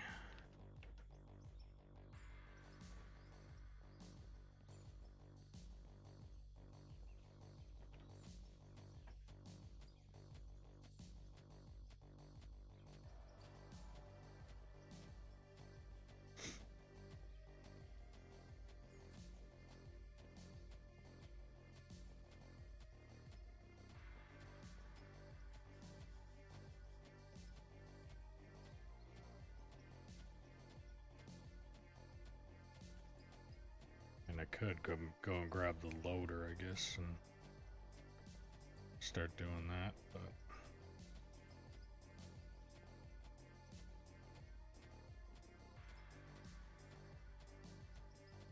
but that's it there. That's to that brick right there.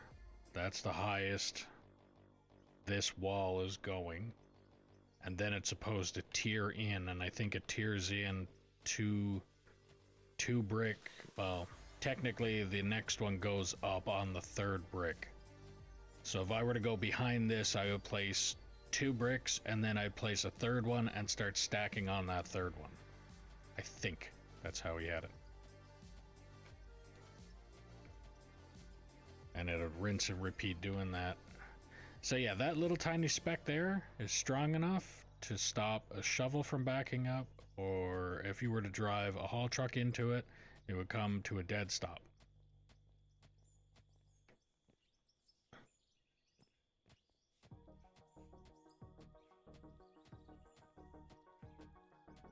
But this ramp is not going to be too bad, I don't think.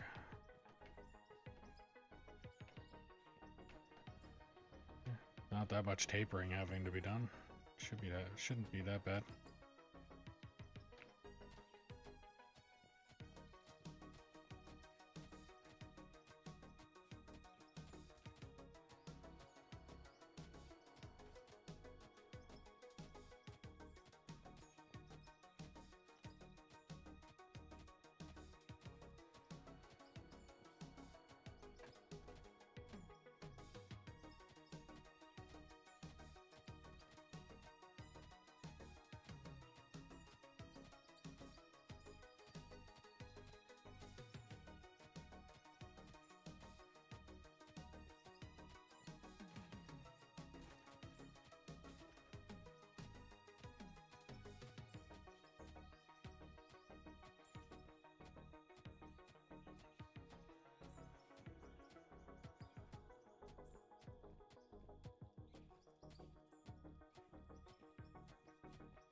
I'm gonna need to go get the right brick that goes up against this, because it's not the brick that I got in my hands.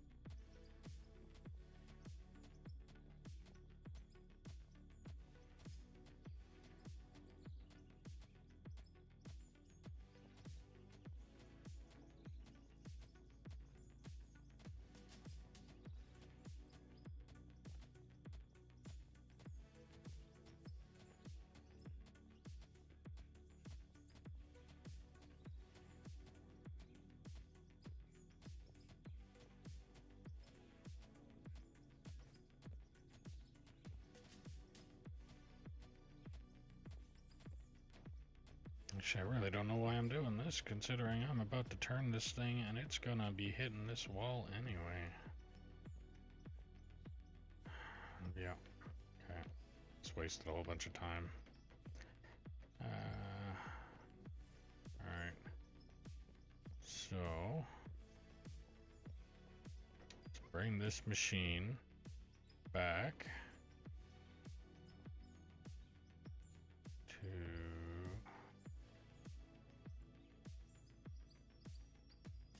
stop there for now.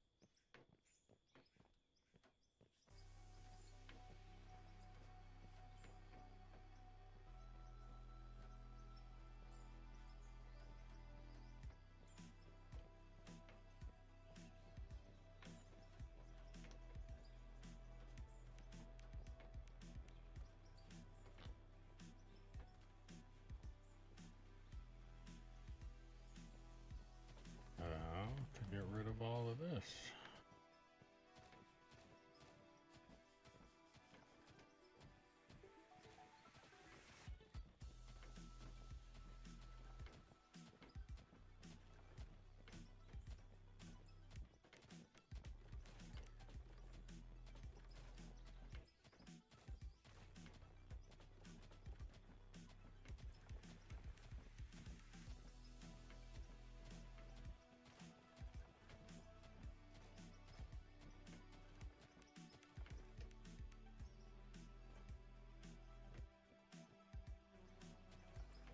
What was this lined up to?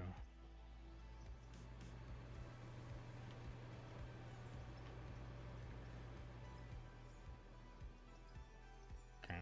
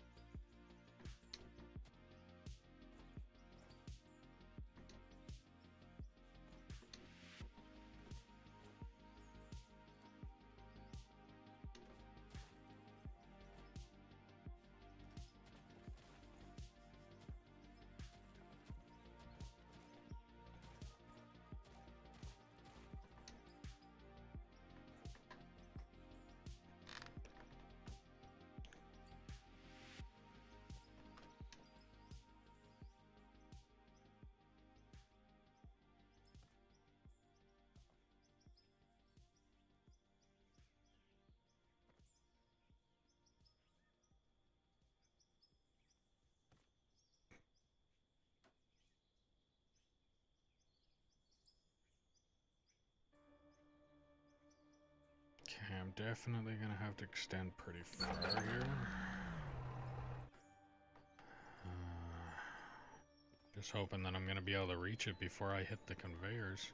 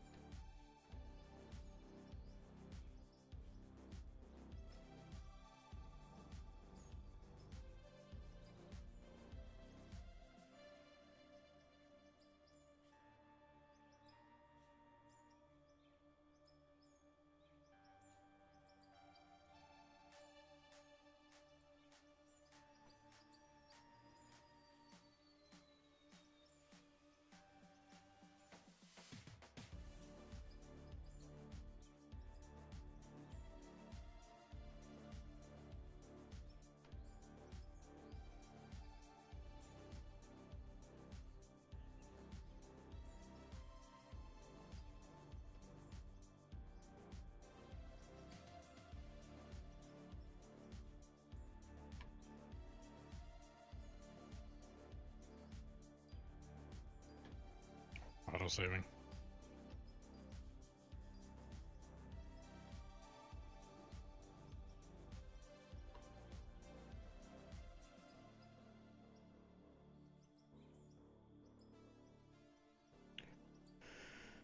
My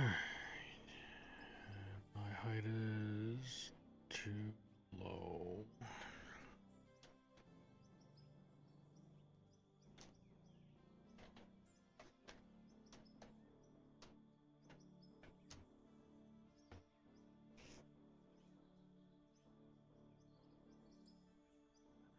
I'll be right back. I got to go bring the Walmart order in. Okay.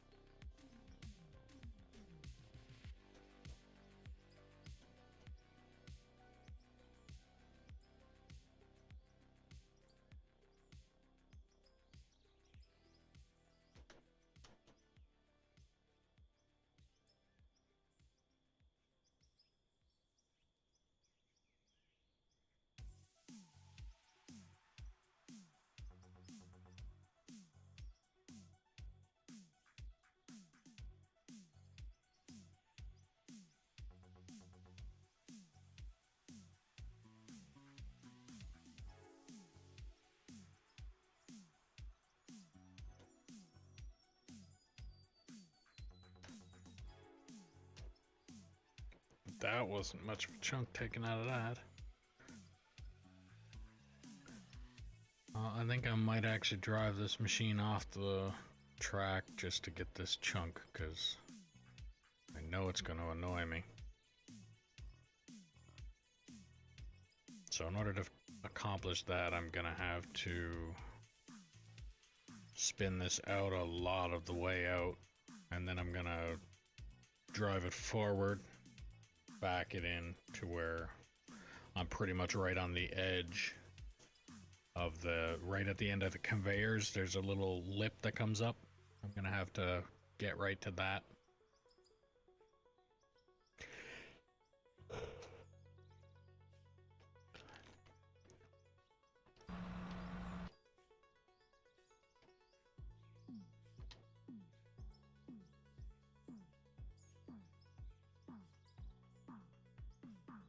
I'm just hoping I'm gonna be able to get back up onto this when the time comes.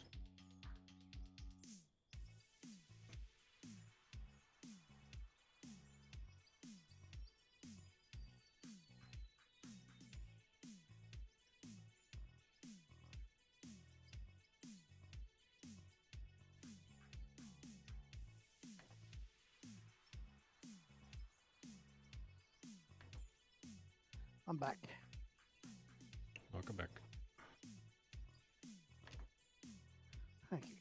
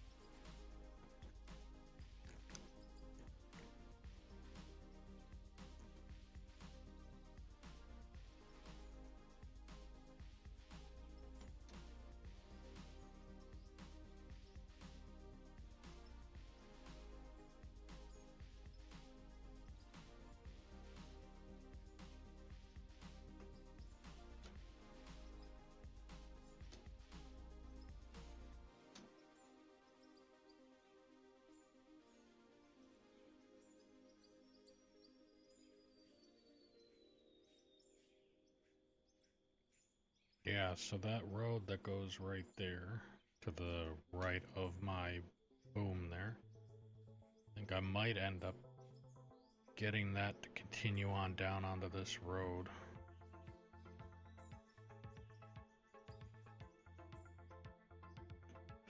At least that way it's accessible.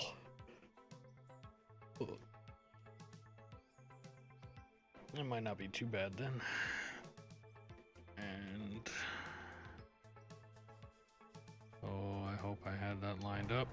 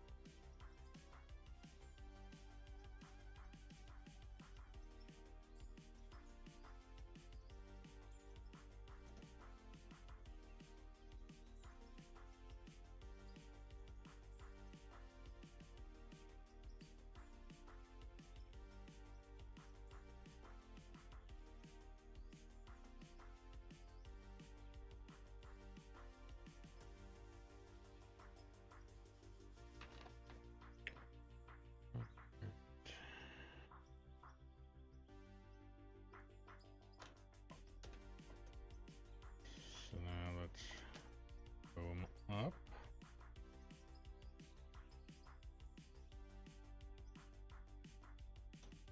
Then turn that off. Back up a little bit.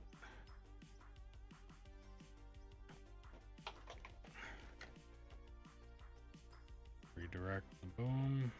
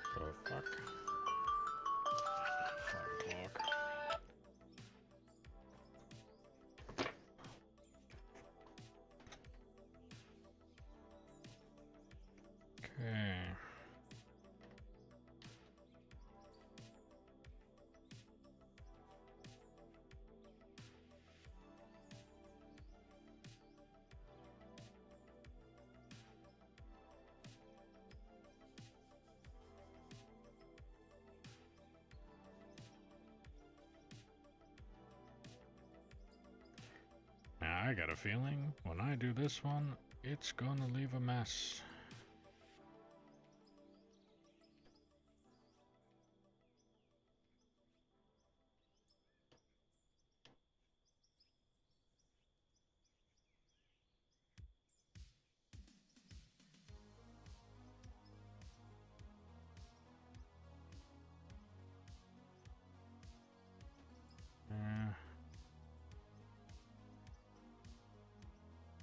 Don't think it's spraying into there.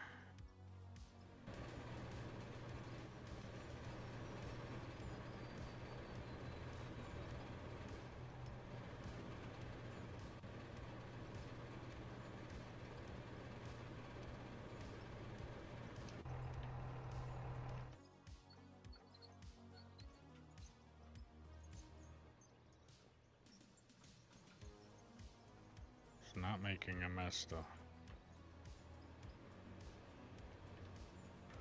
Why is it not making a mess?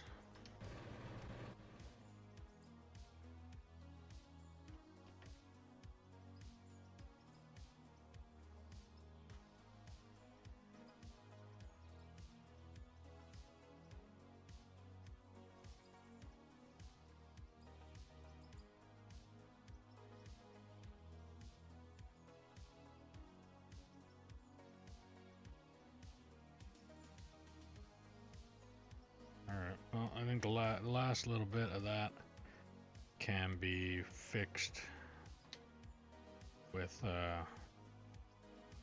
being done manually.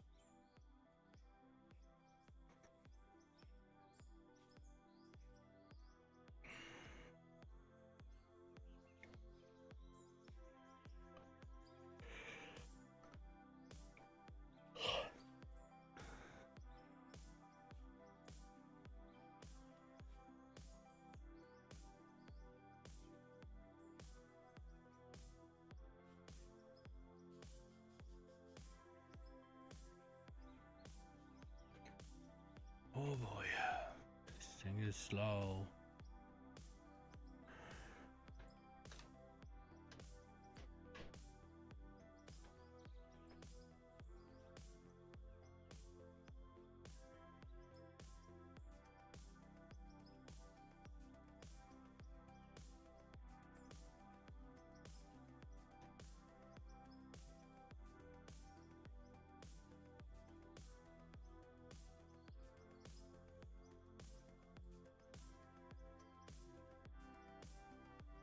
Yeah.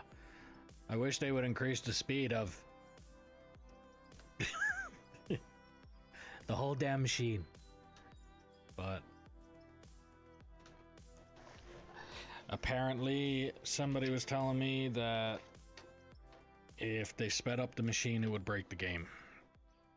Because of everything that it does, like the amount of material that it moves, and the amount of, like, the belt itself has to show that it's moving, the wheel has to show that it's moving, and all of that kind of stuff. Like, everything about this machine is very strenuous on a system.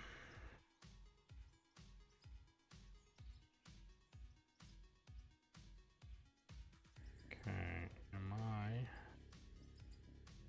am not. This thing is not lined up. Yeah.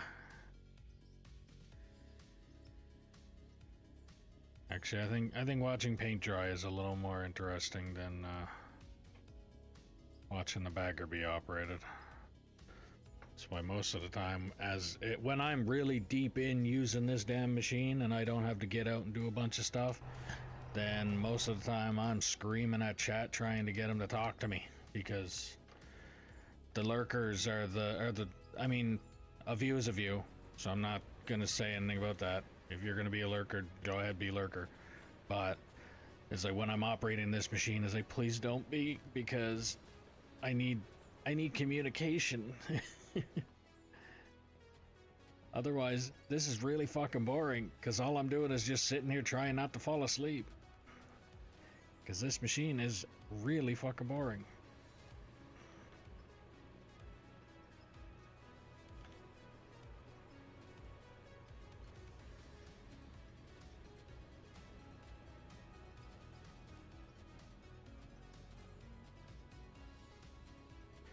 Operating the bagger is definitely not streaming material, but at the same time, because of the material that I need to move in this game, it's the only piece of equipment that can do it quickly, so I can really get focusing on digging down into the pit with the shovels and the trucks and all that kind of stuff. But as of right now, I'm stuck operating this fucking thing, and not a whole lot that I can do about it. Yeah, it's get boring using it. And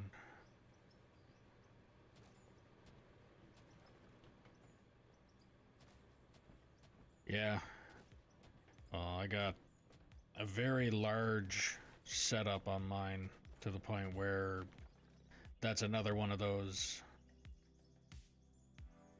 like how you're building the conveyor on supports. Well, it makes it a little more realistic. I kind of veered away from the realistic part a little bit when it comes to the bagger, because if I'm gonna sit there making the realistic part of this thing, yeah, it's just a bit too much. But yeah, I mean, once I'm done digging this out, as soon as I get to, like, digging that wall, when I get to that wall and start moving my way that way, I could essentially start ripping this up, because it's no longer going to be needed. The only reason behind this thing being put here is because this was as high as that wall. I mean, that wall tiered down a bit, but this is 3 different tiers of using the bagger to dig this out, and 2 out of the 3 was using this belt system to dig in.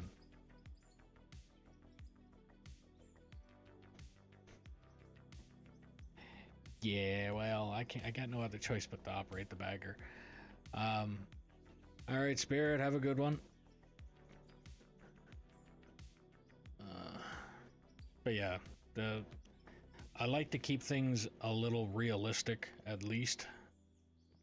Otherwise, again, it's also the reason that I'm not digging underneath the city up there. Because, like I've said before, this is not the land of Harry Potter. Buildings don't float. And if I was to dig out underneath that city, I can't tear down the buildings. If they are pre-existing buildings on this map, I can't tear them down. They just won't let me do it. So if I was to dig underneath the building, it would literally just float. So that's why I've got the tier system.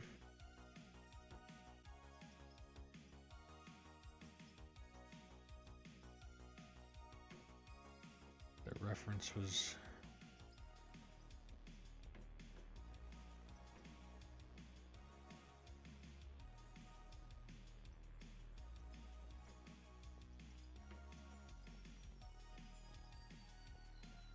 That reference was new.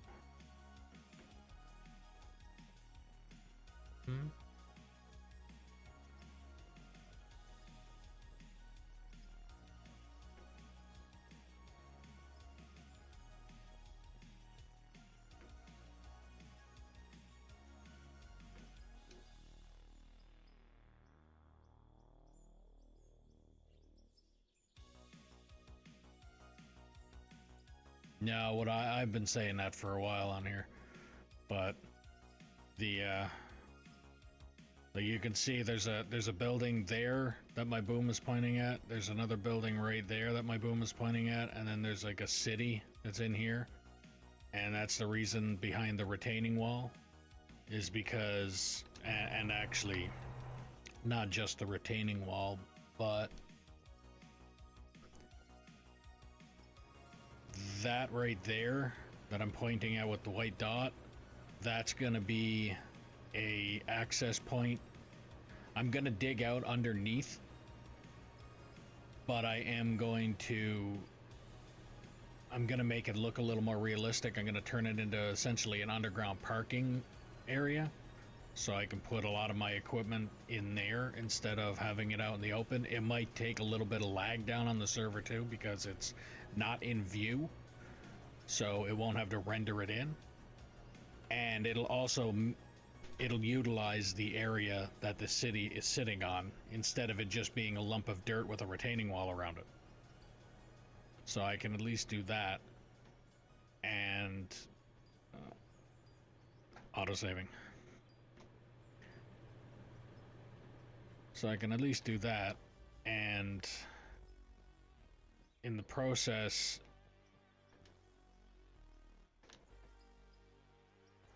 it's gonna also give me the ability to build around the city. Like if I was to go to the map,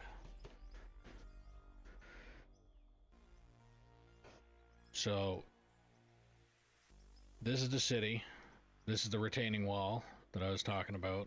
That's the access point that I'm gonna build to build underneath the city.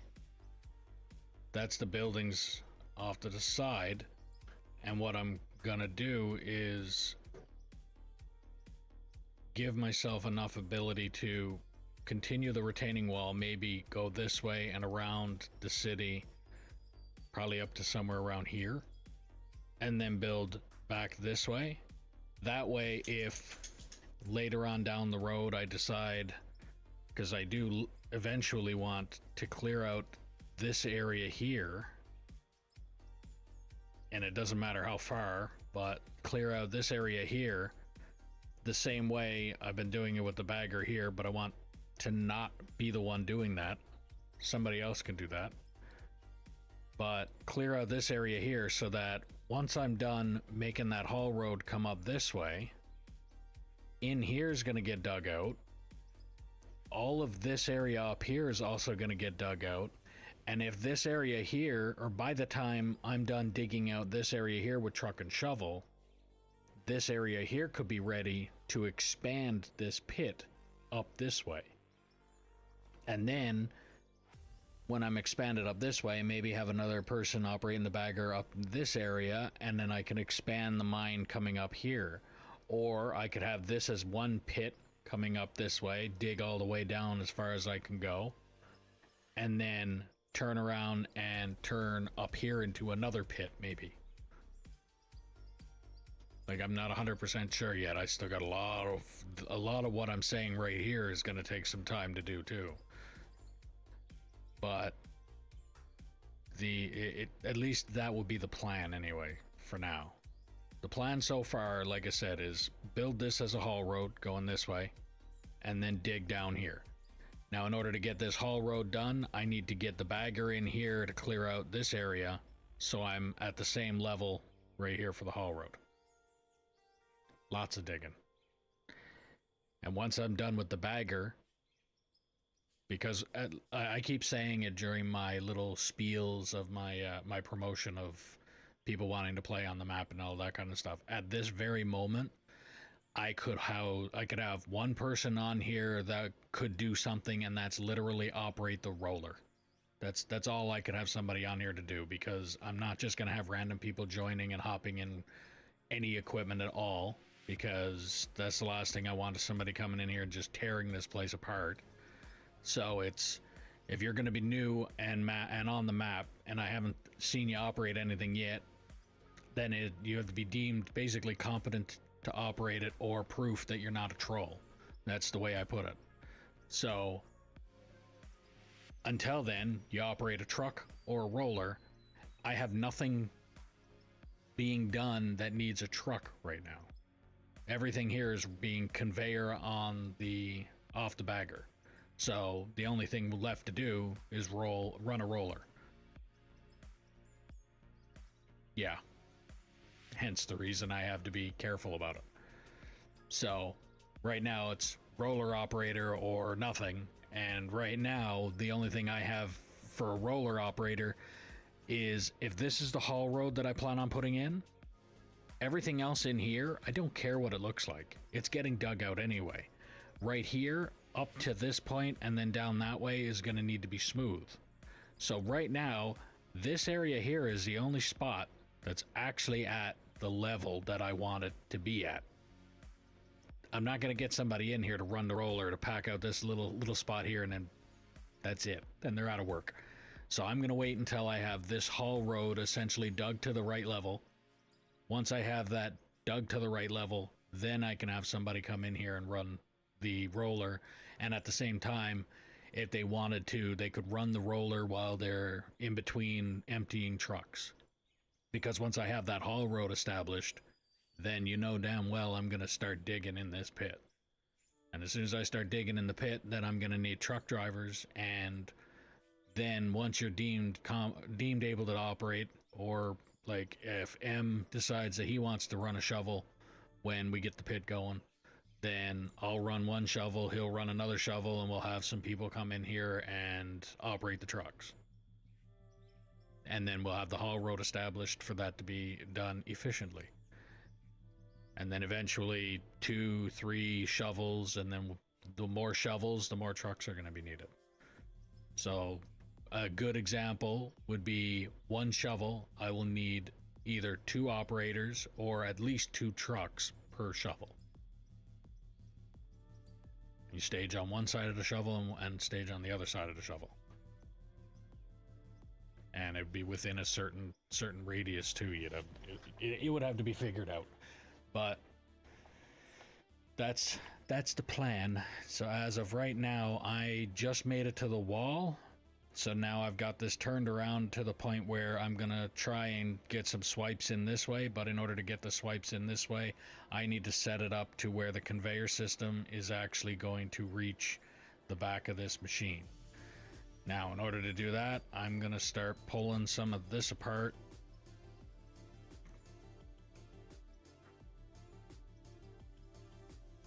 Yeah, I'm going to start pulling some of this apart and directing it. Actually, no, I won't. I'm going to take off a bunch of these. Probably 3 of the hoppers here. And then I'm going to start the conveyors there. Yeah. So 3 hoppers off the end of that.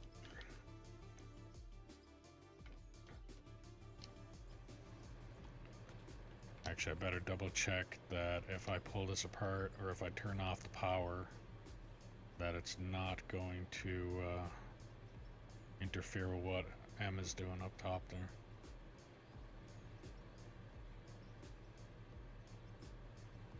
Shouldn't be.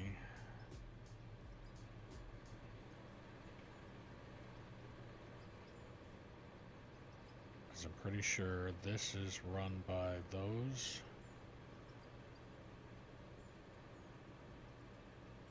And everything after this is run by those down there.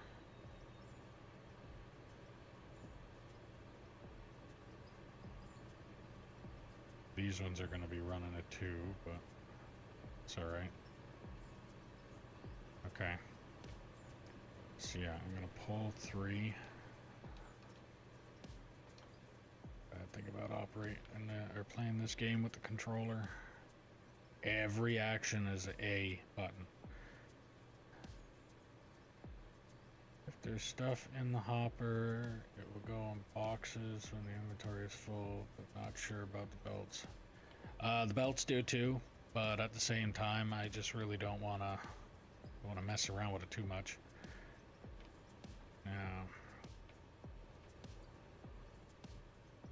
let's go here.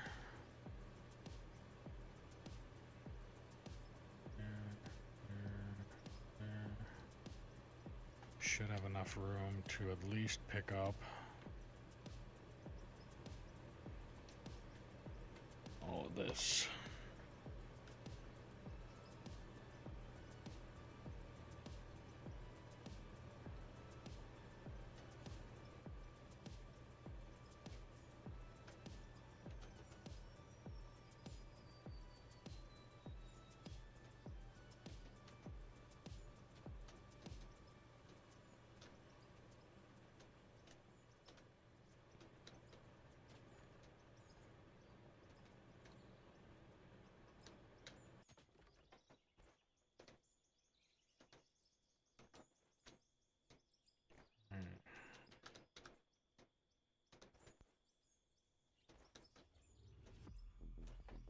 Did you see the news on the dozer? No, I haven't heard any news on the dozer. All I know is I don't like the dozer.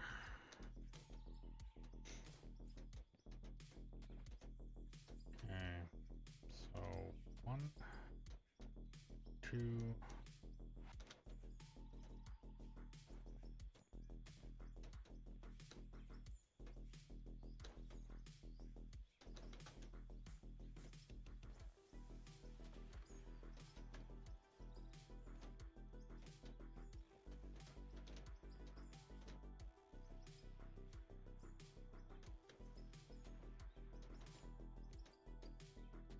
3.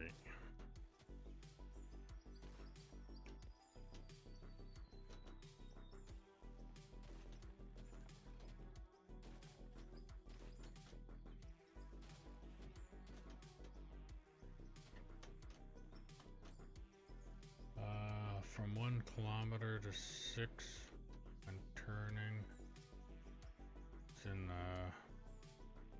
Friday News, the video.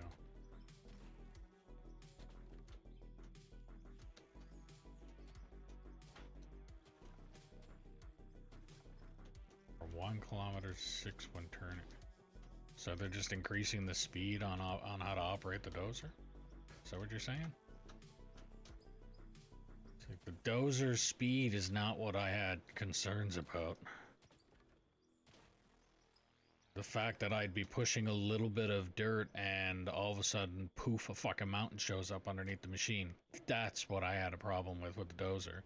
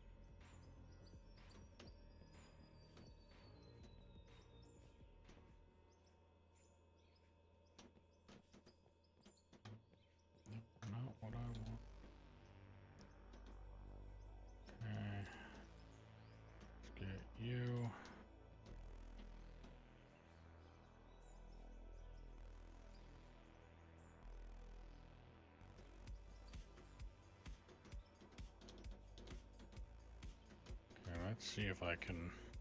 So 2,466, and this thing, you should be able to do that. And you should be able to do that. Are you not on?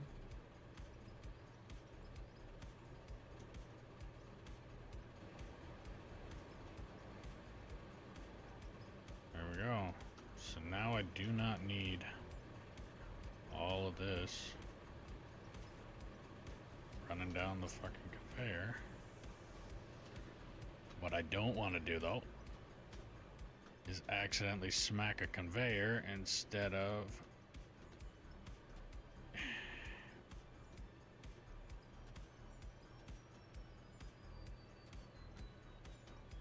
I don't want to smack a conveyor instead of the cable.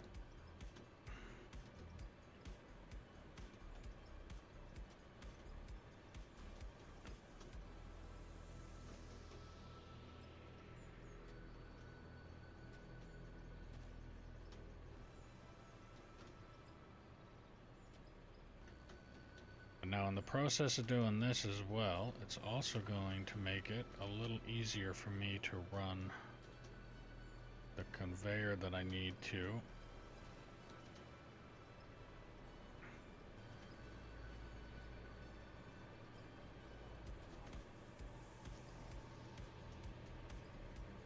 What am I running over here with now? Am I running anything off of them now? 3, okay. Maybe I could use...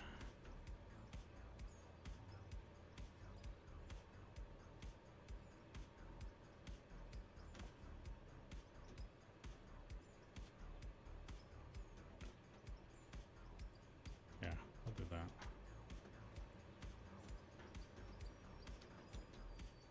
Because I'm gonna have to start making another conveyor belt that goes from the back of this bagger to this run until I'm done going all the way up there, and that way. The prep work sucks.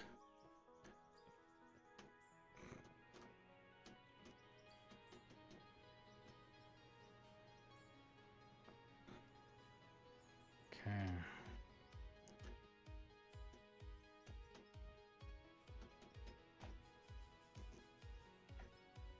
Now I can't do what I did last time by just putting the conveyors down into the dirt because of the fact that this is the height that I want to be digging, or this is the lowest point that I want to be digging at for that haul road.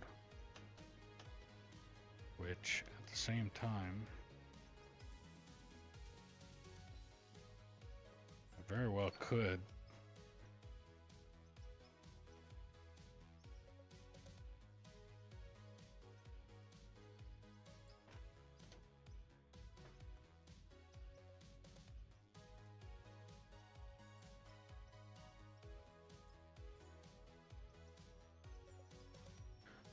Could do that.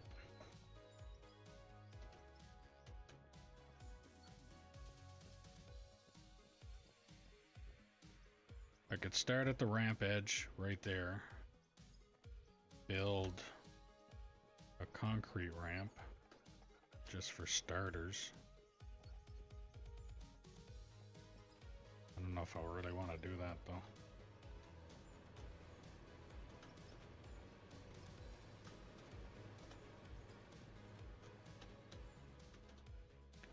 Alright, well I got 6 hoppers here.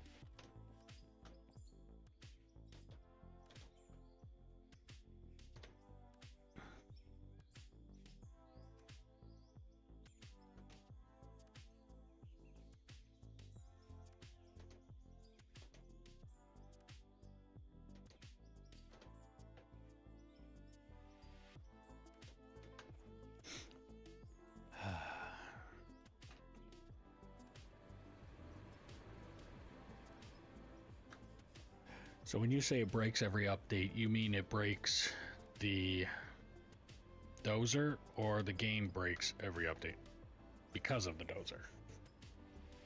Because I mean, either one are believable. The dozer breaks every update. Okay.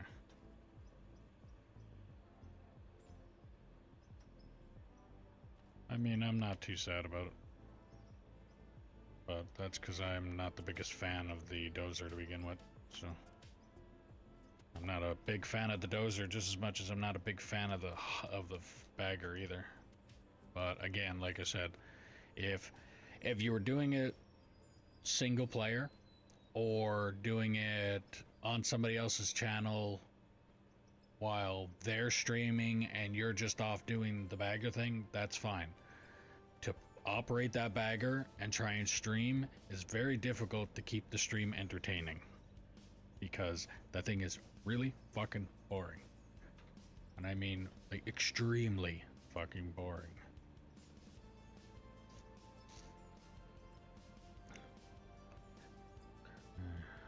One coal. Should have enough cable to go all the way back to the fucking plant. Gonna need...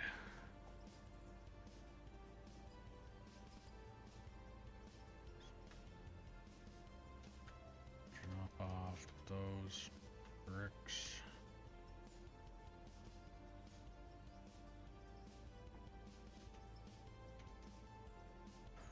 So I have up. I don't need down. I actually... I picked up all the down.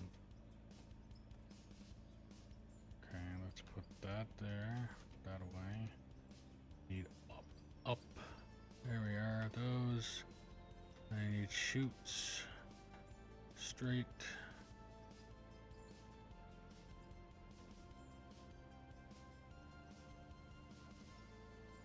And do I have any more of the straight? Yep. Those.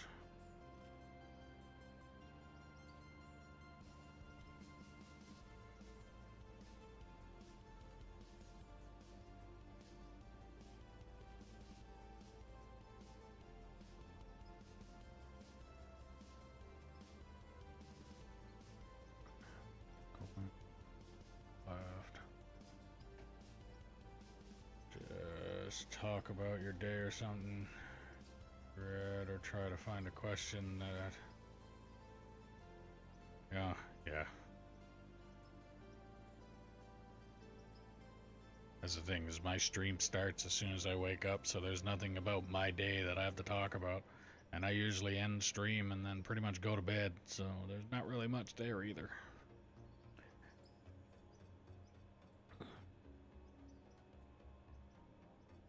And the only other conversation that I have is politics, and apparently that don't go over so well with some people.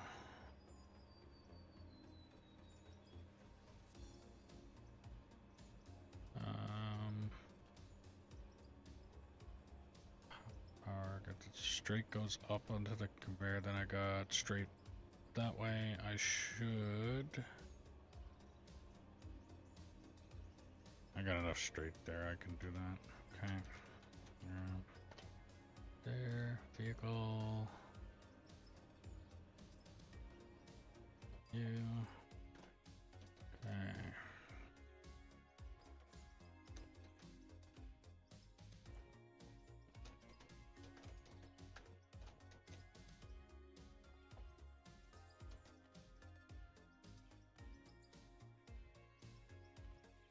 Okay, maybe I don't, for fuck's sakes.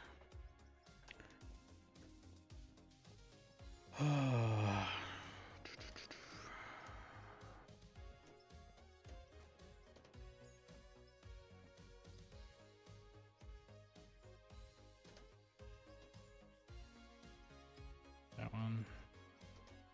And then...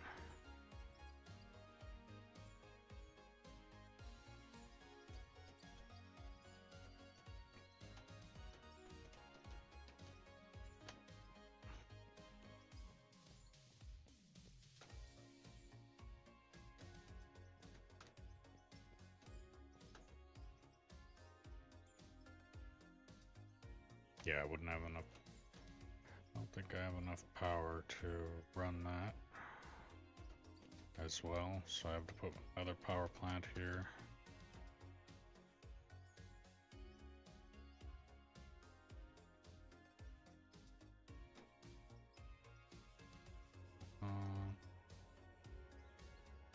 Power. You to you to you.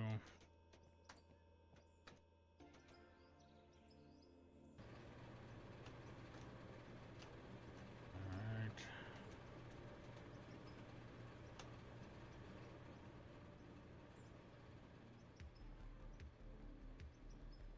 Now I'm gonna need probably another 2 or 3 more double conveyors. Or double hopper. Now whether I have them here or not is a different story. Sure, M's got a few up there.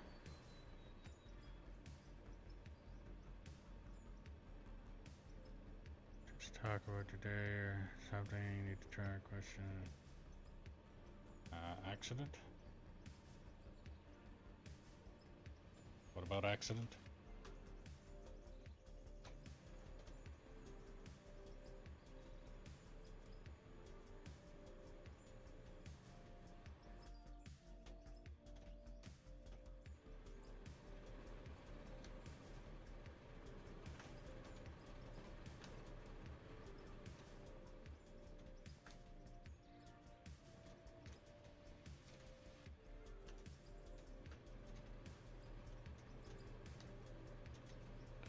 That should be good there. Now let's do this. Up and up.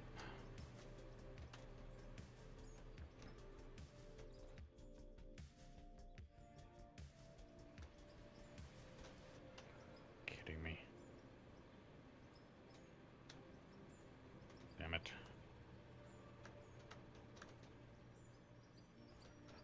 Okay, leapfrog, come on now. And alright. Shift left up. Holy crap, jump. Jump game. There we go.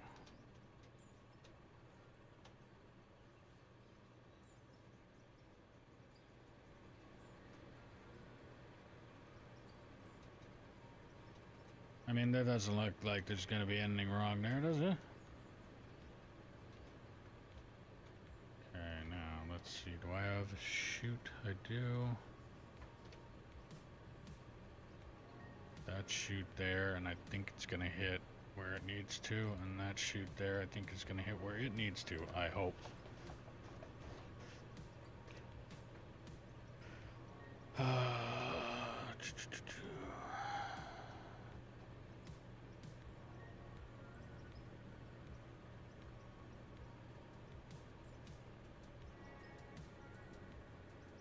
I'm thinking that's gonna put stuff in that one, and that one's gonna put stuff in that one. I'm not 100% sure on this one though, but I got enough conveyor going on there now. Should.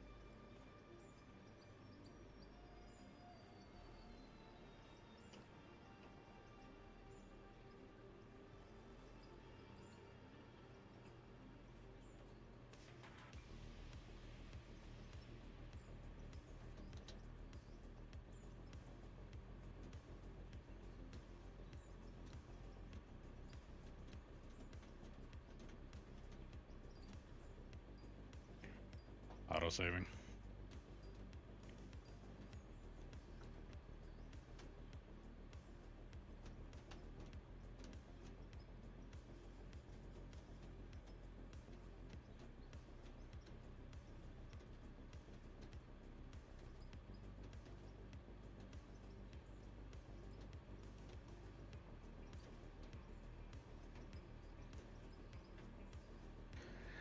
So then I dig all the way that way until those blocks come straight down, come down to the level that I'm digging at, and then come forward so I can do the exact same fuckery that I just finished doing here, where my tracks were pointing this way, and then I had to dig and turn this thing around so that it was lined up on these lines. So once I dig forward until this machine is hitting that wall, once I hit that wall, then I'll turn and start heading down the way M is sitting and taking out this section. And then that should be the final amount of digging on this to be done. And then I can start digging in the pit. Alright. So that's working.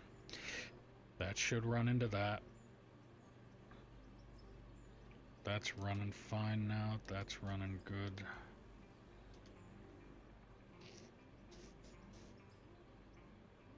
I still have a coal plant down there just running away with no rhyme or reason.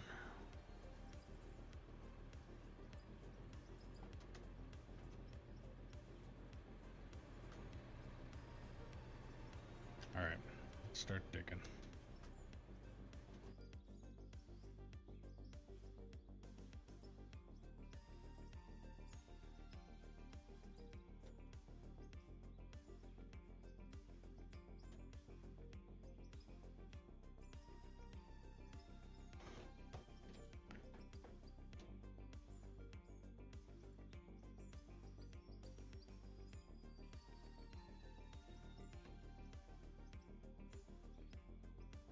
Now once that's hitting right, I should not have to adjust that until I'm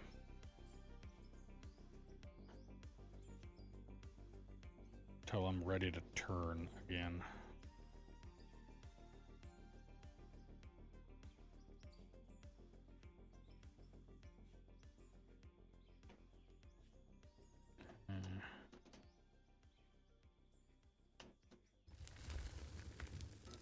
So 20, let's just back up a little.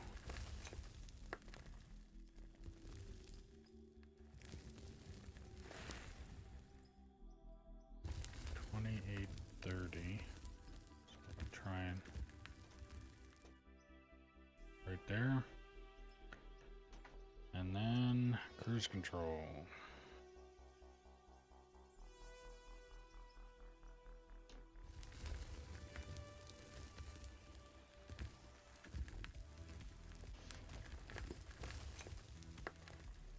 Now I'm just hoping that I don't gouge too far so that the bucket starts smacking and bucking the machine. Oh, and another thing I needed to check before that was that I'm not making a giant mess out here.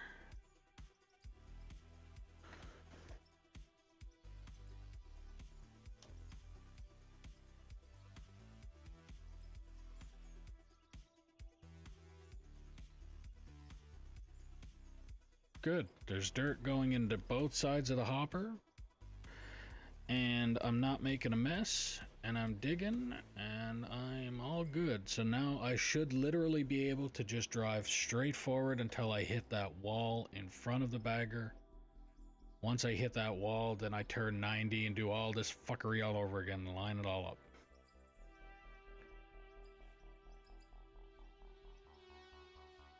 Alright. So I'm good. Got it all set up.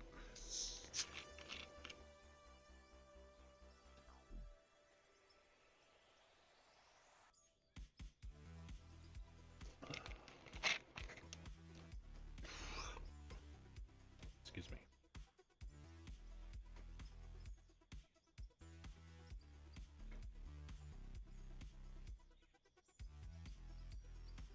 just thought about something too now that I just finished doing all that and saying all that. I think I put that coal plant right in my own way.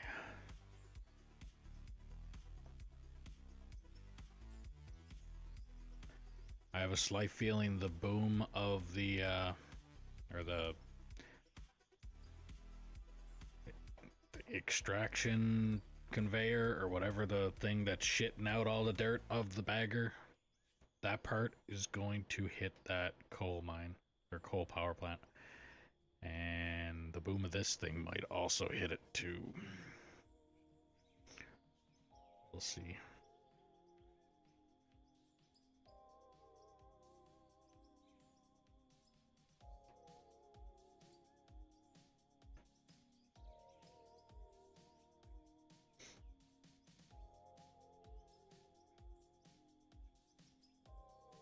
The windmill was so you can move through it, but I don't know about the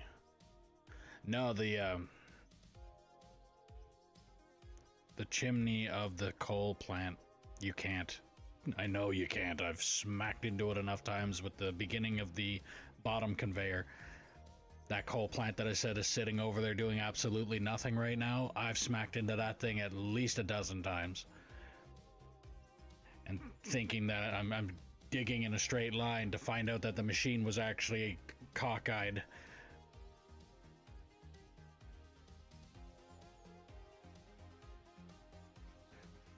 Well, it looks like I aimed that properly. I think I'm good when it comes to the swing of the machine. I am, however, gonna have to take the concrete bricks that are up that shelf. I'm gonna have to line them up down farther down the line, and then I'm gonna dig out the area that I'm digging and then bring them down to my level so I know what area to dig in. But so the windmill was so you can move through it. Why would they make the tallest machine or tallest power plant in the game? Why would they make one of those things so that you can actually go through it, instead of going just realistic with it and saying it's a giant pole?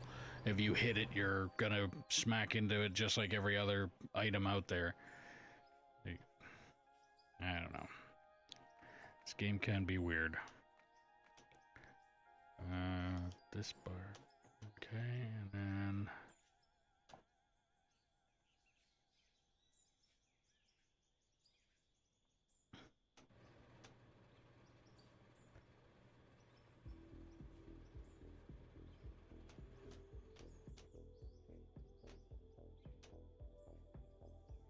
I gotta be on this side.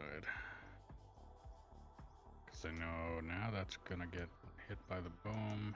Should be good there. And cruise control set.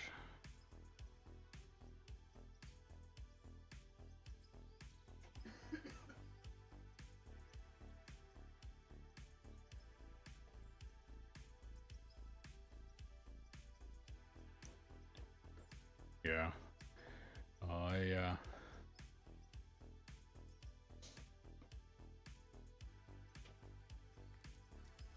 I have no idea. All I know is I've smacked into the coal plant's chimney a whole bunch of times with both the boom and the extraction port, or whatever you want to call it.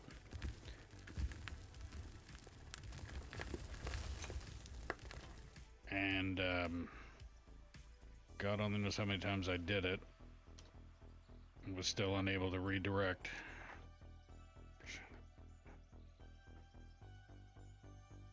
My cruise control going to be a lot better now.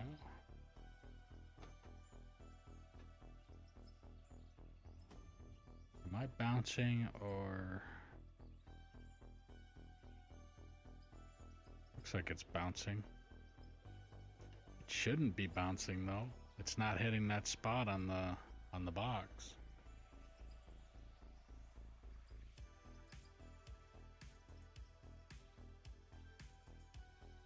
Oh well, it's not like I'm gouging down the bottom. It's the top that I'm hitting, so it doesn't really matter.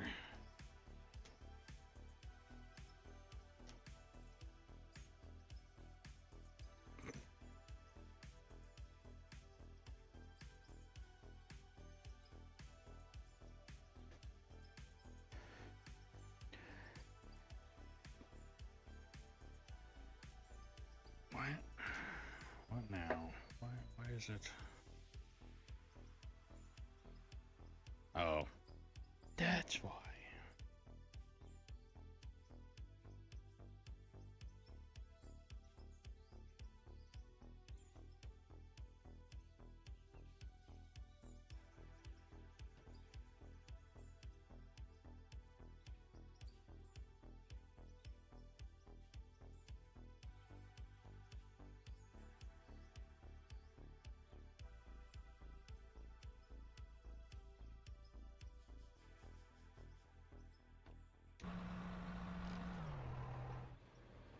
I'm wondering why I'm not able to move anywhere.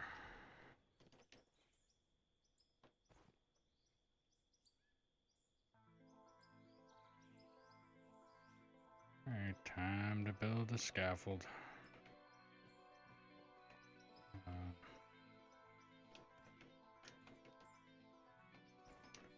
Holy crap on the jumping.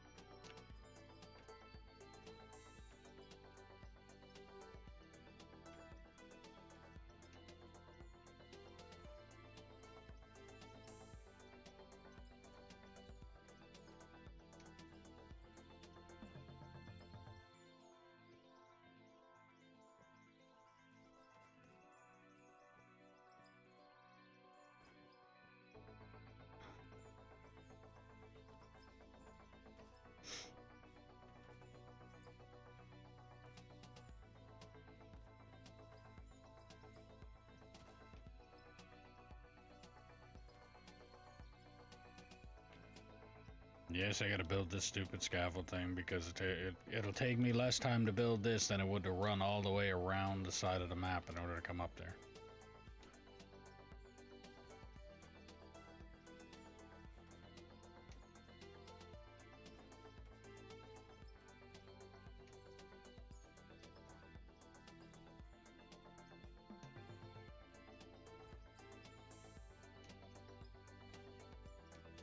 Okay, I guess I'm... Really? Fuck's sakes.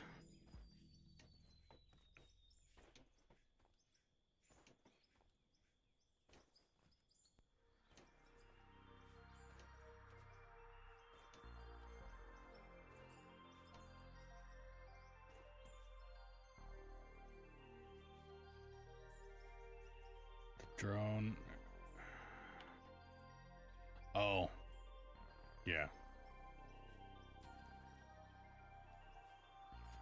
Let me dig in here and find out if there's any more hidden blocks.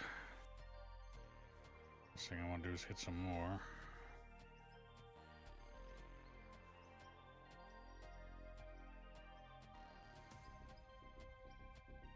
I think that's it though.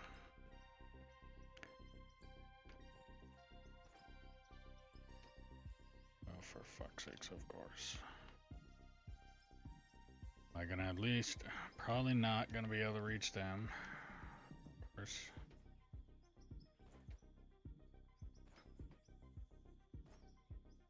Nope, definitely not gonna be able to reach them.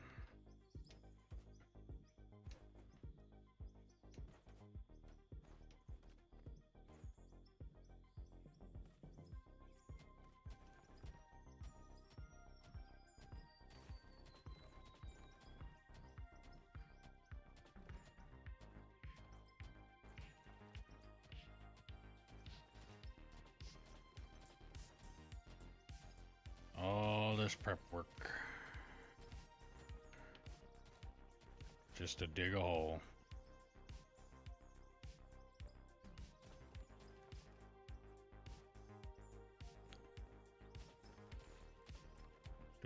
this work to make a road to go down to the bottom of a hole so I can continue to dig the hole.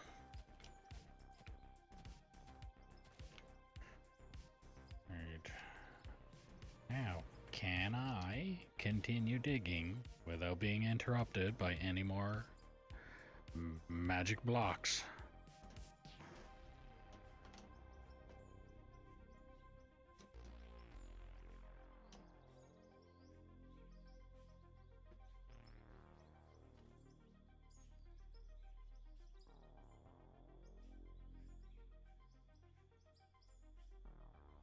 Really?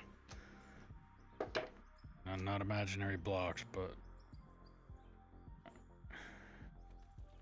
can't leave any of those little friggin' little toothpick specks of dirt, because if I do, they'll wind up, knowing my luck, I'll come up here with a shovel and smack right into it.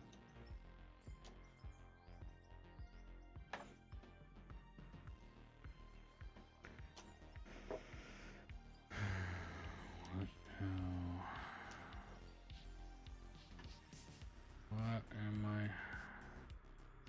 Not hitting another fucking block, am I?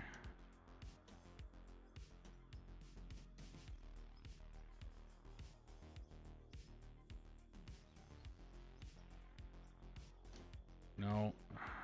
Just that deciding to hit in its freaking funny spot.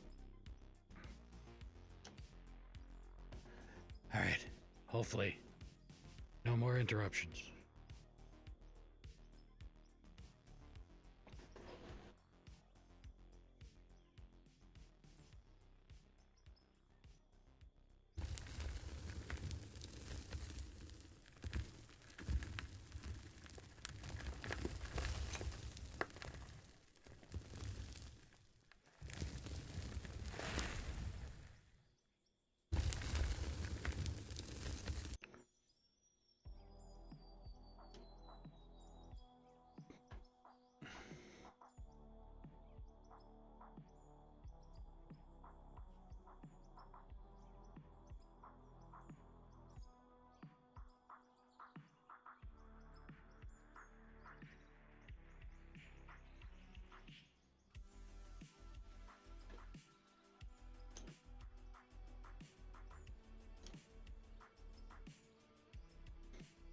Just keep digging, just keep digging.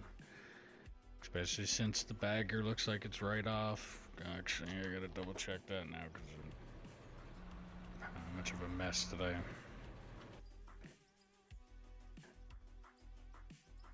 Nope, no mess. Good. Alright.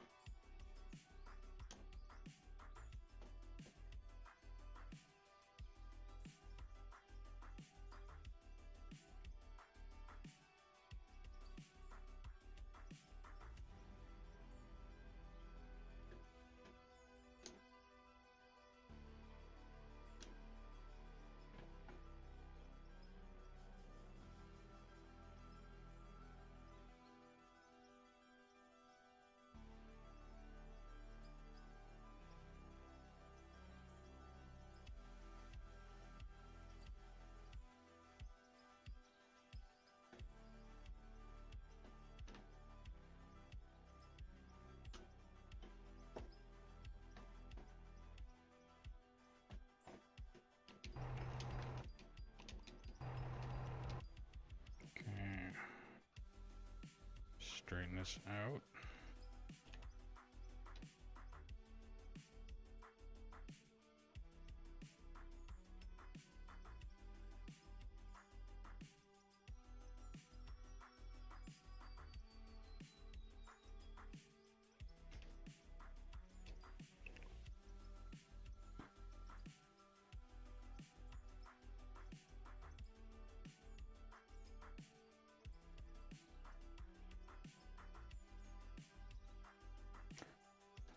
Now down to 830. 2,830.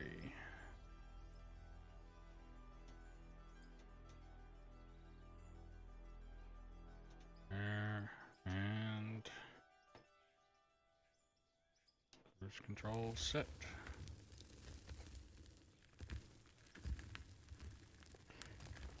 And again, the minor adjustments this time is because the haul road is going to be built right where I'm digging.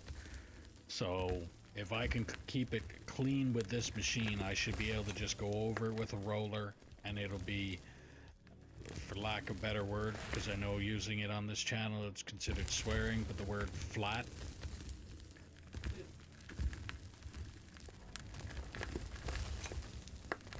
So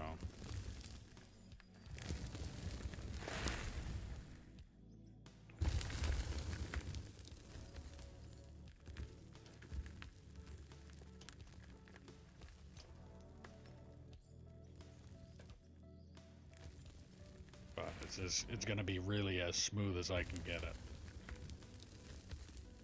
Yeah, I know. The major F word in this channel is flat.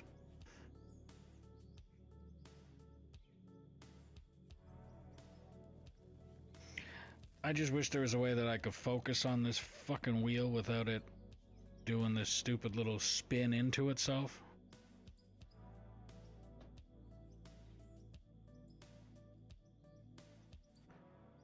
Like, let me set it to a certain distance away from the wheel and then leave it there. Make it look like a really annoying loading fucking screen.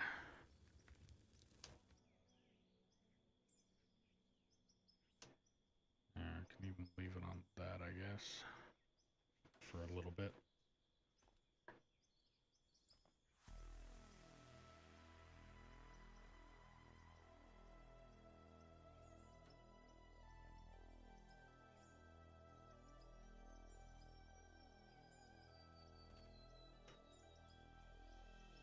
But as long as this first swipe is sitting at 2830-ish, like it's not going to be at 2830.0, but it's close enough. I should be able to come in here later on with the roller, run over it, and it be really close to smooth. Really close, really close to flat even. But if I was to do it the way I was going with the, like before I came up close to the wall, where I would just drive right in until it was sitting like this at the beginning of my cut, I would be leaving gaps on the ground where the road would go this way and then it would go swoop up, and then on the other side it would swoop down, because that bucket wheel was digging here, and then when I move forward it would do it here, so then it would leave a bend right here, so it'd leave like a little pyramid spot. And I don't that's not easy to get rid of with a roller. That you would need to get a loader in there.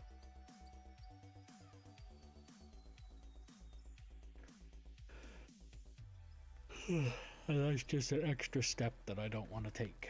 So, bad enough I have to operate the bagger to begin with. Even though, technically, I'm not really operating it right now. I am letting my computer do the work. And not really, I have weights pushed down on my keys, holding the buttons down so that I don't have to. The anti-arthritis buttons.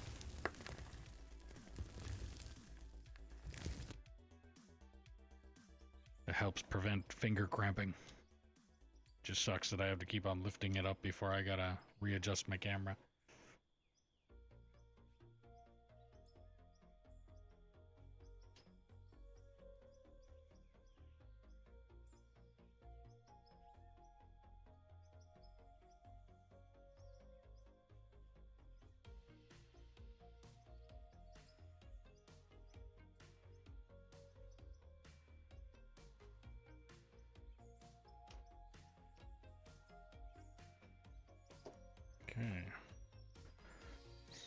let's go over here.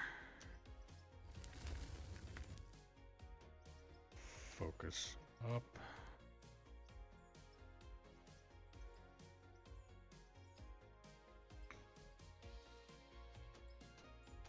And then I do have to go up top and configure some more there.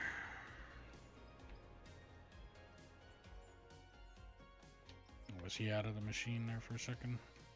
Hop up there.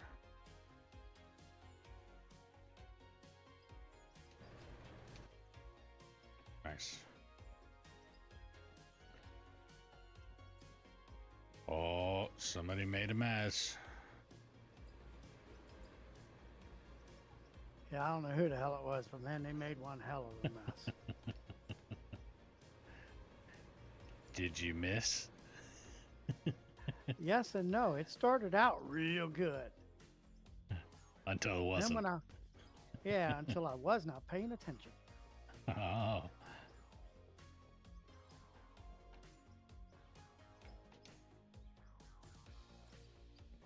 Right.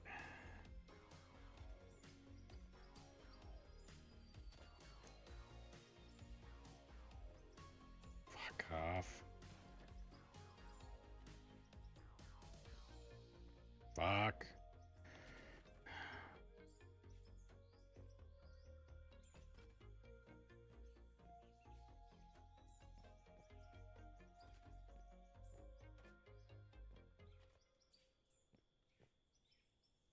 I think that's the distance back that I'm wanting to go for now.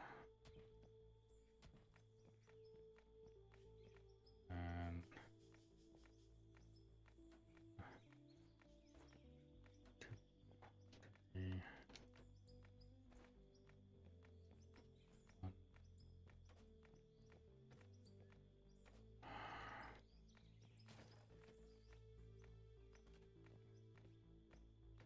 Okay. 1, 2, 3. 2, 3.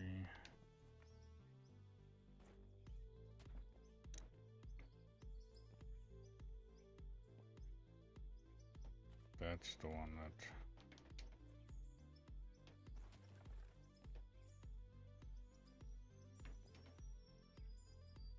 And the only reason that I'm placing them back there again, just to reiterate to anybody that's new in here, the reason behind that is these led down the tracks that bagger dug this out. So it followed this track, and in the process of doing that, dug everything up to the wall all the way down that way. So if I literally just follow my old tracks, then it should be easy to line up with this wall and go all the way back down that way, only dropping a tier down. So all I got to do here now is remove these, dig out this area that these are sitting on until they're at the level that this machine is sitting at. And then once I have that done and this area is dug out, then I literally just take these, place them a couple forward, and then go straight down to the level that these are on and set up tracks like that, only heading in this direction over here. It's kind of like using a speed square when building in construction. Actually, I don't even know why I removed them, because I'm going to end up putting them back again later. But so I'm going to dig, auto-saving. So I'm going to dig continuously in that direction until I hit that wall. Once I hit that wall, so this, actually I can continue on more of these tracks. So once I get this area dug out, or at least dug out to the point where I can get these to reach down to the bottom of this pit without it interfering, kind of like the spot that was over here, then I can continue that. So let me place these down now. 3, 1, 2. Yeah, okay, I did that right.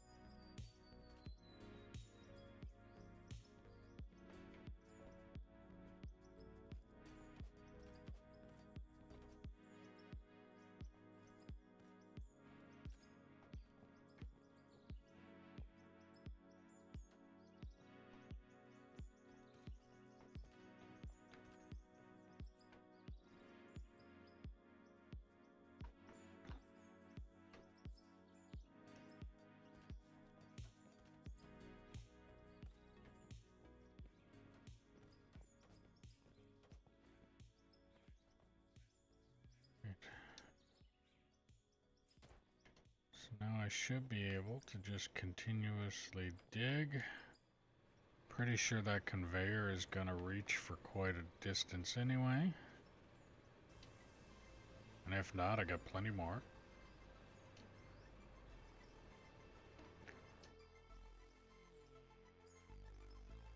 And that should be good there.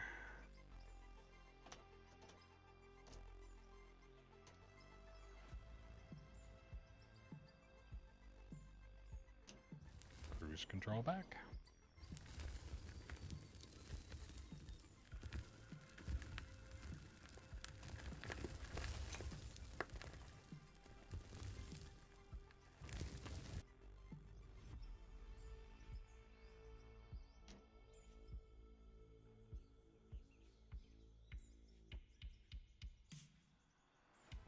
Now, as long as it doesn't start bouncing on me, telling me that I'm hitting the wall or anything like that, I should be good. I should be able to make that full swing all the way around.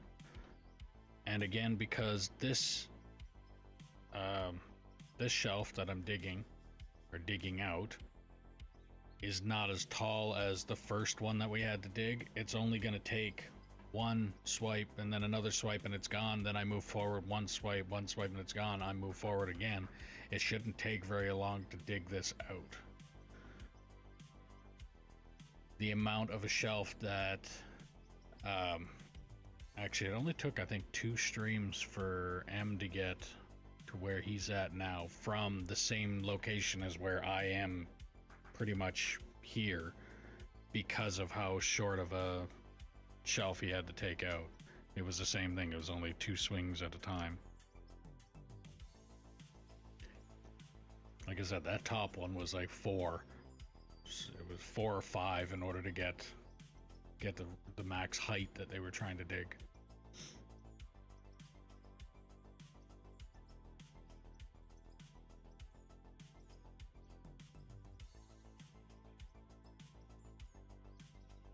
But yeah, I think it's gonna be too bad now. Shouldn't take that long.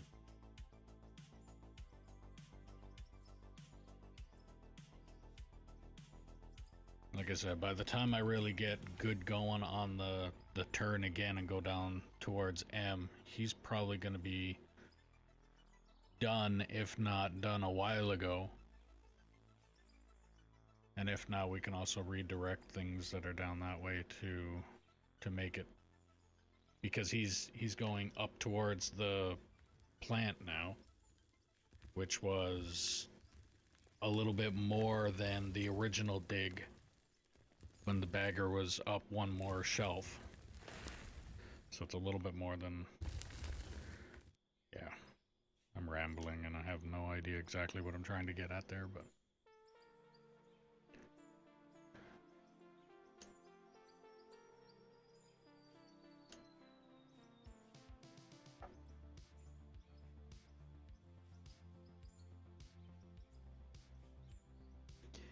so yeah, I'll finish this swipe. I'll get to about where the bricks are. Once I get there, then I know where that wall has to be.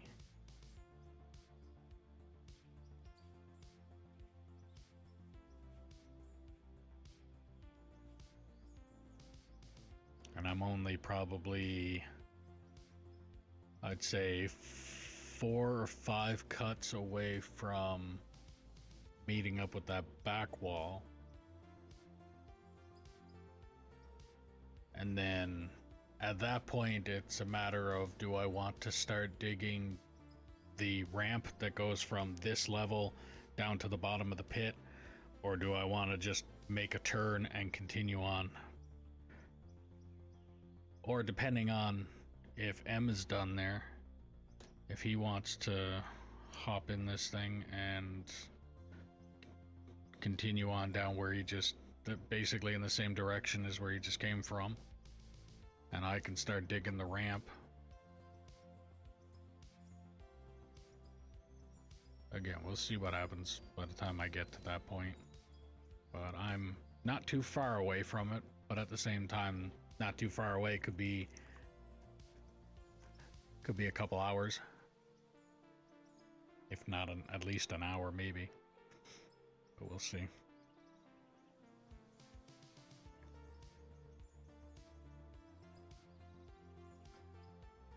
All right, am I still digging? I don't think I am.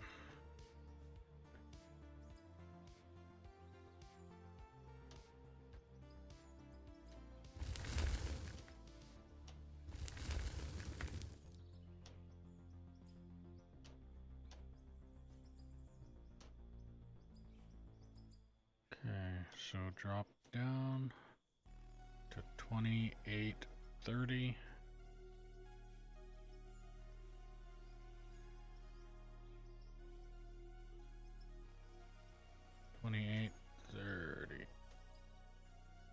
Close enough. And then turn that off. Go that way. 1, 2, 3. There.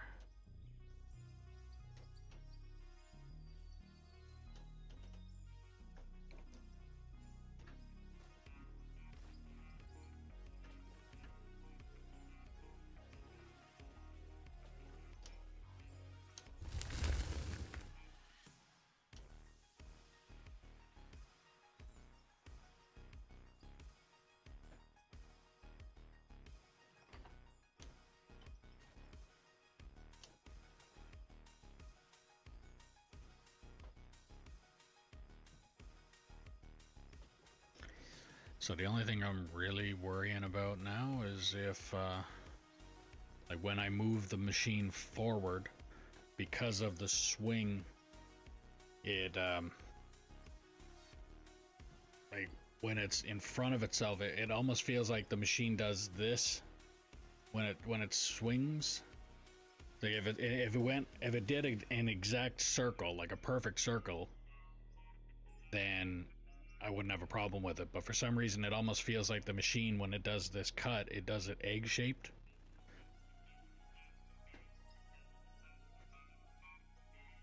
But it could also just be because of the way that I turned. When I turned it, I had to do the first couple cuts there to line it up, and then after that, it actually does cut in a circle. I'm not 100% sure how it worked. But right now it does feel like it's starting to do a bigger cut. Like it's starting to dig in deeper. And then when it's actually in the front of the machine, straight in the front of the machine, is when the cut is the deepest on it. And there's times that I've lined it up where that was actually too deep to the point where it wouldn't cut right. Or it would start bouncing around.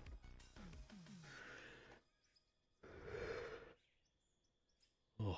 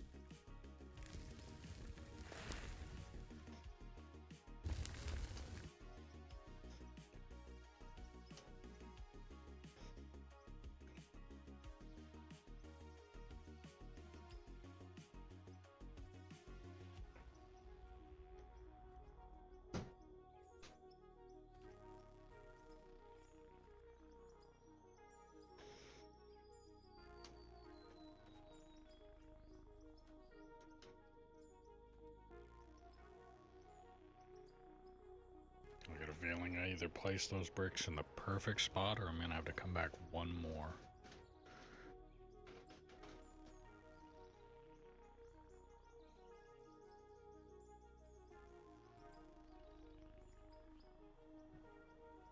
Actually, I got a feeling it's gonna be a couple more.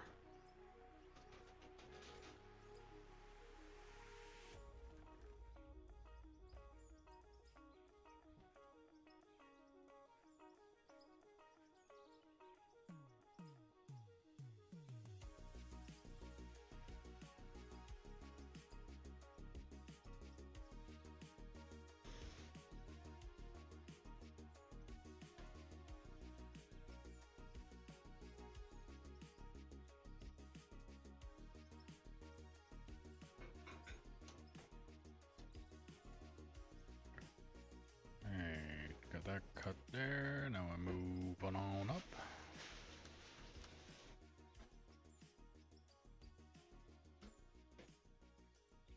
Like so. And then cruise control back. So let me set my...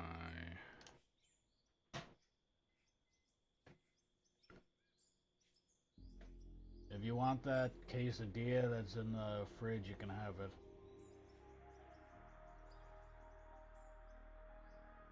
Hey? Andy? Yeah. You want that quesadilla that's in the fridge, you can have it.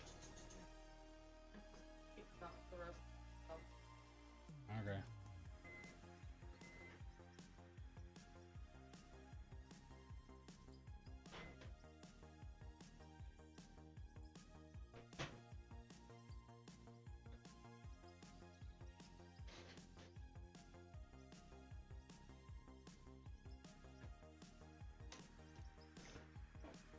Why does that not feel right?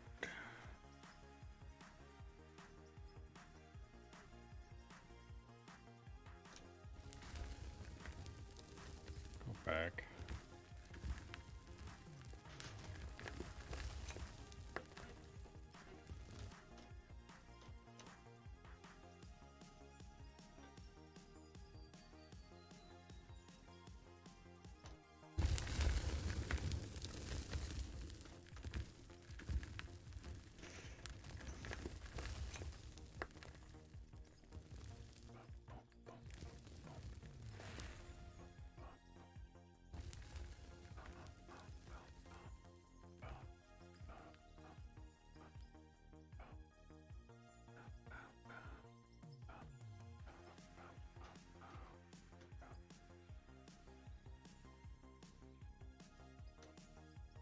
There we go. Let's try that.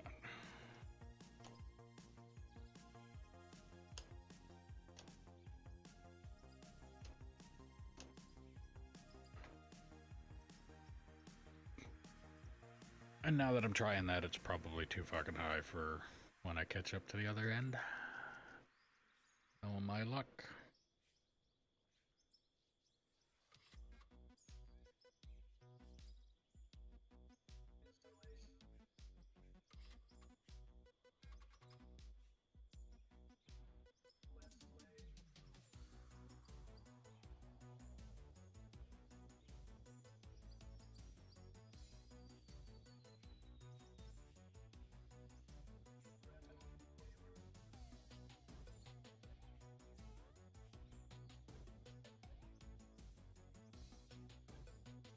Okay, good. Looks like it's actually hitting it.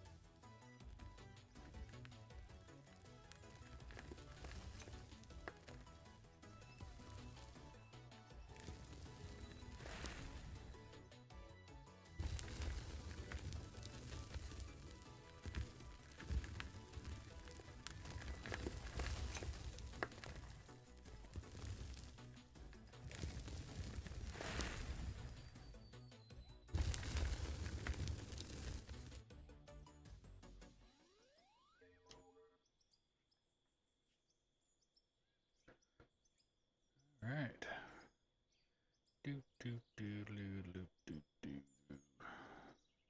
Just keep digging, just keep digging.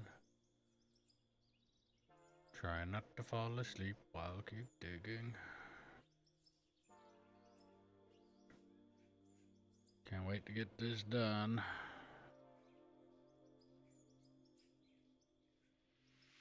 And I can go back to shovel and truck, and then I can be actually doing something. Because this just, even if I'm just holding two buttons or waiting down my keyboard to automatically push these two buttons, this is not. I don't like this machine. I like what it does, I just don't like the machine.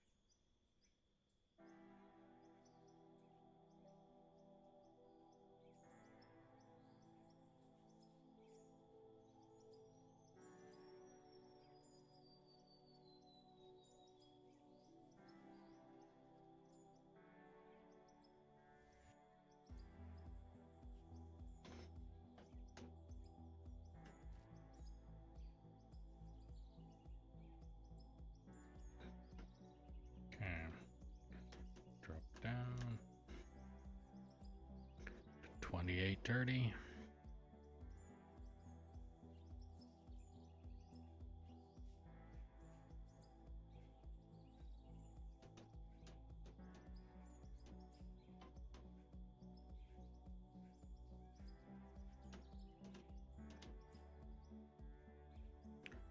And go forward.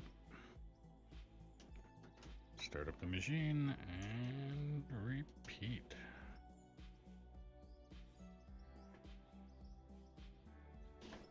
And I am just noticing it too. I'm sorry to everybody that has been watching the stream right now. It has been dark.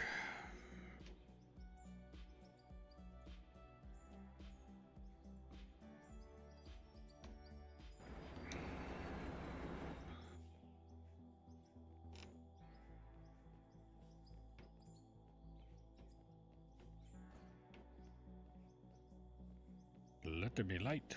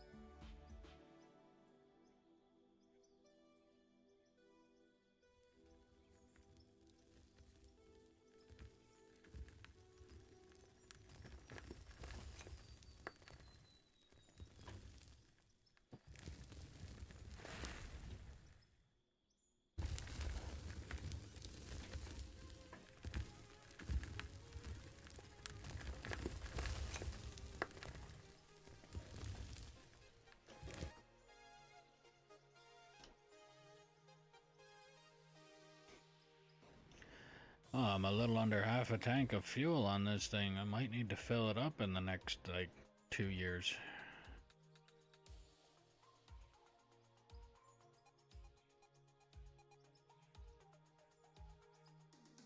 I only recall having to fuel up these machines once each. And I've owned them for almost a month now, and I think I've used them almost every day for the month.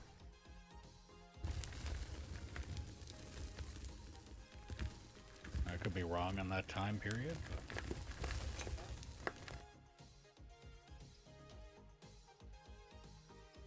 had them for at least 2, if not 3 weeks.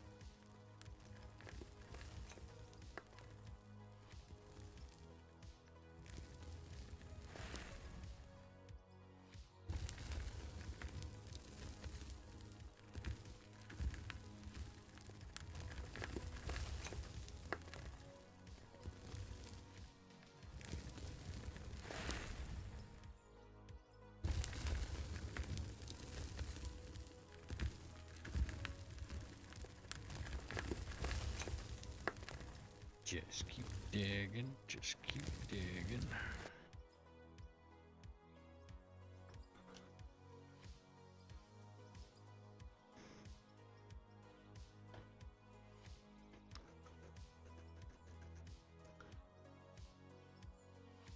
Hey, no mess. Still good. M's idea of putting those concrete slanted things on the hoppers is a good idea. Otherwise, I'd have a mountain of fucking mess over there if I didn't use them.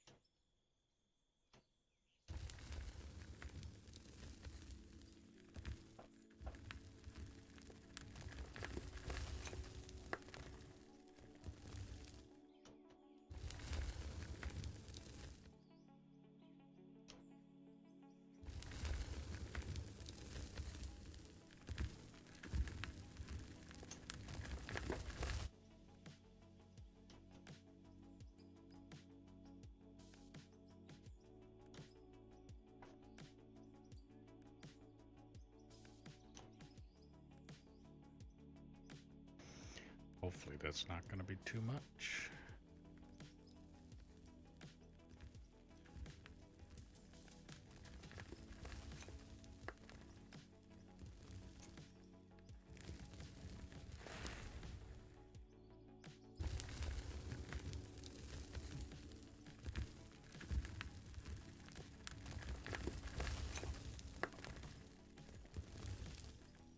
So if you're liking the stream, put what you're liking about the stream in the comments. If there's something you're not liking about the stream, don't hesitate to put that in the comments as well. If I don't know it's broken, I can't fix it. There is some things that are out of my control, and it is what it is with those, but if I can fix it, I will try.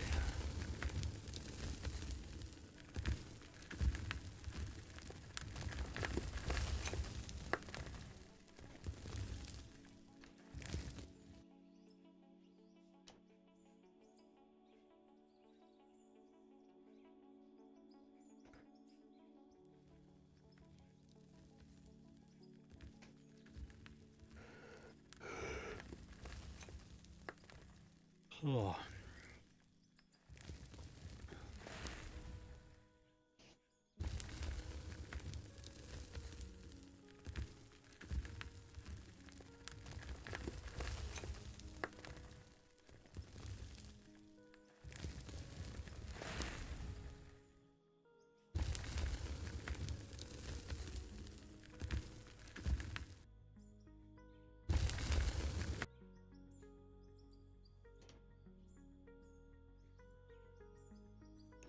I actually think I should be good to bring down one of the track lines. Maybe even the second one. Auto-saving. Alright, if you're new to the stream, don't forget to click that follow button, ding the notification bell, subscribe, do all the things you gotta do depending on what platform you're watching me on. If you're on Twitch, don't forget, if you have Amazon Prime and you link your account, you can get a free subscription to your favorite streamer or me. If you're on YouTube, don't forget to give it a thumbs up, like the stream, it helps the channel out a lot. If you want to help out the channel a little bit more, there's a link in the description below for merch where you can get stickers, mugs, hats, shirts, sweaters, jackets, backpacks, things like that. Every little bit helps and every little bit is appreciated.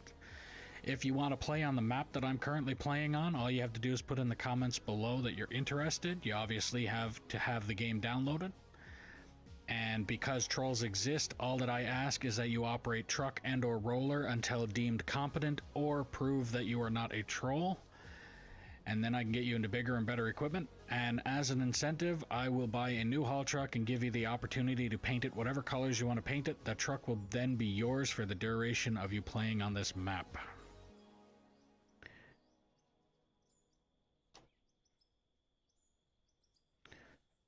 Now back to digging.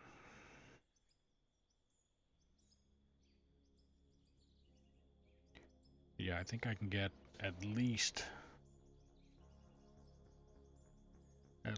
one more one of those tracks brought down.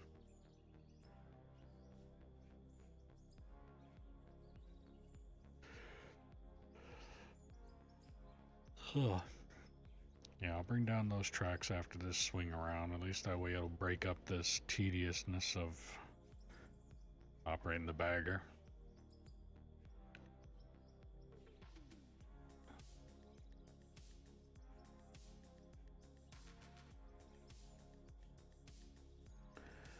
And then once I get the bagger close to that pivot point, then I'll go through the even harsher tediousness of trying to turn the hoppers so that they'll actually reach underneath this machine. I need to go up and remove that satellite dish to put it back up towards the city.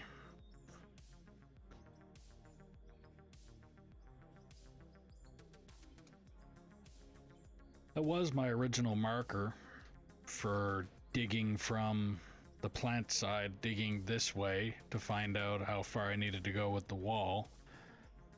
And then once I got that corner dug out, I ended up turning the machine around, driving it the other way, cleaning out the other corner that M is sitting at with the big bagger now. And then after we dug out that section, then we took this, dropped it down a tier, dug my way as he also dug another shelf down. Like we're pretty much doing this only as we're going all the way around, then we drop down a tier, and then we go all the way around, then drop another, and then go all the way around. Oop, lost my cruise control again. Almost at the end here. I think I can manually hold the button down for this.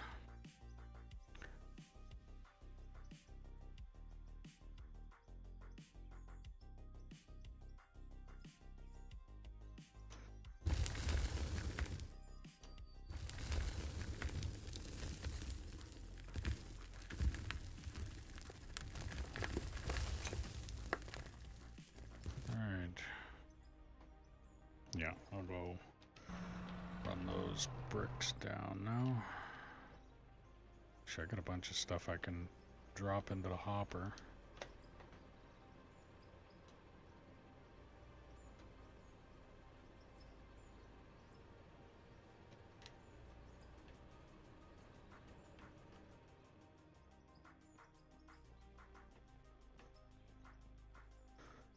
Yes, I'm running.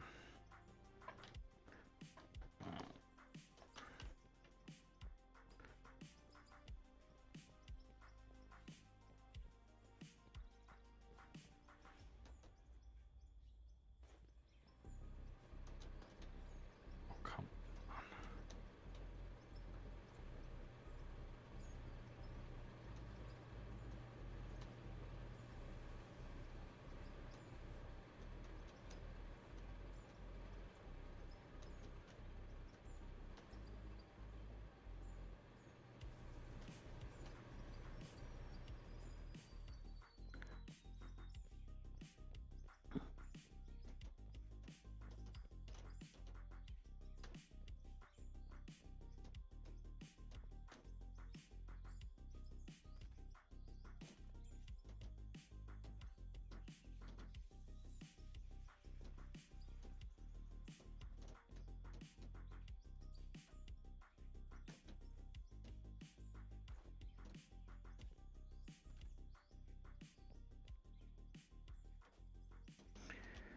Fucking game.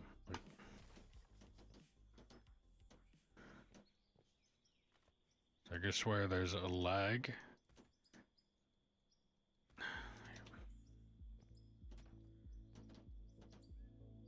I click, and then click.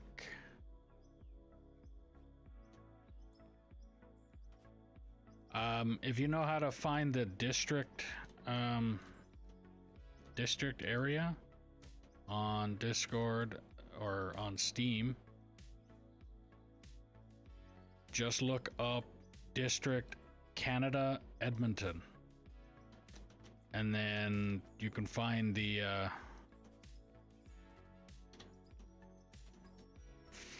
server there.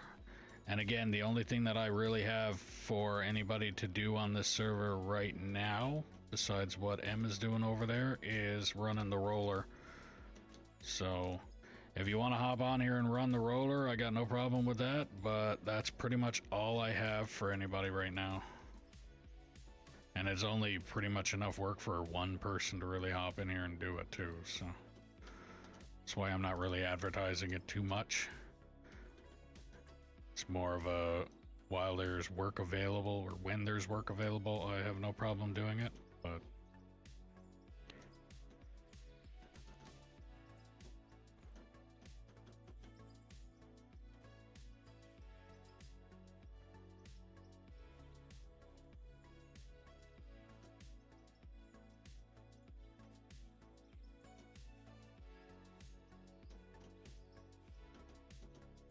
I do appreciate the offer.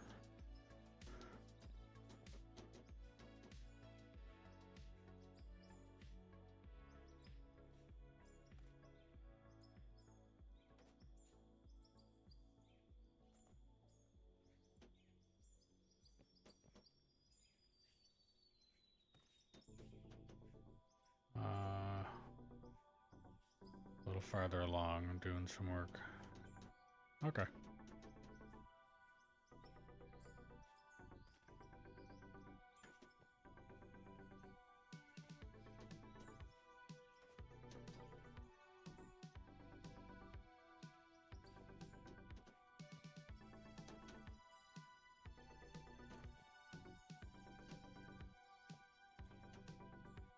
Yeah, we're definitely lagging again.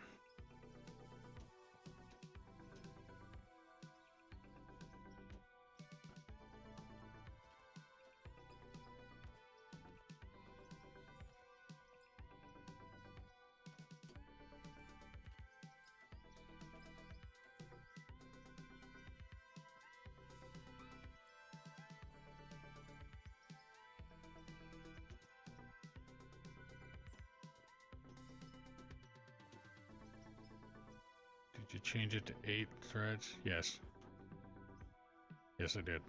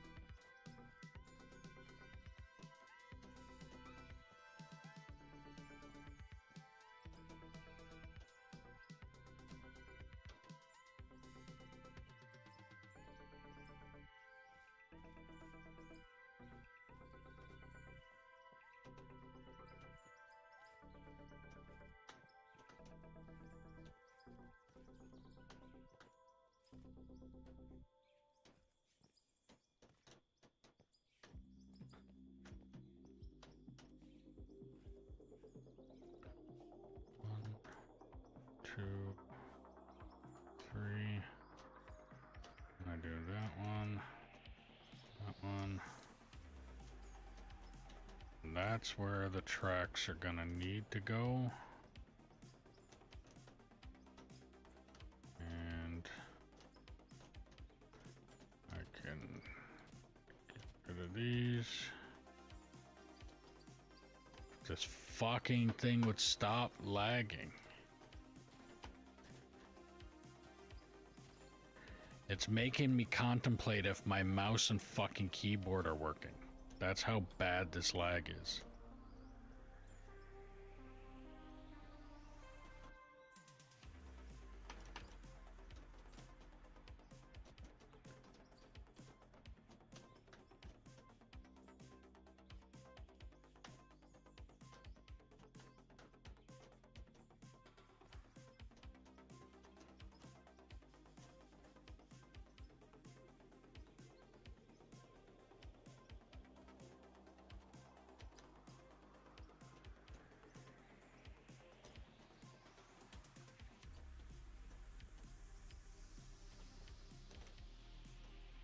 Really? Oh, why did I have to adjust the fucking jumping? Why did I have to purchase the jump height? I guess I was set way too much on it before, to the point where now I'm unable to jump properly. You know you can go in and hit reset, right? Yeah, I know. I just, yeah. If I got used to it before, I can get used to it again.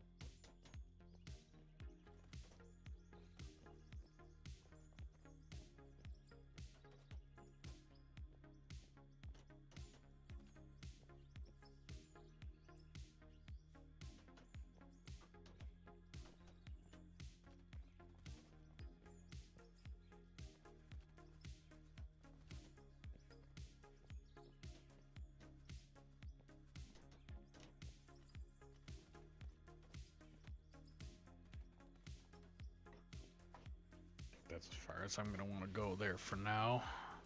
Because that bucket wheel is gonna want to come down here. And no, my luck, that's probably even still too close. But besides that, this is the track that I'm gonna want to go in.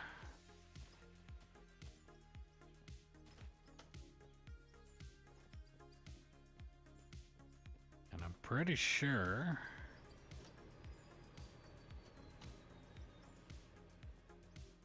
no, I got a feeling I'm gonna need to put one more hopper on the end of that before I can before I need to do the turn.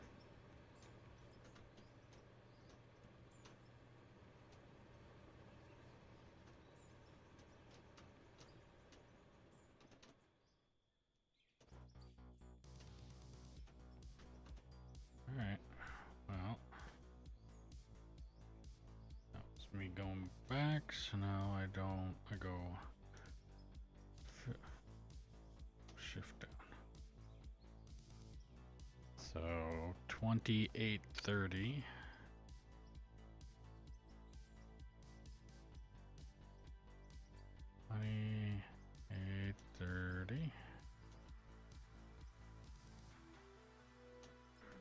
There.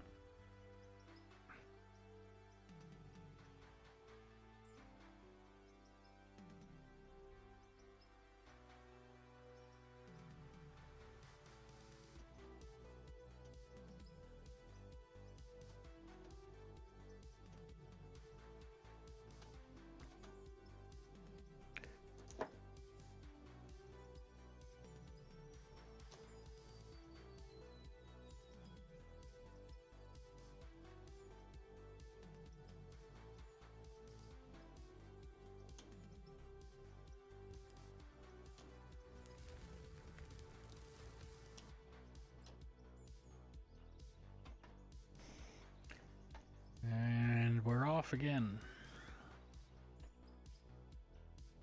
But yes, Lord, I did change the thread count to 8.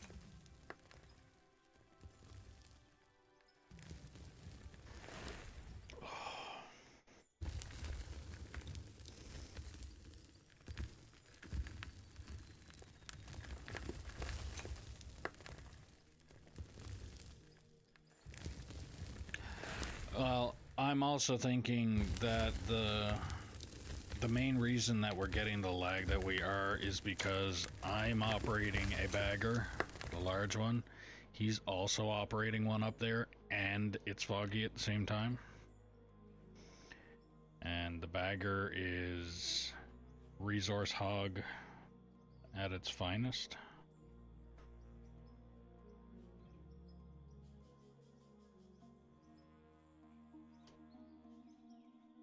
I just don't know why the fog has to be here. Like, it... Every single time I reset today,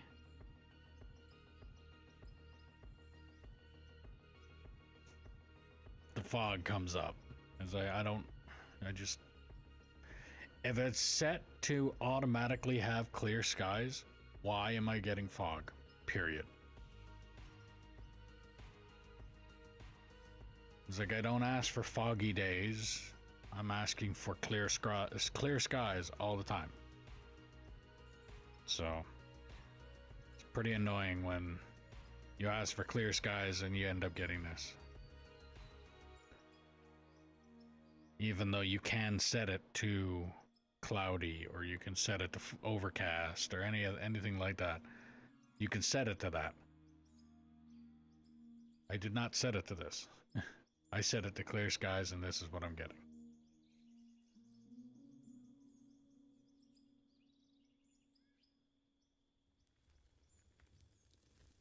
Yeah, I know it. It does clear itself up after a little while. It just takes too long for it.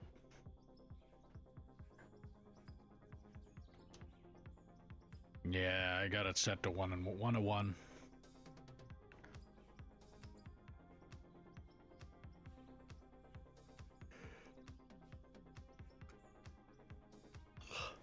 It's bad enough that I sit here at nighttime for way too long. If I set the time to whip by, then I'll end up doing that more often because of it. So I'm better off having to deal with the fog for a little bit and then. Okay. I think I'm about to find out here if I put them too close or not. But I don't think I did. I think I'm safe, I think.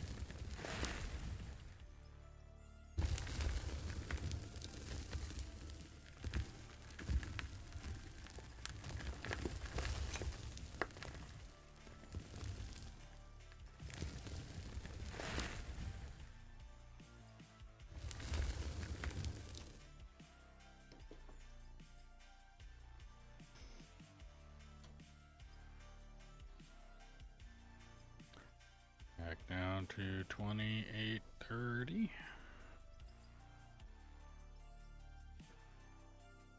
2830.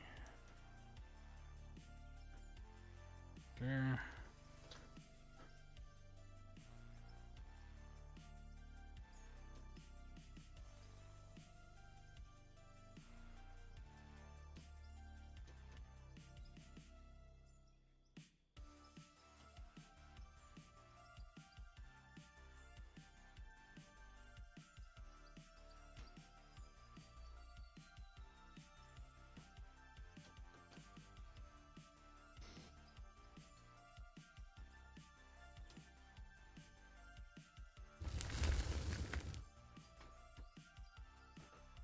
Auto-saving. Alright, if you're new to the stream, don't forget to click that follow button, ding the notification bell, subscribe, do all the things you gotta do depending on what platform you're watching me on. If you're on Twitch, don't forget if you have Amazon Prime, you can link your account and get a free subscription to your favorite streamer or me. If you're on YouTube, click that thumbs up button, it helps the channel out a lot. If you want to help out the channel a little bit more, there's a link in the description below for merch where you can get stickers, mugs, hats, shirts, sweaters, jackets, backpacks, things like that. Every little bit helps, every little bit is appreciated. If you're wanting to play on the map that I'm currently playing on, all you have to do is put in the comments below that you're interested, and I'll get you the server info. All that I ask, because trolls exist, is that you operate truck and or roller until deemed competent or proven that you are not a troll. Then I can get you into bigger and better equipment. And as an incentive, I will buy a new haul truck and give you the opportunity to paint it whatever colors you want to paint it. That truck will then be yours for the duration of you playing on this map.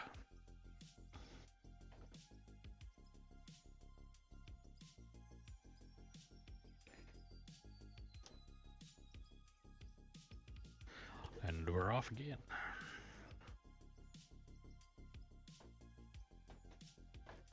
Oh.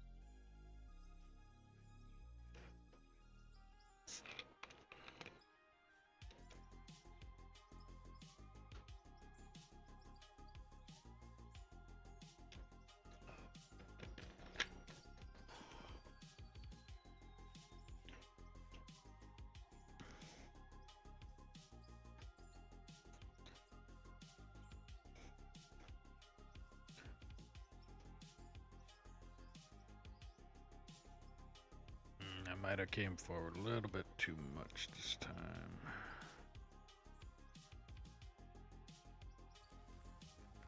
Oh, maybe not.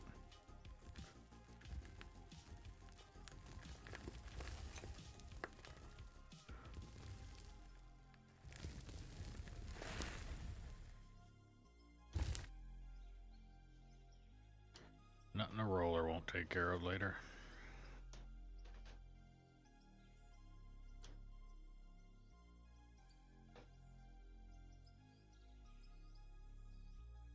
Nah, maybe a loader is gonna have to take care of that one. That is a bit more of a rut.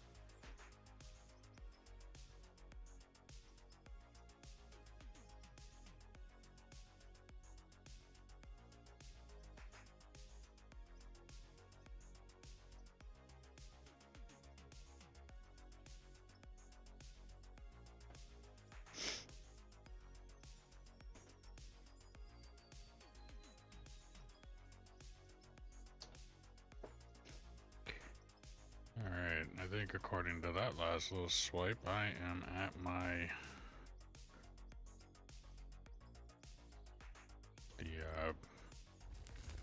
basically the turning limit. So at this point in time, I'm going to be cutting straight into the wall now instead of...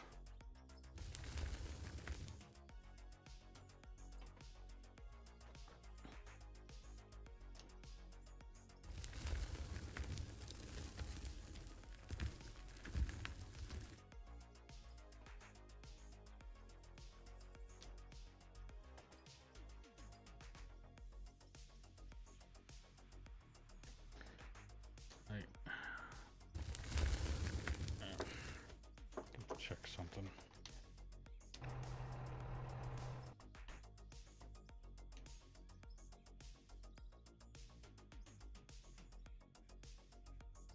Preferred weather, clear skies.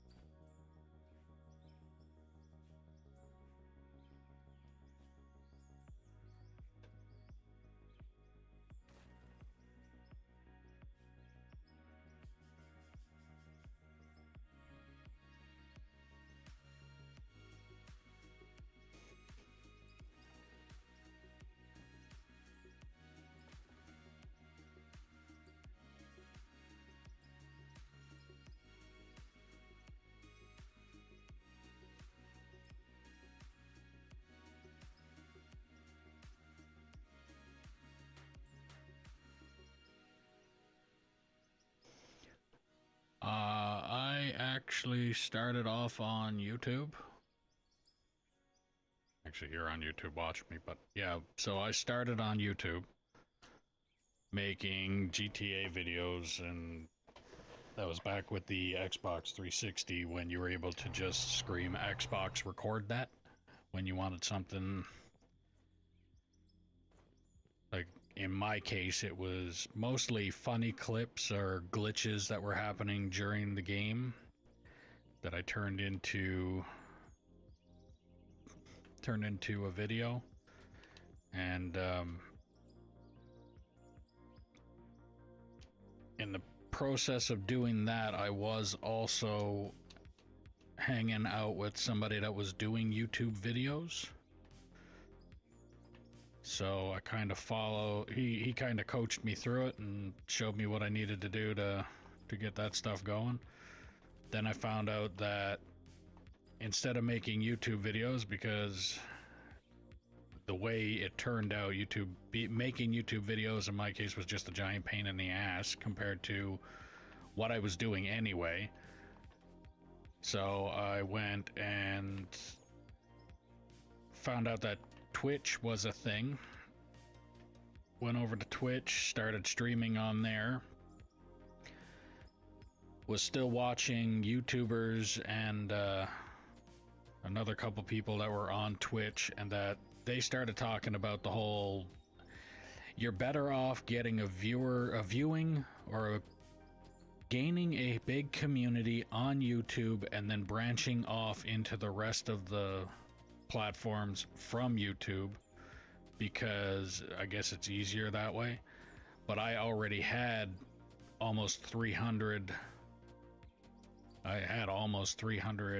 followers over on Twitch, so I'm not just gonna drop that. I'm gonna keep that and just keep streaming on there. But found out that I was able to switch from Streamlabs OBS to just OBS Studio, I think is what it's called. And I'm still able to multi-stream on that platform, and it's just as easy. So, yeah, I'm streaming on 3 platforms right now. 2 of them are arguing with each other. You can guess which ones those are, with I'm being on Twitch and their arguing competitor, Kick. And I'm also streaming on YouTube.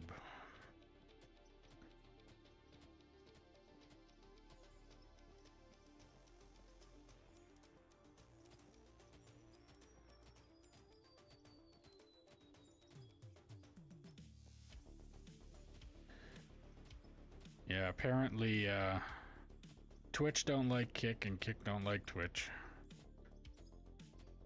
As far as I'm concerned, both of them have their own issues, and I really don't care. If I have a platform that I can possibly make a living off of, then I'm going to pursue it. And if one or the other platform doesn't like it, then I'll just stop streaming on that platform. It's very simple.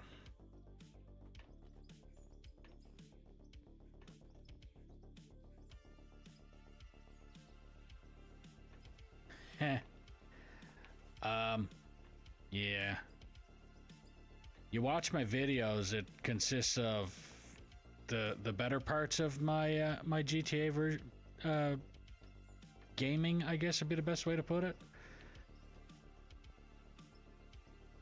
The thing is, when you're making those videos, there is ways that you can kind of filter yourself, I guess would be the best way to put it. But when I was playing that game, most of the time, I was blaming most of the problems on the actual game itself. It didn't even actually have anything to do with the people that were playing on it. It was mostly the glitches and bullshit that was being caused by the game developers and all of their crap. But I was also playing it on, I guess the best way I would put it in ARC's relation would be official servers, where Xbox 360, Xbox One, I was playing it on online with the regular game itself. I never had what the RPers are using now, where you had to fuel up your car and all that kind of shit. I just had the bare bones game. I was playing it, and anything that happened funny or otherwise, and 9 times out of 10 what happened that was funny was because the game glitched and I happened to catch it on a video, like spawning in a helicopter and poof, it's half in a building and half out of a building. You get in it and it starts flopping around like a friggin' fish out of water. So yeah, I have that on video. Called that video Heli Sim 5000 because it literally looked like a fucking bad arcade game. I had another moment where just driving down the road and all of a sudden my bike actually caught fire, and it's not like the bike was close to catching fire. It wasn't smoking or anything like that. It just went poof on fire, and it didn't make any sense. So I turned that one into like a Christmassy style one where Santa had some rejected basically what are they, discontinued recalls.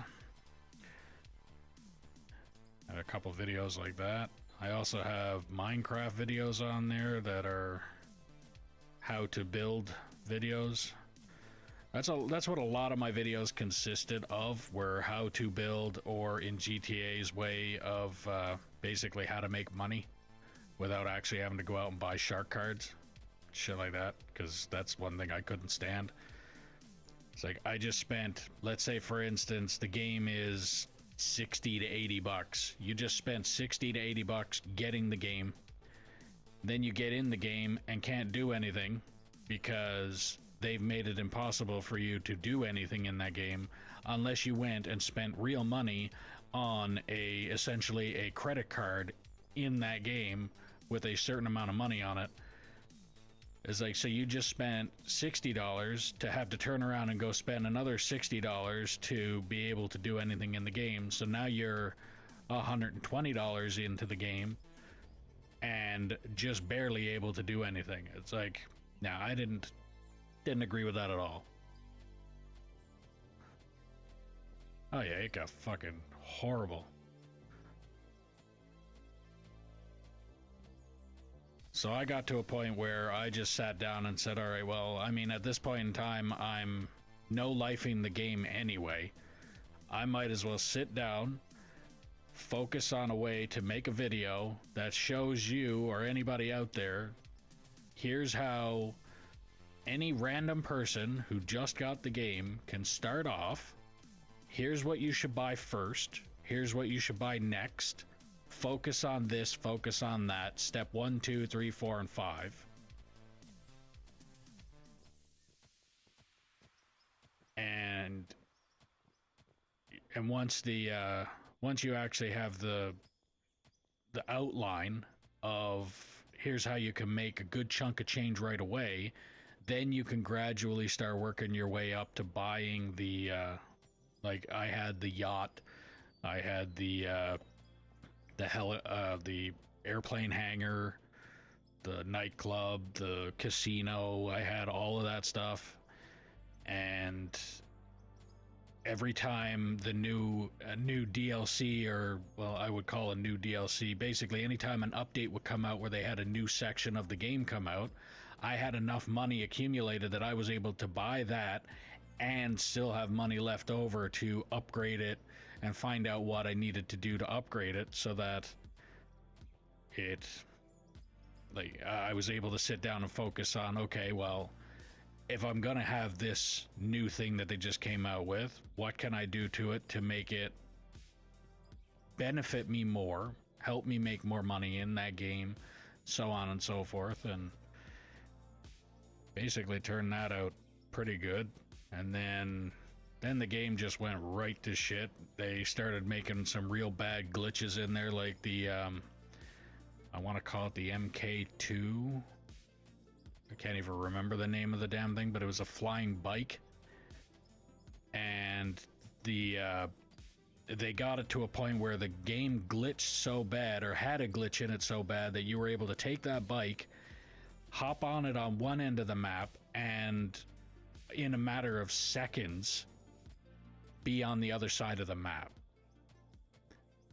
to the point where like the missions that you had to do, where you'd see it, yeah, you'd see it on the map. It would come up being like, let's say the motorcycle crew, so and so's motorcycle crew is doing a mission, and then all of a sudden it pops up on the map, and then as soon as it pops up on the map, you get 3 of those bikes show up right next to you, blow it up, and then like complete waste of time. So it got to a point where the glitches and the hackers got so bad in that game that the developers had to literally come up with a way that you could play that game essentially offline, and it wasn't really offline, it was you could have your own friends in your own server on that map, or on that game, to the point where you were actually able to do missions. I don't think you got as much RP for the missions if you played it on that, but you would still get the money from it, because there was people that were talking about it so bad that it's like, okay, I can't get onto that game to do anything. What is the point in me playing this game if I can't do anything at all in this game? So then the game developers are like, oh, well, people are finally complaining about my game that they're not playing it anymore, so, and the way they look at it is, if they're not playing it anymore, then nobody is going to buy the shark cards, because that's apparently the only way that they make any fucking money in that game. It's like, so if nobody's going to play it, then we're not going to make any money, so now we actually have to start doing our fucking job, get on the game, figure out how to try and fix this, or try and mitigate the damage that's been caused, because clearly they don't want to actually just sit down and fix the fucking glitches and take care of the hackers. Heaven forbid they do something like that. Like, no, I got no patience for the Rockstar devs. None whatsoever. I think every single one of them should be smacked up the side of the head with a fucking brick.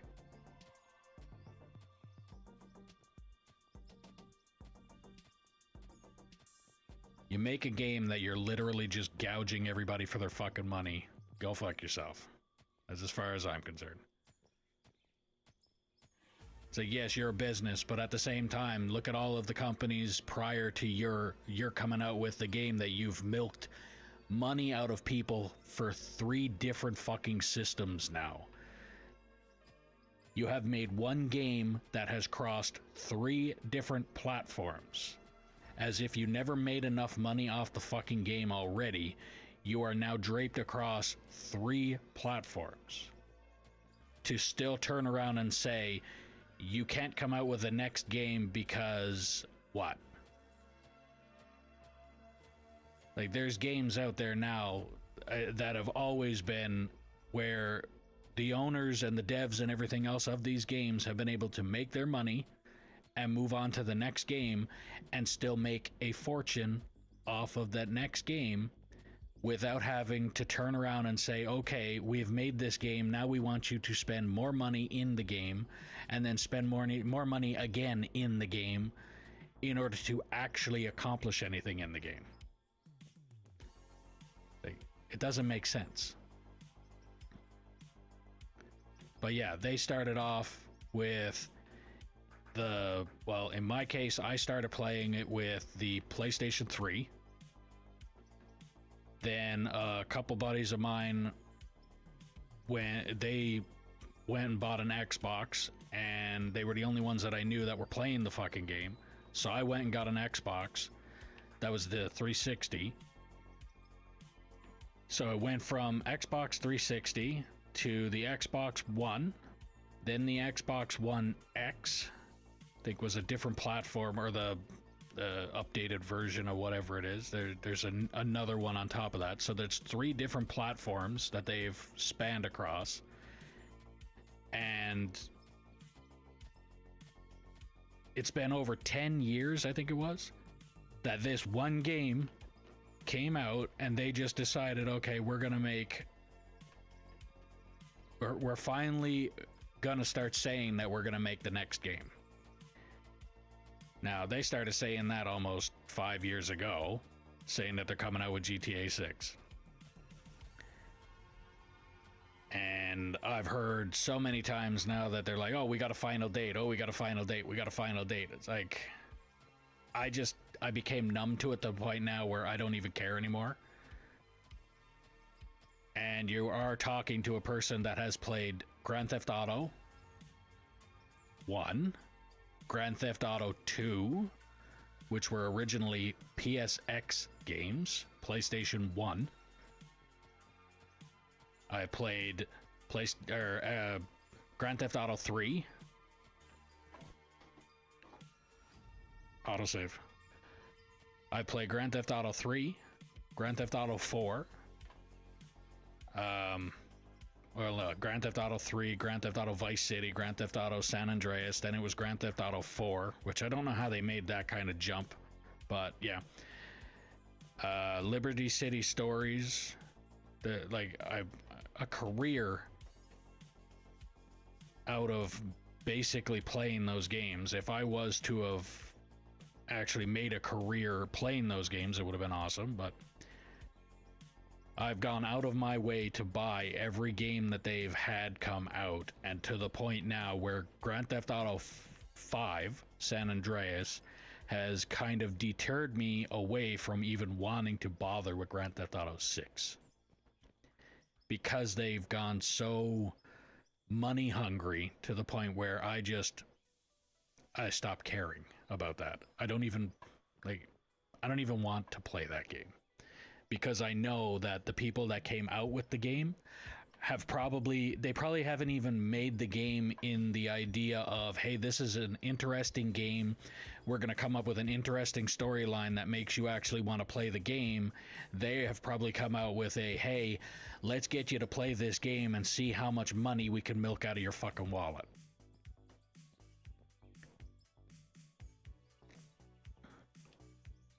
Like, that's the only thing that I can come up with them now. Is they're not even making the game anymore with the concept of, hey, this is a video game that might be interesting for people to actually want to play, get lost in, enjoy the storyline or whatever. It's gotten to the point now where I literally think they are only coming out with the next game because so many people have complained about the fact that GTA 5 has been out for this long that they have to come out with the next game, and now they're like, oh, well, let's hurry up and get the next game out because there's too many people complaining and we're just losing customers at this point. It's also kind of the same reason I stopped playing World of Warcraft. They turned out to be pretty much the same thing. It's the, hey, let's see how many little kids we can get to come and play this game, so we're going to make it as easy as possible for them to play the game. And the people that were veterans playing the game, that were learning everything, the way it was supposed to be run, how to play your character properly and all that kind of shit, turned out to be a complete waste of time now, where you can literally go in and, what is it, Raffle Mao was the term. It was the roll face on keyboard done. Like, play your character, slam your face on the keyboard, and look at that. You managed to either tank an instance or fucking out DPS everybody out there.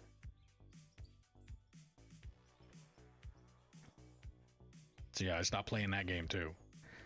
When the game developers just take the easy route to see how many people they can get in there, instead of actually thinking about the veterans that would go out of their way to tell people, hey, come play this game because it's a good game. Come play this game because, hey, in some cases it's come play this game. It's actually a hard game to play. It's difficult. It's worth the challenge.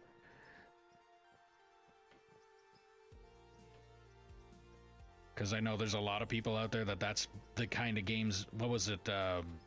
One that they just came out with recently, or not recently, but recently in my brain. Was it Elden Ring? I think that was the one there that they came out with a little while ago, where it apparently, according to a lot of people, is a fucking nightmare of a game to play, because you have to be like very precise at what you got to do to play it. It's like, those are the kind of games that people are wanting to play now. It's the ones that you actually, it's not just given, like, the game is not just given away to you. You don't just go in, spend 2 hours, and then you're like, oh, okay, well, game's complete.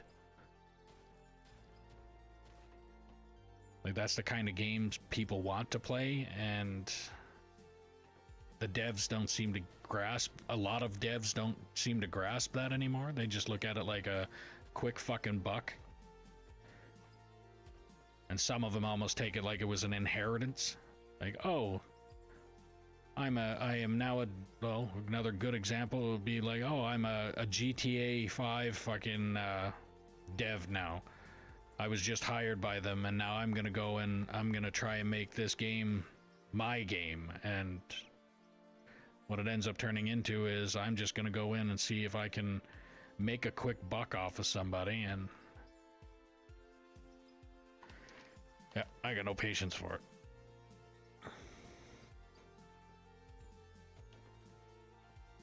Now, don't get me wrong, I'm also the kind of person with a lot of games, I'll play it on easy to see the storyline of the game. If there's a campaign, I'll play it on the easy, but then GTA 5 actually would be another good example of that too. I would play the campaign on an easy for the is it the game released in 22? Oh, Elden Ring. That's the game I'm talking, if that's the game you're meaning. It's basically a third person going out and attacking bosses that apparently if you don't kill the boss still gets stronger, that kind of stuff. Like, it's a nightmare of a game, and you have to do a lot of the stuff involved with that game is parrying, and you have to parry on at a certain exact time. If you don't parry at that time, you're dead. That kind of shit. Or you can only get hit a couple times and then you are dead. There's no leniency. But yeah, I'm pretty sure it's Elden Ring. Got a lot of positive. Yeah, I know that game. And again, the reason behind it is because the people that play it, they didn't play it because it was an easy game to play.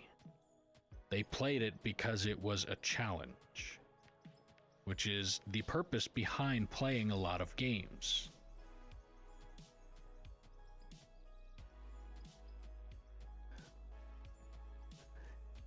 And Elden, again, it's not a game that I've even played. I've watched people play it, and I've listened to people talk about how the game is played. And that's what they're all talking about, and I agree with 100%. It's I didn't buy the game to play the game for its easy value. I bought the game to play the game for its challenge. The challenge behind it. This game, I bought this game because of the, I guess, the real life relating and the fact that I've been in this type of work. I'm also the kind of person that when I played a lot of MMORPGs,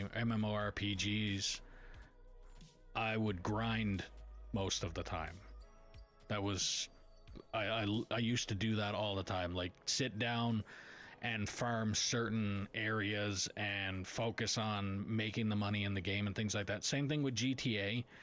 I would farm the storyline or the missions and things like that, because whichever one was easiest or whichever one would get me the most money and stuff like that, I would focus my time on that. Same thing with this game. It just seems to be if I can sit down and focus on something and not realize how much time I just spent, turn around and go, oh look, there was 8 hours and it feels like it was only 1 or 2. Those kind of games I love. That's why I love this game. I can sit down and play this game for hours on or off stream and not have a problem.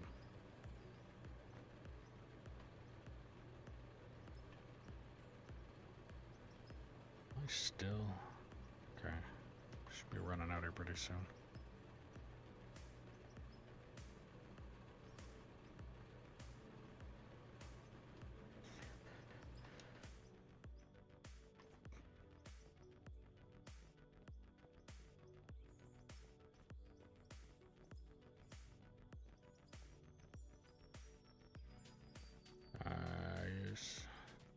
sat down at 21 and it's 4 a.m.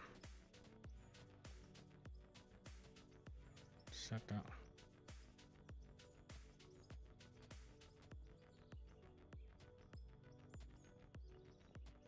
Yeah, so far I don't know what the 21 and it's 4 a.m. part. I understand the 4 a.m. but I don't understand the... Yeah. So like right now I'm almost 9 hours into stream and it does not feel like I've been playing this for 9 hours today. Feels like I've only been on it for maybe 4.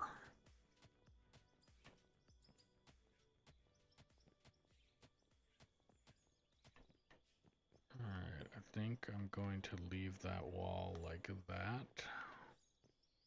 Just gotta get a roller in here eventually, and I'm also going to want to hit this with probably, as much as I don't like the dozer, I'll probably hit it with the dozer. Try and get that ramp to go down. Although I'm gonna have to get a good chunk of this taken out of here. I don't know. Let's see. But yeah, this is one of those games that I can play on or off stream, even though at this point in time I don't see any reason for me to play it off stream anymore. If I can be on here doing any of this and still have somebody watching me and possibly getting me any kind of any kind of views, then why would I want to do that? It's essentially like working for free. Do it offline and working for free. If I'm online, I can, even one view gets me, let's say 30 cents, then that's 30 cents that I wouldn't have made if I was doing it offline. So why would I do that?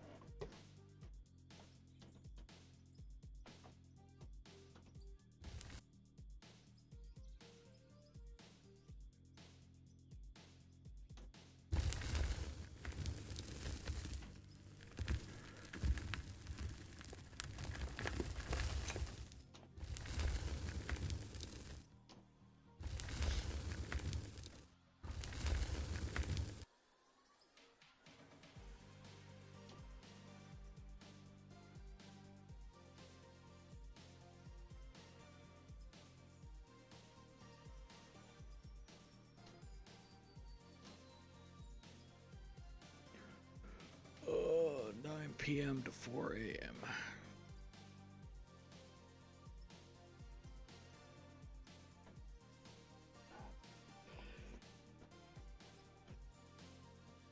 Oh, yeah. My usual stream time is 11 Mountain Standard Time till whenever I decide to end it, but a lot of times I try and do 8-hour streams. Like right now I'm on 9, but I've also the last few days have been logging off earlier. Either lack of sleep or fucking headache, migraine, sinus headache, tension headache, all of the above at the same fucking time. So the last few days I've been ending stream a little bit earlier. So today I'll probably do a 10-hour stream. So right now I'm on almost 9. So I got probably another hour left. Unless, of course, I get right tied up into something else, and then you never know. It's not the first time I've done 12-hour streams, and if I get right into something and I don't have anything planned the next day or whatever, it wouldn't be the first time I've done more than a 12-hour stream. If you go and look at my fucking World of Warcraft streams, if you can, I don't even know if you can, but there's videos on my Twitch, if you can see them, that my World of Warcraft streams were fucking a lot longer than 12 hours. I can guarantee you that.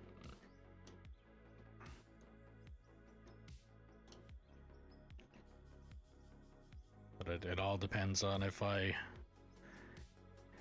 get into it or not.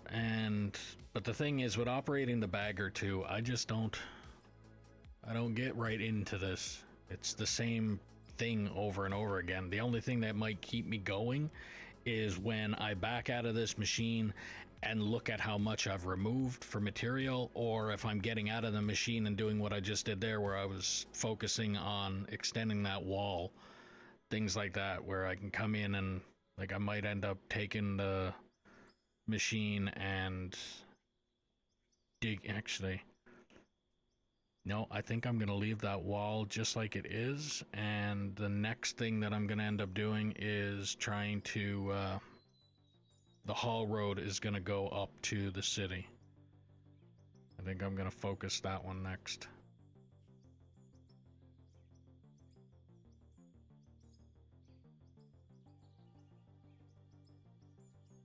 But I am also going, because I'm doing this swing back this way from the top, I'm actually going to drop it down to the 2830 on the backswing, and then I can focus on driving ahead just enough to the where I can actually do the cut without leaving a giant gap and needing the loader to come in and clean it up later.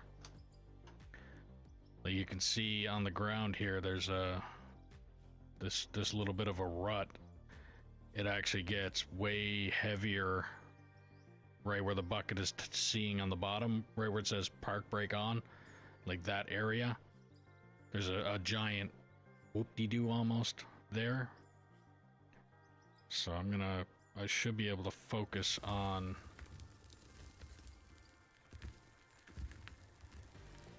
not having that happen again on the next run around, because when I drop down and move ahead, I can move ahead just enough to where the bucket's just gonna start cutting, and when it gets right in front of the machine, when it feels like it's extended at its fullest, it's only gonna cut out enough instead of big chunk. And what I just said, if it makes sense, it makes sense. If it doesn't, it doesn't. Basically, if you know, you know. If you don't, you don't.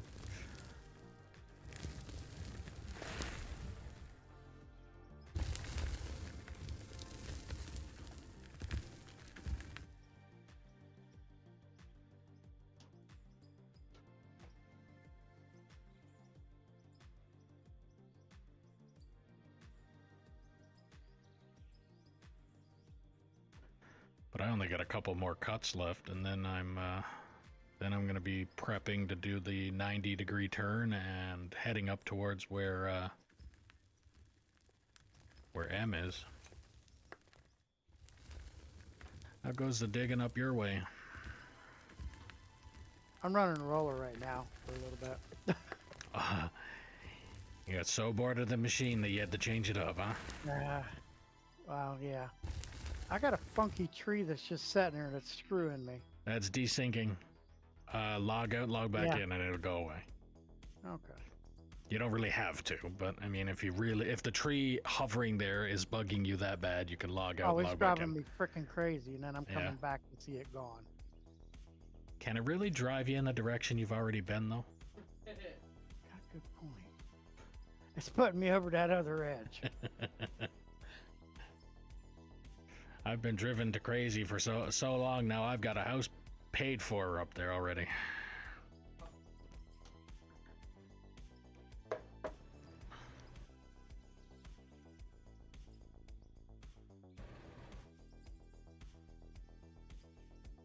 You ought to go up there and take a look at that. It's looking fairly good up there, getting a good bit dug out. If I wouldn't have had to spend so much time where someone screwed up and, got a bunch of dirt everywhere. Yeah, such a person would do something like that. Yeah, I know. Then, of course, the setup. Yeah, the prep work is the biggest pain in the ass, and that's kind of why we're still in this situation, is because of how much prep work we've had to put in. Like I said, we're going to be flying through that pit once this is done. Oh, yeah. Because now we know how to set something up so we can use it twice, possibly 3 times.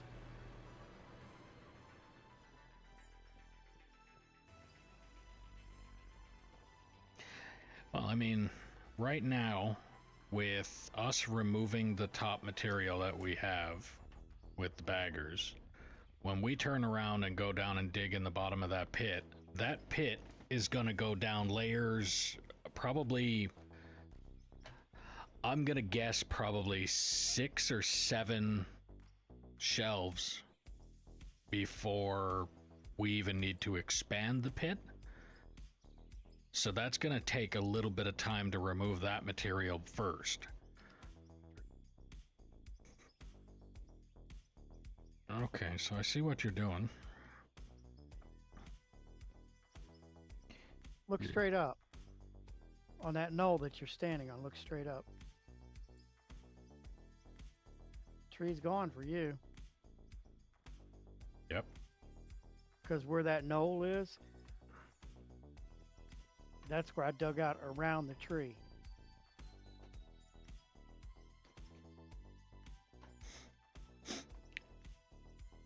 You dug out around it? Yeah. You mean when, even if it was desinking, or not desinking, and that was a tree, you could have just took out the dirt underneath it and it would have fallen down if that was the case? Nope, it didn't. The machine was bringing up on the tree? Or... It would stop it. So the same height as what my bucket, the spinning wheel is now. The bottom tines is where the bottom of that tree was, right above us. Oh, okay. It was like right here, straight up. Oh. So I'd swing to one side, go up and over, and swing to the other.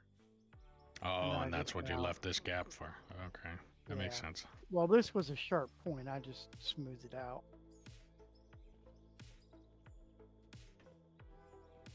Kind of like how you got this little tiny garden patch over here.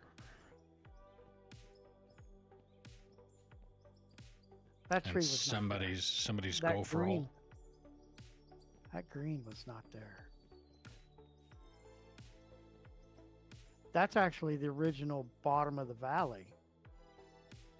Yeah, this is where Bear decided to go for a little excursion to... I'm gonna actually go find out exactly what he might have found down there.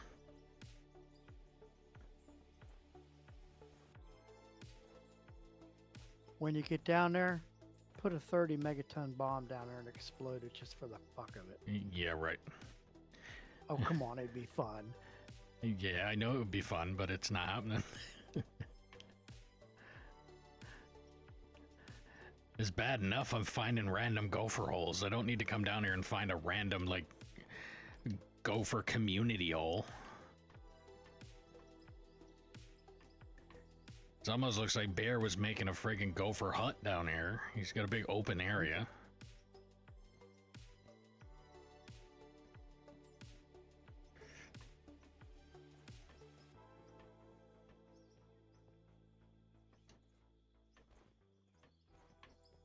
Are you coming back up? Yeah, hold on a second. I gotta hop in the machine that you're gonna be driving.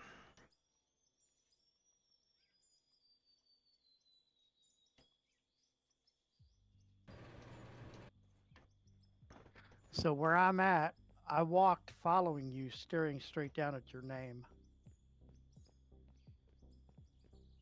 Okay. And this is where you stopped and turned back around. Yeah, so I got a feeling that I'm gonna end up with a giant fucking gopher hole when I get up to that point. Because I don't think he dug down a little above the area that I'm digging, and knowing my luck, he probably didn't dig way below it either. So I got a feeling I'm gonna be taking that bagger and cutting halfway through that hole that he has there. And it's not like I could bring a manual GPS down there by hand and say, this is the height that I'm at.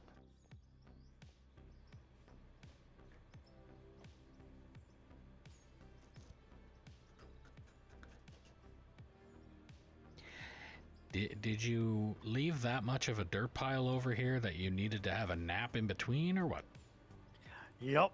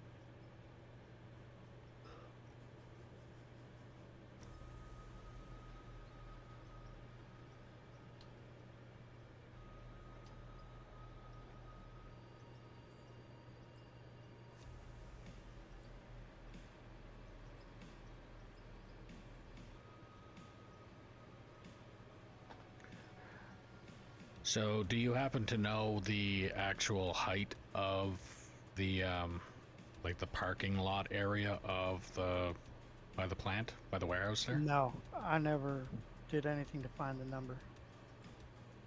Okay, I'm just hoping that you didn't gouge down too far then. Don't think I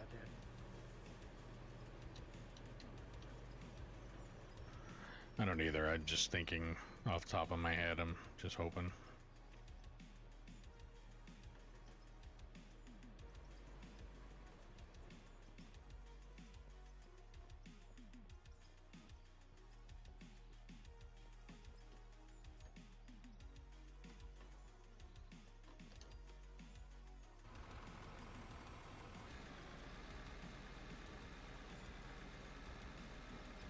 Let me write that down.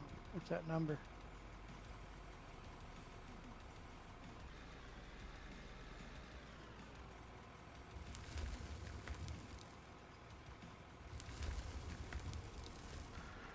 Height is 2,586. Okay, I wrote it down.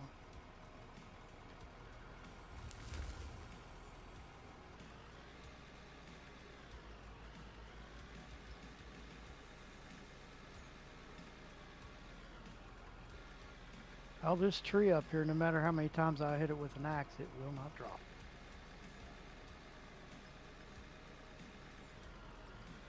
Sounds like you're having some major desync issues. Either that or, again, I've seen it before where if you're aiming, you have to aim at it perfectly. If you don't aim at it perfectly, then it's not gonna take the tree down.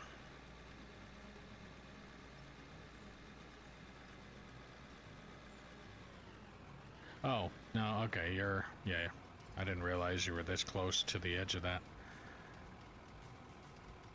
Yeah, I could just look right here and tell you that you're not at that level. Oh no, my number up there is 5,000. Yeah, up there, but when where the roller is, Yeah. I wasn't looking over by the parkade when I was looking at the roller and thought when you gouged down whether you were down too far or not. I didn't realize how close you were to the parking lot. But the parking or the where you gouged down 45? is 3,190. Okay.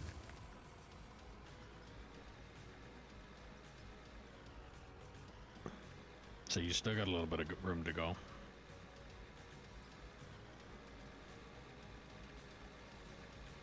Because way down here is the level that you have cut. Oh, down there, yeah. I wouldn't want to cut all of the.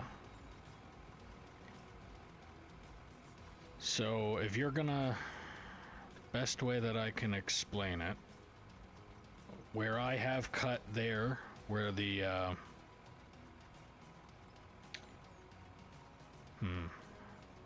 Yeah, so I'm pointing out essentially the wall. Like my bucket is hanging over what would be the wall to me. Okay. I want the haul road to keep a wall all the way around it.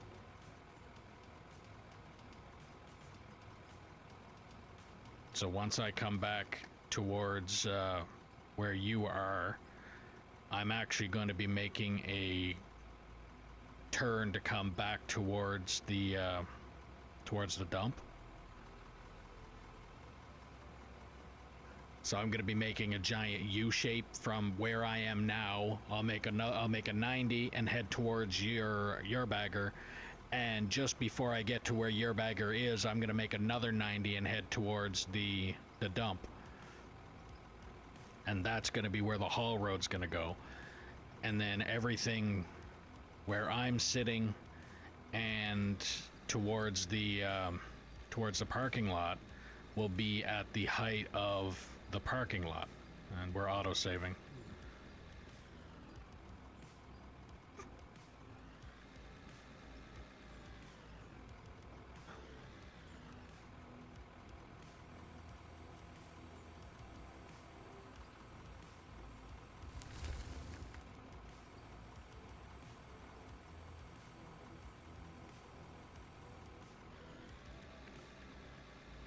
place the drone into the wall, you can see all the tunnels that are made. Yeah, I am afraid to do that right now, honestly. With how many times Bear decided to go on a little excursion and dig all of his gopher holes.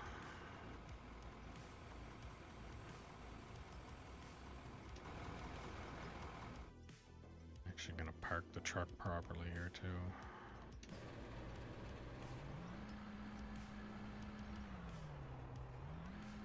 Take that for a ride up through there. There's a road all the way.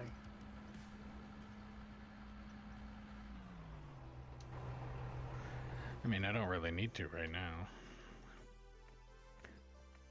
But, yeah. But the only reason that I don't need that to be a road all the way up there anyway is the fact that everything that you're sitting on is going to be dug out. And I would say down to the level of here, at least.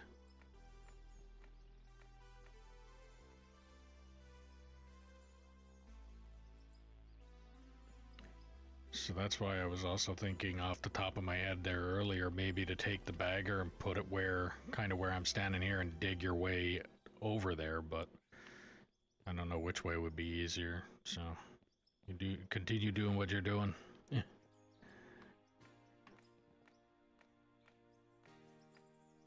Okay, I'll stay right here.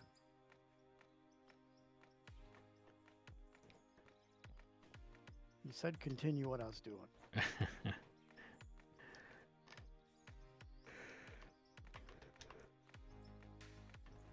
Ugh.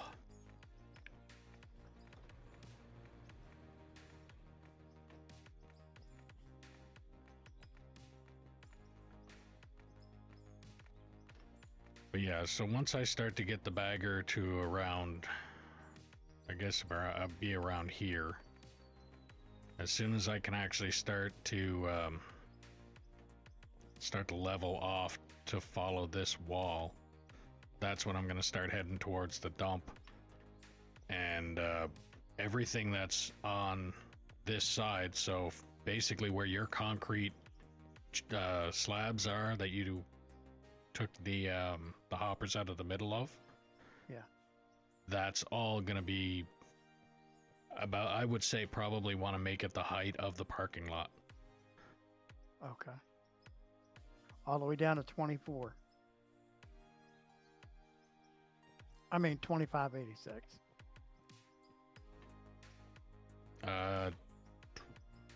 What? Parking lot down there is 2586.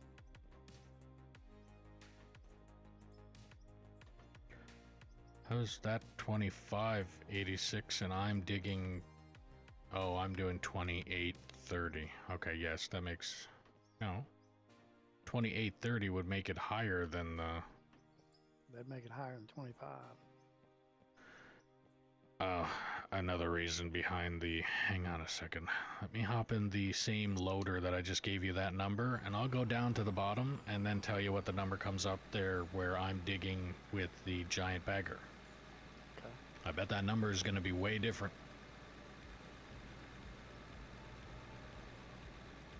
Well, what I'll probably end up doing is setting the bagger up to where I can drop it down onto the concrete of the parking lot and write my number down that way too. That would make more sense. Yeah, because right now, this loader, I'm sitting at 2,000 even. Right. When the bagger, I'm digging at 2830. And according to this loader, I'm digging at 2,000 even. So, yeah. Yeah, but you got to remember, that's the basis of from the bulb on GPS to the hard surface. So it's sitting lower. You know what I mean? It goes by where it's at. I do get it. But at the same time, if you were to hop into, if you were to have a GPS system set on, let's say in real life, if you had it set on a dozer, your GPS is set to it automatically calculates, or you're supposed to punch in the calculation of how far from the top of the that little white circle, the dish. You're supposed to, it measures from that to the bottom of your blade. Once it hits the bottom of your blade, that is when it's telling you that's your grade height.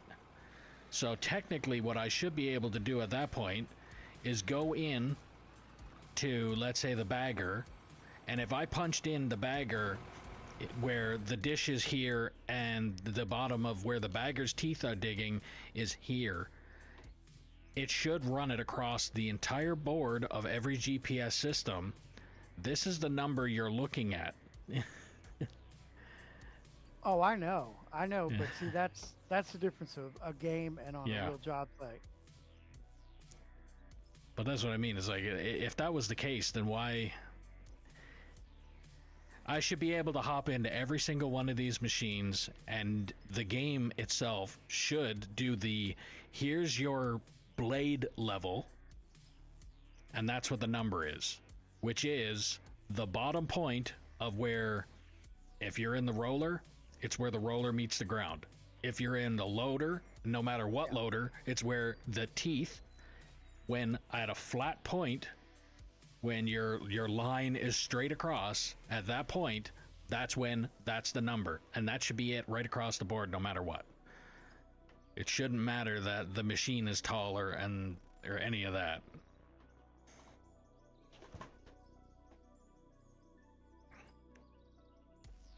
But again, like I keep saying, growing pains. This game has a lot of them. But they still they're doing one hell of a job with this game for what they have and for what they're coming out with. They're doing an awesome job. If you place the drone into the wall, I guess they will work on the new GPS after next dirt update, I hope.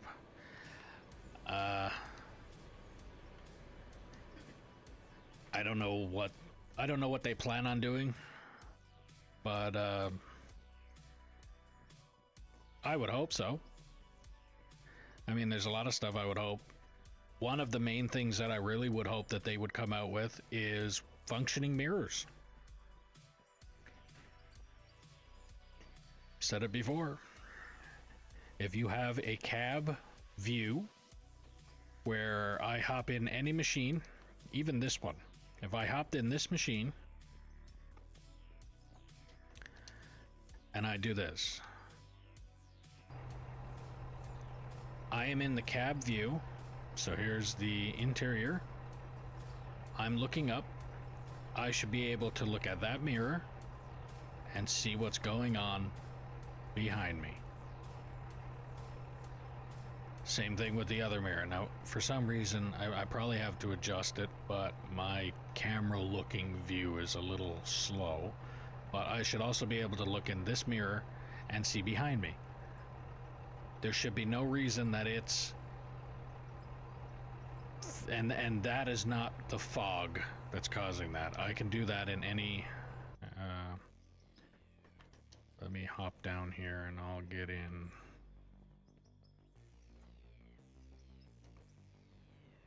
I'll just get in this machine here and you'll see it'll same view, same kind of view. So cab view, that's the mirror right there. It's like somebody absolutely forgot to clean their mirrors, period, which I don't even know why there's no mirror there at all, but okay. But yeah, like, you can't see anything in the mirror. If I turn, you see that there is nothing, like it doesn't even change. Yeah, it don't work. Does this machine even have mirrors?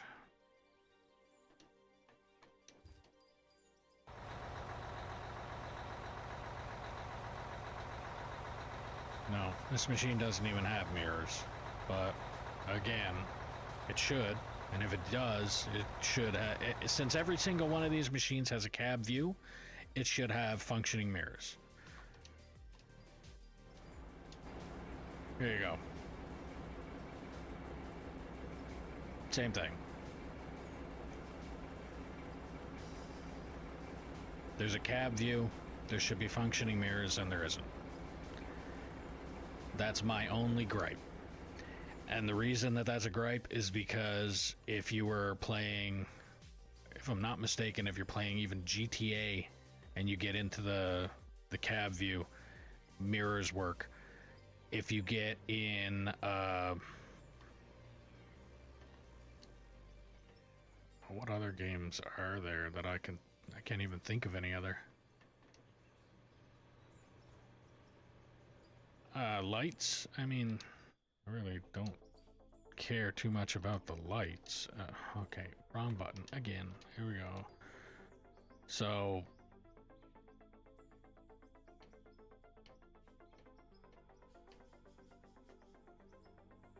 I mean, that's the lights on, and every machine in this game has headlights. The only thing that I get a kick out of is when you get in something like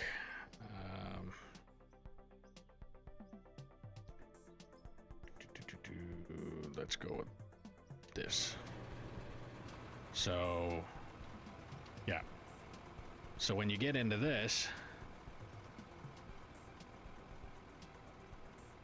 it's funny because you have 1, 2, 3, 4, so 5, 10, 15, 16, 17, 18. You got 19 slots for lights.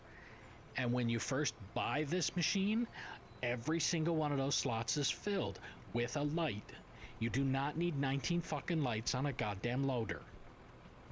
You need maybe 4 in the front, so 2 pointing out and 2 pointing at your work surface or your work area on the bucket, and you need 2 pointing in the back and maybe 2 on the sides, and that's it.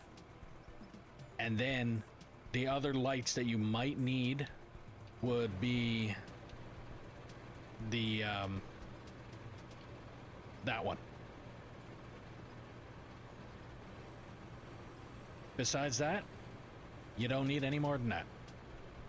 And they, for some reason, think, here's a loader. Because there's 19 fucking slots, fill every one of them with lights. Like somebody had a light fetish and decided this is a perfect game for them to take it out on it. Same thing with this one. Like this loader is the one that I use the most. Like it says 29 hours on it. And I made sure to remove, I probably got half of my money back for the fucking loader just by removing the lights and selling them, because of how many they had.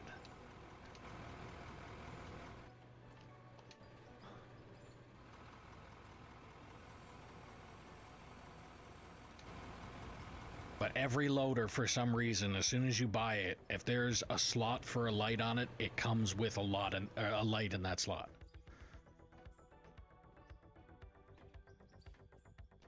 But this is a perfect example too. There's your mirrors. Absolutely nothing on them.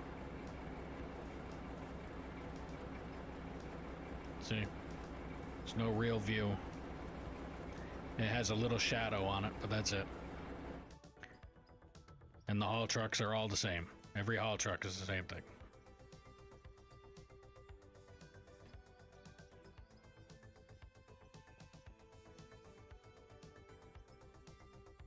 Yeah, I remember Christian talking about it.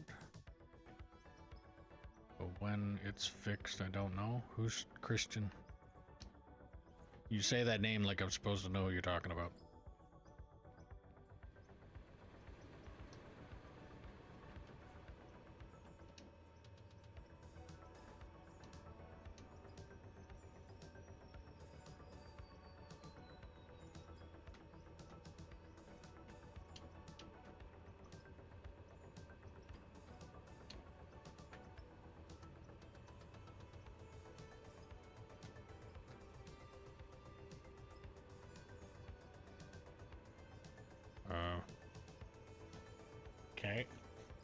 What channel do they have?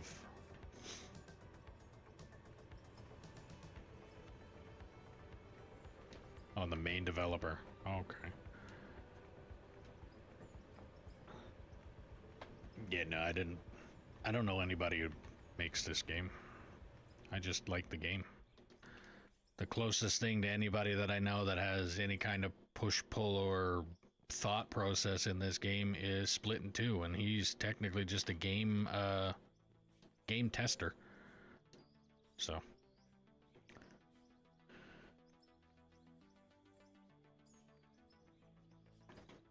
I mean, he probably doesn't like being called just a game tester, but essentially what it is.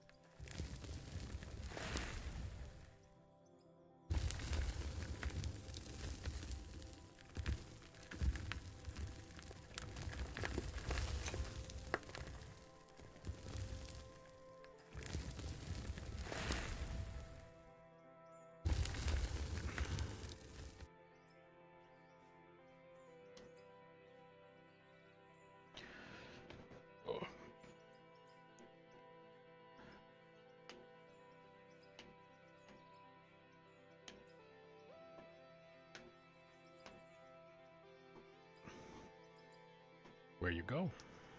I think I'm calling it a night. It's 10:30 already. Okay.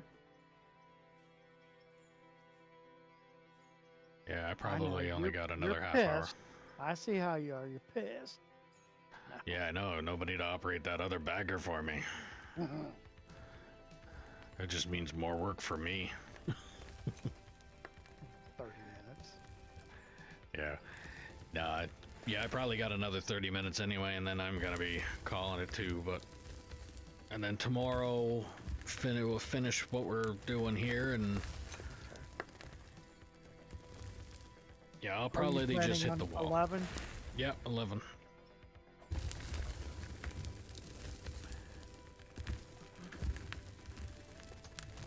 Talk to you tomorrow. Night night. Alright, have a good one. Thanks for the help.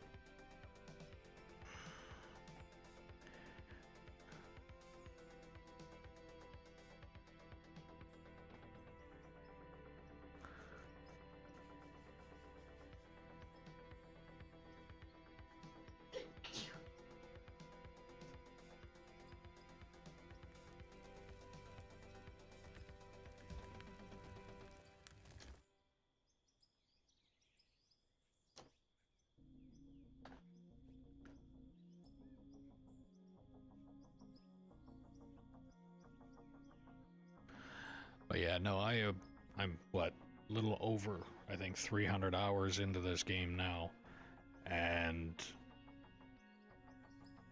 originally I was looking for Farm Sim, whatever the newest game was, And in the process of looking up Farm Sim, I was scrolling through the list of games and came across this.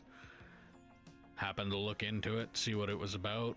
Went and watched Splitting 2's video while he was streaming it at the time that I watched, and noticed that everything in this game was relating close to what I've dealt with in real life out on site, out on a oil sand site here, where you're dealing with the shovels and the trucks. They kiboshed the bucket wheel idea because of how high maintenance the machines are in comparison to the shovel and truck, because the best way that they would put it too is, if you have a line, let's say here's your ore, the area that you want to dig. If you have truck and shovel, and let's say a truck goes down, you take that truck, you put it in the shop, you have another truck lined up ready to go. Simple. Another truck goes down, you just replace the trucks and rinse and repeat. Shovels, same thing. Shovel breaks down, you just have another shovel somewhere else and you line it up and you continue that rotation. With the bucket wheel, if a portion of that bucket wheel goes down, that entire line is down until it's fixed. And by how many different moving parts there are in a bucket wheel and how often it would go down for regular maintenance and things like that, it costs way too much money to keep up and maintain. So they said, we're done with the bucket wheels, we are going truck and shovel. The only thing is there's so in this game, the clamshell bucket is a hydraulic shovel out on the site that I've worked on, and then the shovel that I like to operate in this game is considered an electric shovel on the site out here. A lot of people in this game call it the cable bucket shovel or excavator. Everything is an excavator in this, and I'm used to everything being called a shovel out on site.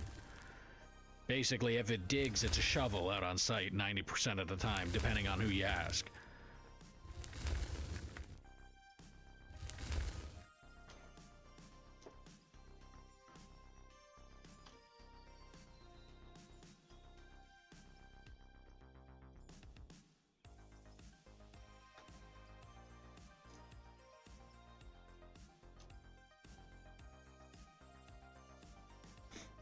So yeah, I came across this game because I seen the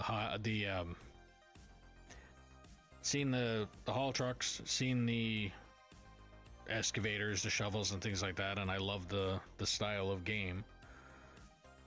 So I said, well, I'm gonna give that a go. Started playing it, and there's a lot of stuff that's actually related into real life, and so I like it.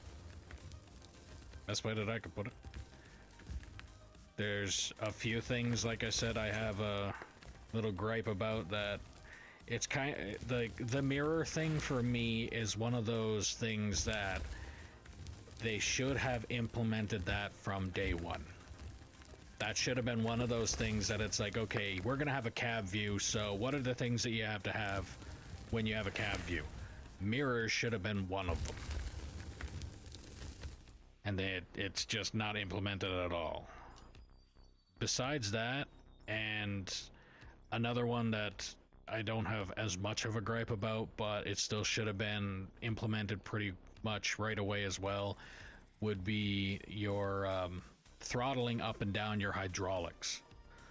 So, for instance, I should be able to hop in my loader for like a lot of real life loaders, or skid steers even, things like that. You have a lever that you push that will have your engine rev a little bit higher than what it would be at normal speed, and that gives you the ability to use your hydraulics a little bit faster or slower depending on which way you go with it when you're operating.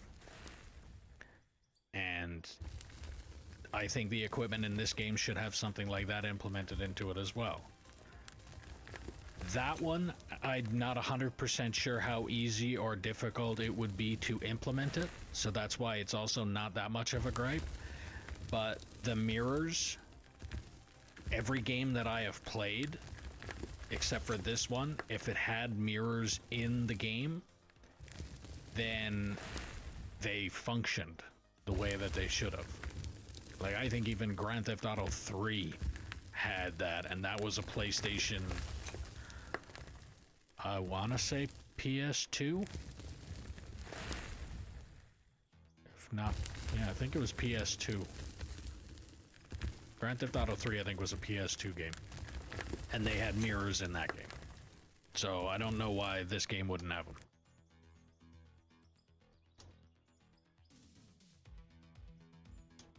But again, like I said, it's not a deal breaker kind of thing. It's just one of those, like, if you have a cab view, you should have had mirrors implemented in it, and if you can't possibly have mirrors implemented in it, then you should have always had a third person style thing, and that should have been it. Because, well, with the trucks, the haul trucks, for instance, you're not always driving up to a shovel. You're going to be backing up to a shovel. If you wanted to have cab view all the time, you cannot see where you're going at all with that. So you have to physically change your camera to a third person or other kind of view in order to back up to the shovel. It's something that if you can't have your mirrors there at all, then why would you even bother going into the cab view unless you're only driving forward? Or unless you're in a shovel only. Like the shovel, I can kind of understand you not needing the mirrors so much because everything that you're doing in the function is mostly looking forward anyway. But if you have a haul truck or anything that you're driving around, the mirrors should function on it. And that's just the way I think it is.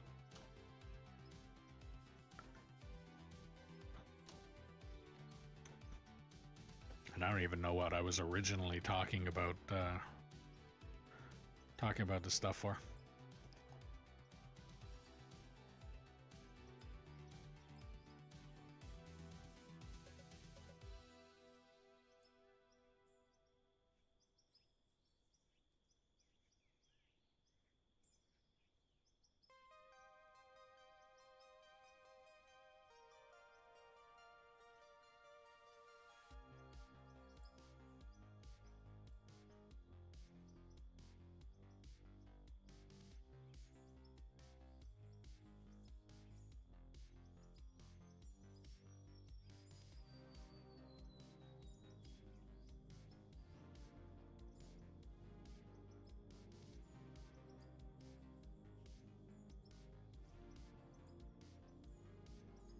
More about the oil sands or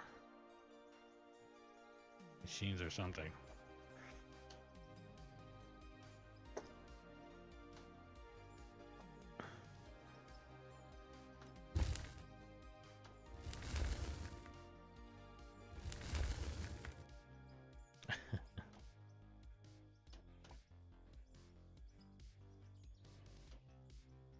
Considering the career choice that I had just before this was changing tires on them, on the haul trucks.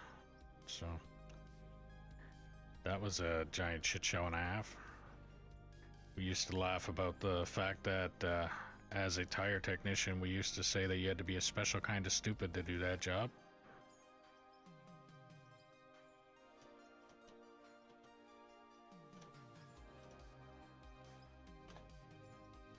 And it was true because you were essentially a rubber bomb diffuser. Okay, and I am good. Oh, of course. All right. Well, if you're new to the stream, don't forget to click that follow button, ding notification bell, subscribe, do all the things you got to do depending on what platform you're watching me on. If you're on Twitch, don't forget, if you have Amazon Prime, you can link your account and get a free subscription to your favorite streamer or me. If you're on YouTube, don't forget to give it a thumbs up. Helps the channel out a lot. If you want to play on the map that I'm currently playing on, all you have to do is put in the comments below that you're interested. When I actually have work for people to do, as of right now, that's not the case. But if I am looking for people, put in the comments saying that you are interested, and I can get you into a truck and or roller. Due to the fact that trolls exist, I ask that that's what you operate first until deemed competent and or proof that you are not a troll. Then I can get you into bigger and better equipment. And as an incentive, I will buy a new haul truck and give you the opportunity to paint it whatever colors you want to paint it. That truck will then be yours for the duration of you playing on this map. Had a bud got injured from a semi-tire blown up like 4 meters and down into a shop. 4 meters and okay. I've had 2 tractor trailer tires blow up on me within the distance would be from what, arm's length.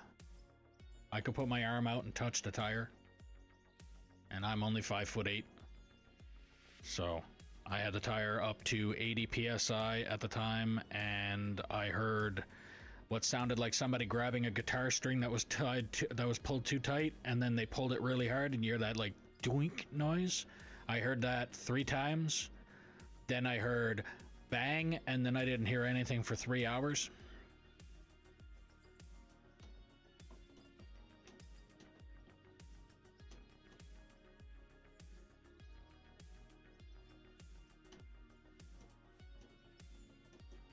And when the tire did blow up, it was lucky enough I had it in the tire cage, which is the safety device that you put those in order to keep your ass safe from having the tire explode and hit you. And in the process of, so those 2 tires blowing up on me, like I said, both of them were essentially at 80 psi apiece, and they were both Goodyear tires, and neither of them had any sign of run flat, which sign of run flat means the tire originally came in as a flat tire, and if they were run flat, it's in the wording, is somebody drove on that tire while it was flat. Now, if a tire is run flat, the sidewalls are flexed to where the tire should never be touched again. If those the sidewalls are flexed too much, what happens is exactly what happened this time. The tire will explode because there's no real strength in the sidewalls. So I had the tires apart. They were flat, so the first step, you never ever just take a tire, air it up, and see what's going on. See what caused it to go flat. So what you do is you take the tire apart, you look inside the tire, you see if there's any sign of run flat, and in a lot of cases, when you look inside tires that have a sign of run flat, either the sidewall itself is a little bit of a darker color than the rest of the inside of the tire, or if it was really run flat, that sidewall will actually it'll be rough and a lot of extra rubber and powder inside the tire on the bottom. So it's really worn out. If you see that tire is fucked, you throw it away. That's it. These tires had no sign of it at all. They looked like they were brand new on the inside. So I took them apart. I found out that there was a hole in it. So I repaired the holes. I put the tires back together. And in the process of airing them up, they hit around 80 psi. I heard the 3 little, like somebody grabbed 3 guitar strings one at a time and pulled on them. And then the tire went bang. And it did what is called a zipper. And the reason that it's called a zipper is because if you look at the side of the tire, like rim here tire, it separates like a big, looks like somebody took a sewed a zipper into it and pulled the zipper out of it. So it looks like this, and it opens up. That's a zipper effect. And that's what happened to those 2 tires. I have worked out on site where changing haul truck tires, and you essentially use a front end loader with a end on the front of it called a tire manipulator. which either front end loader or like a giant C-can lifting forklift, like the large forklifts, where instead of having the fork attachment on them, it has what is called a tire manipulator on it. And the tire manipulator is literally two arms that are on the front of the forklift, that the arms come out this way and they come in this way, and on where the arms come out, there's two pads that spin this way and this way. So they can grab the tire, they can twist it this way, they can lift up and down, and the attachment also has the ability to do this on the tire, so that when you're trying to seat the beads on it, you can squeeze, twist, turn, and manipulate the tire to the point where you can get the tire to actually sit on its beads. And in the process of changing those haul truck tires, I was out there for 6+ months. We had one truck come in, the front driver's side or front good side tire, the one that's right underneath the operator driving the truck, had what we would call a blister, which is essentially what it sounds like. The sidewall of the tire had a giant bubble. Now, when we say a blister on, let's say, your passenger car tire, that blister could be this big. Well, the blister on the haul truck tire, if I was able to, I could actually get in there and sit in it, kind of like those bubble seats that they show on TV that are hanging from the ceiling that people sit in. Or if you ever watched the Men in Black movie, the first one that Will Smith was trying to write his test in, well, I could have done that in the bubble inside the tire of this haul truck. So when we went up and drove up to that truck and seen that, we told the operator to stay where they were, and we were on a long stretch of a haul road, and we set down what was essentially a spike strip, but in our case it was just one single spike. The steel plate that it was sitting on was this thick, and the steel pipe that was the spike was around this thick, and it looked like a syringe on the end. So we cut a tip on the end of it, and we had the pipe angled, and it had a brace welded at the corner of it, so that when we told the haul truck driver to drive onto it, we placed the spike and then we went the fuck out the other way, probably a good 8 or 9 haul truck lengths away, before we got the operator to drive over it. And we told him to drive over it slowly because we wanted the tire to deflate, but we didn't want what I used to love writing down on my little FLRA papers. Yeah, I used to write on my FLRA papers, it was called a rapid tire deflation, because they did not like the term tire explosion. So I used to write rapid tire deflation. And the sad thing is, most of the time I had to explain what the fuck I was talking about whenever I wrote that on my paper. Like, they'd come up and go, what does this mean? It's like, well, you guys are frowning upon the word tire explosion, so that's the best I can do for you. And in the process of doing that, but we would set the spike strip, or the spike down, and we fucked off in one direction, and we basically, like a airplane guide, basically telling the guy, come on this way, keep coming, keep coming, keep coming, and don't stop until you can almost open the door to your truck and literally just walk off the railing onto the ground, because that tire needed to be flat before we would even go anywhere near it. And the way it would work out on site when I was out there, any tire on the front, if there was any kind of malfunction at all, if that tire did not come off, turn into what is called a spare. So each tire has an hour, not really an hour meter, but when a brand new tire goes on a truck, it gets recorded as, this is the truck, this is the hours the truck has for engine hours, and then the tire itself got put on at that many hours. So periodically when the truck goes in for service and all that kind of thing, their hours are recorded, and then we get an up-to-date recording of how long that truck has been running on that tire. So when a truck hits a certain amount of hours, those tires come off and get used as what we would call spares. Because naturally with a haul truck tire, when they have a flat on the back, it's not like your regular car tire where you have a flat tire on your car, you go into a tire shop, they take the tire off, they repair it, they put that tire right back on and then send you on your way. With a haul truck, the tire, when it has a flat or a hole of some kind, or if you talk to 90% of the operators, every fucking tire is a puffer. Drives me fucking nuts. Go work out on site and every single operator be like, I got a puffer, and then you get out there and find out that you can jump through the fucking hole in the tire. There's some puffer.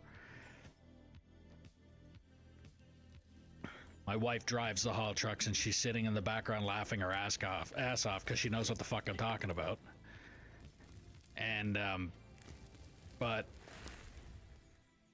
when the haul truck tire has a hole in it, that tire goes into the tire shop, that tire comes off, gets put to the side, and what we call a spare gets thrown on.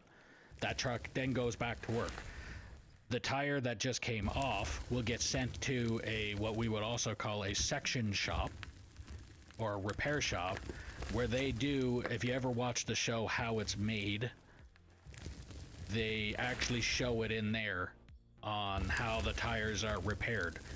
They gouge out a big chunk of the tire and then they add more cords and more things and nylon thread and everything else, and then they add more rubber and they repair it. 9 times out of 10 it doesn't fucking work for shit, but they'll still keep preaching to you, telling you that it's a good process. 9 times out of 10 that's exactly where the tire fails the next time around. So I've had it where we've spiked the tire, and if it's a front tire, like I said, with the hours and all of that kind of stuff, the front tires are either come off as a spare, or if there's a malfunction with the front tire because it's a brand new tire, OH&S or your high up safety companies, they get involved. So basically a lot of shit happens if it's a front tire issue. Just a question here, but do chains on them help, or is it just mulch were being used? Out on the sites that we're at, they don't use tire chains on them. I mean, if you were to actually look at the treads of the tires out there, these trucks are the traction or the tread of your haul truck tire. These trucks can spin out. If you had a lump of dog shit out in the middle of the haul road and that truck decided to park right on top of that and then decided to try and take off, they would probably spin out on that lump of dog shit. That's how lack of traction these trucks have.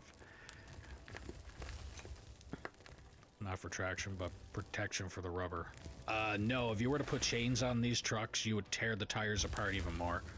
It would actually be worse than not having it. Again, the reason, so most of the time, the reason the back tires,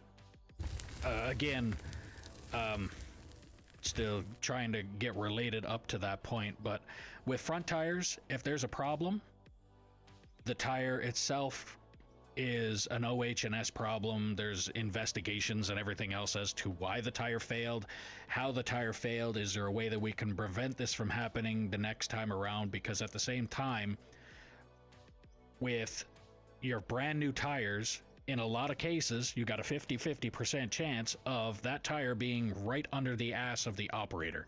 If that tire was to blow up, then the operator is going to become a fucking astronaut. Or at least part of them will. And at the same time, if a tire technician is sitting in front of the tire when they're trying to take this apart, either they're going to become an astronaut, or again, part of them will. And the way we used to say it with a lot of guys when we were operating them, again, the whole special kind of stupid to do this job, was if you're next to a tire on a haul truck and you see it doing something that it shouldn't be doing, you've got 2 options. One, you turn around and run the fuck away, if you have time to do it. Or two, you go up and hug it. Why do you go up and hug a tire that's about to do something like that? Because if it's going to blow up and you're on top of it, you're done. That's it. You don't feel nothing. If you hesitate and you just look at it and wonder what's going on, you're probably going to suffer because something's going to happen and you're not going to enjoy it. So you either hug it or you run the fuck away. At least if you're running away, depending on how far away from the tire you are, you have a chance of getting the fuck away. But if you're right on top of it, hug it and kiss your ass goodbye. That's pretty much it. And they've had situations where lock ring malfunctions. So haul truck wheels are a multi-piece wheel. So there's O-rings that hold metal objects together that hold air. And there's a thing on there that's called a lock ring that holds a lot of these pieces together. If you don't clean those properly when you put them together, they can become a projectile. Now, your tractor trailer tires sit at 100 psi per tire. Haul truck tires do as well. They actually sit at 105, if not more, when they're running. So when you air up a haul truck tire cold, you're airing it up to 105 psi. When you air up, or when the truck is running, I could go up and do an air check on one of these trucks, and that pressure is going to come up to about 135, 140 psi. So now if that tire had a malfunction and I'm up there checking the pressure on it, now you understand why the whole concept of either hug it or run the fuck away. Because a tire exploding at 135 psi, no matter what it is, tractor trailer tire, passenger tire, haul truck tire, if that tire blows up in your face, it's not going to be a nice day.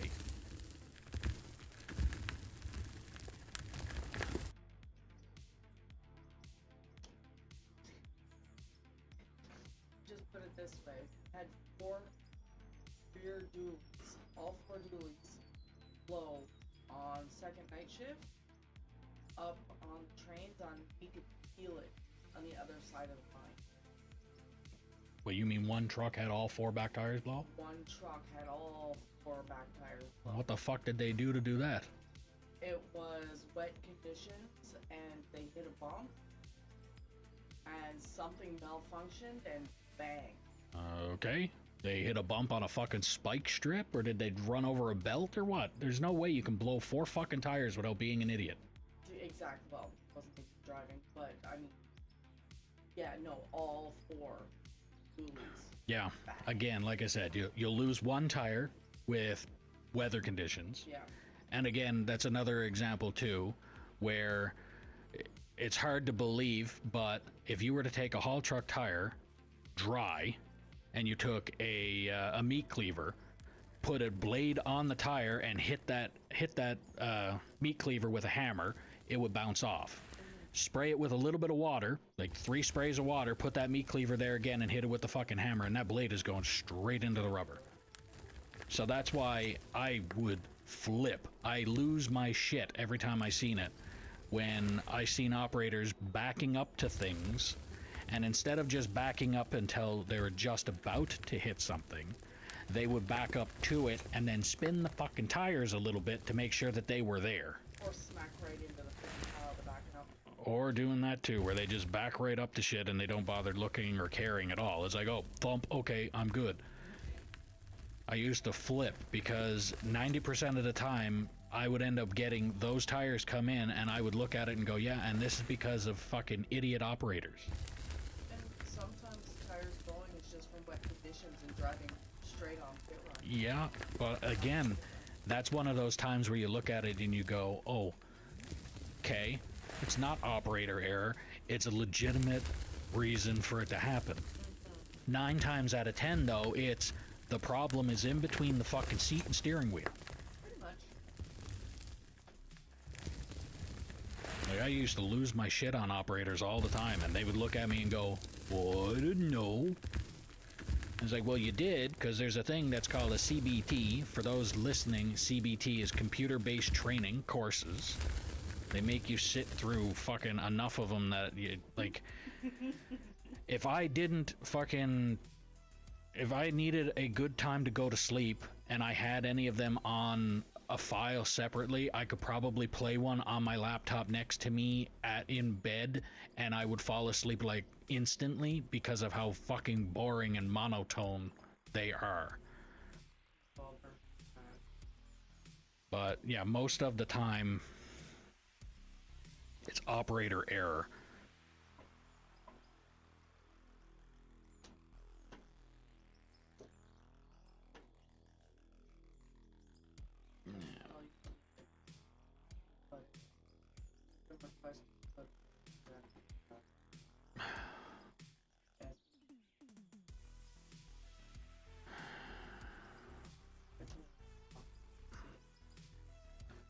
Okay.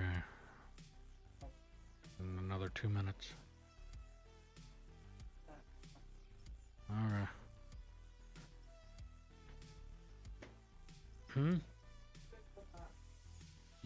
Yeah.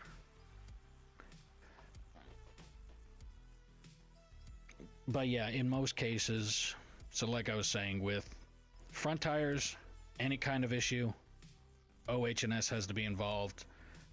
But once they hit a certain amount of hours, then they're considered spares. So those tires come off. They're perfectly fine tires. They come off and they get set off to the side and they're basically left there until you get the haul truck with the back tires that are run until they are done. So run until you can no longer hold air in them. That is essentially how they work. So front tires, houred out. Back tires, aired out. Once they run out of air and you cannot put air back in them, they are done. Then they get sent to a section shop where the section shop thinks that they can do what they want to and fix them, and you can use them again, and you get a little bit of time out of them longer, and then that's about it. But I mean, at the same time, each haul truck tire, so on a 797, the tires on a 797 are a 5980 R63.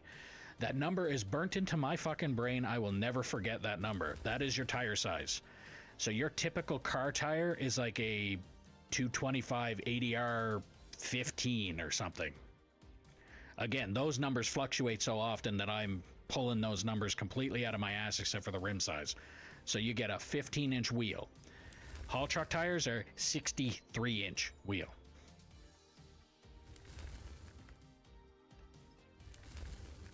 So when I forgot what I was trying to say there on that one. But anyway, yeah, so front tires, when they come off, they're houred out. Back tires, when they can't hold any more air, that's when the tire goes out. So that's when you put the other tire on. And we've had tires come in where operators are talking about how the tire doesn't look very good. If it's a back tire, the only time the tire doesn't look any good to me is if I can literally go from outside of the tire to the inside of the tire without having to pull it off the wheel. If I can go inside the tire because there's a hole in it, then the tire is no good. If the tire is still holding air, the tire is still good. That's it. The only time that I would switch out a rear tire is if it's an outside tire and it has an outside issue. So if you can look at the truck, like cab here, tire here, dual axle here, if you can look at this sidewall of the tire and see a major issue with it, that's when the tire gets pulled off and then another one gets put on. Same thing with the other side. And the reasoning behind it, if the inside of the tire has an issue, that tire is going to blow. It does not matter. And because of the way those tires are made, that tire is not fucking going anywhere. The concussion will. We've had a tire inside, an inside passenger side or inside blind side tire. We had one blow out, literally explode, to the point where the concussion of that tire was so strong that the cab windshield, the front windshield of the cab, shattered. Now, me being me, not having any filter and not caring about feelings or anything like that, they brought the truck up to the shop. We were changing the tire as the mechanics were changing the windshield. Now, when the mechanics were up changing the windshield, I'm screaming up to the guys that were changing it, and I asked them, I said, does it smell like shit up there? And I had two of the guys come out and look at me, and they looked at me funny. They're like, why would you ask something like that? And I looked at him and I said, because if I was operating that fucking truck and that tire blew out and that windshield shattered, I would have shit myself. So I'm wondering, does it smell like shit up there? Because I'm pretty sure the operator would have shit themselves. And that's when they couldn't stop laughing.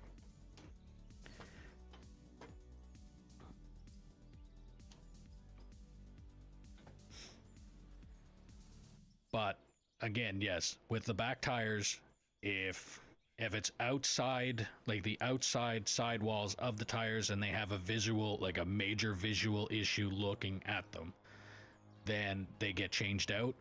But besides that, they stay there and they run until they blow. And some operators, like I said, they like to call everything a fucking puffer. But the term puffer, there's two reasons behind a puffer. One of them can be minor, that you continue running the truck, and one of them can be, it won't even be major, it'll just be an issue.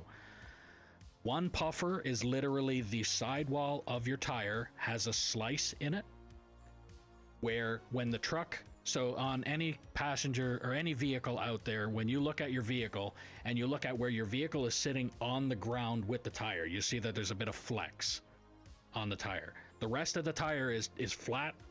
The bottom part of the tire has a bit of flex because that's where all the weight is sitting. In a haul truck, it does the same thing, only if there's a slice in it, when that tire goes around and it comes to that flex, that slice opens up. You hear a puff. Then it closes, continues around, and comes back down, and you hear a puff again. Term puffer. There's another reason that you would hear puffer, and that would be a tread separation. Now, with a tread separation is a different story altogether. Some cases, in a lot of cases actually, with the tread separation, it's because of, back to my original one, where the people who repair tires thinks that it's the fucking cure-all for it, period. But tread separation is usually where the actual tread of the tire sits on the belts and everything else, the makings of the tire, and the separation is there's a cut that happens in the tread of the tire, and it pulls off a little bit. Now, when it pulls off a little bit, it'll chase underneath, like it's a thing that you wouldn't be able to see physically. The only way you would be able to know it's happening is because of a puffer issue, where that tread separates, and when it separates and the truck is driving on it, it'll catch air inside that little gap, and when it catches air in that gap and then it runs over it, it goes puff and makes a puffing noise. I have had so many operators call up and say, I have a puffer, and then I come up and say, well, one, you look for, because these tires have stuff in them called tire life, which is essentially glycol, or what you would put in cars for antifreeze. So when you look on the side of the tire, if you see a wet spot on the side of the tire, you know the tire is leaking.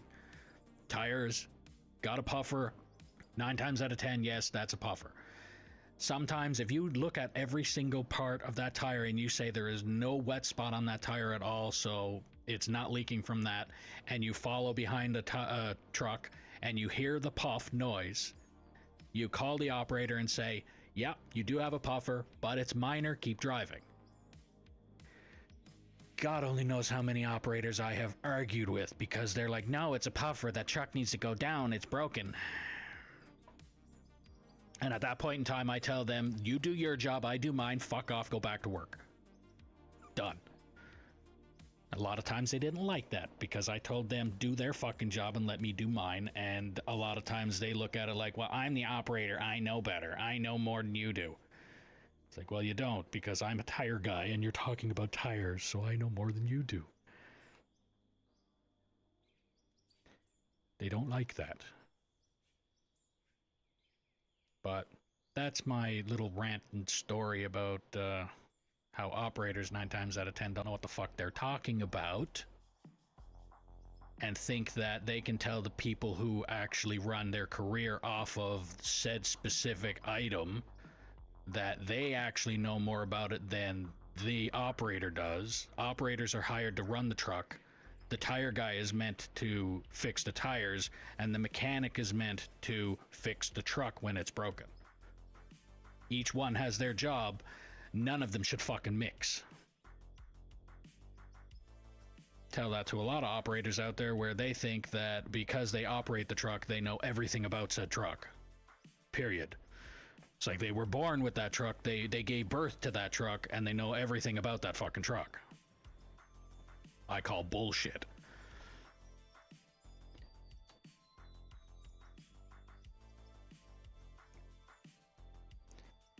Now, I am on 10 minutes after 10 hours of streaming.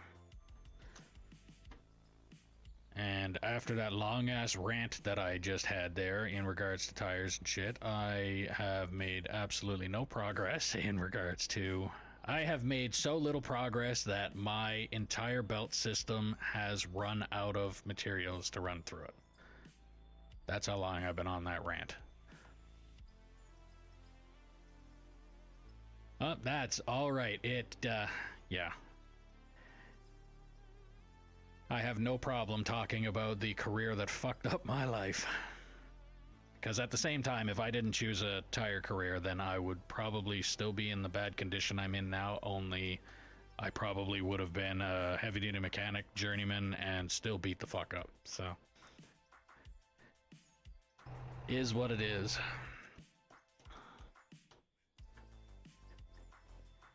But no, basically being a tire technician, the way that I was doing tires with a lot of the companies that I worked for, so changing tractor trailer tires, that's done by hand. Tire bars, bead axe, you're literally lifting the tires up off the floor, changing them on the floor, flipping them, and each tire is about 150 to 200 pounds a piece. And you're doing it all by hand. And each truck has 2, 4, 6, 8, 10 tires. Some days people come in and get 10 tires done on a truck, and you get them done in about 2 hours. The truck, full truck, done in 2 hours. And some cases you're doing a whole shitload of trucks with flat repairs left, right, and center. Some guys come in where they had no fucking idea how to drive the truck. They shouldn't have been driving the truck at all. They probably shouldn't have been given the license to drive the truck to begin with, and they come in because, hey, look at that, I had 2 trailers attached to this truck and I decided I'm gonna wipe out the entire side of the fucking truck. All the tires on that truck on one side wiped out, and I'm gonna go into the tire shop and get them to change every fucking one of them. And I did that for, I'll say, 7 years. And I was way heavier than I am now. So I was lugging around a lot of extra weight, or my own spare tire, might I say, and changing all of that stuff. So that's extremely strenuous work. Very, very physical labor intensive job. And then also being born with an extra vertebrae in my back that I wasn't completely known about. So I started doing tires in 2005. 2006, I went and got an x-ray done. Wasn't told about the vertebrae at that time. Around 2016, I went in talking to my family doctor about having a sore back. And in the process of telling him I had a sore back, he came back and said, hey, some of the reason behind you having a sore back could be because of the fact that you were born with an extra vertebrae in your back. So your back is already naturally compressed. And I'm here as a tire technician, overweight, lugging around 200 plus pound tires every single day, multiple times a day. And doing this kind of work, there is no fucking way that you're going to be able to lift with your legs only. It doesn't happen at all. It's not like going and doing weightlifting where you can get a grip on the bar and do what you need to there, where you're lifting with your knees, lifting with your legs, that kind of thing. When you're lifting tires, you have to use your whole fucking body. So you're lifting with your back, your legs, your neck, your fucking everything. So yeah, as a tire technician doing that, I had the extra vertebrae in my back, which was already fucking causing me issues right there. Like, that was step one of maybe that career was not the best choice. Then bone spurs all through my spine, arthritis all through my spine, and I also have what is called degenerative disc disease. So basically, every vertebrae in my back looks, instead of it being a long line or a nice flat line around, it actually looks like Jaws is trying to consume the discs in my back. And I did a lot of work with that as a spine as well. So I started getting major back issues, sore back and cramps, you name it, all because of this stuff. And then finally, I also went and did a job called hot shotting, where I was driving a pickup truck with a long trailer, hauling a lot of extra weight on said truck. Where if you were to drive up next to me while I was driving this truck and look into the cab, I would look like I was listening to hardcore heavy metal, headbanging the whole way. And the only reason behind that was because the truck would be doing this as I was going down the road. So my neck was just bouncing around like a bobbing head doll that you, like those hula girls that you see people stick on the fucking dash. Well, that was my head. So I'm blaming that one mainly on the herniated disc that I ended up getting. And then had a pinched nerve in my neck because of said herniated disc. And then that herniated disc was in my neck for so long that it pressed up against my spinal cord to the point where it never sprung back. They call that a myopathy. So, finding out that I had a herniated disc, they removed said disc, they fused 2 vertebrae in my neck. So now, instead of me having, there's C1, 2, 3, 4, 5, I now have 1, 2, 3, 4, 5. Actually, no, it's 5, 5, 6. Instead of 5, 6, it's now 5, 6. And in the process of me just trying to fight for disability now, doing absolutely nothing strenuous, 5, 6, the disc above and the disc below that are now herniated. So now I have 2 more herniated discs on top of the one that I had removed. So I'm in the process of trying to get that figured out. So yeah, I'm fucked.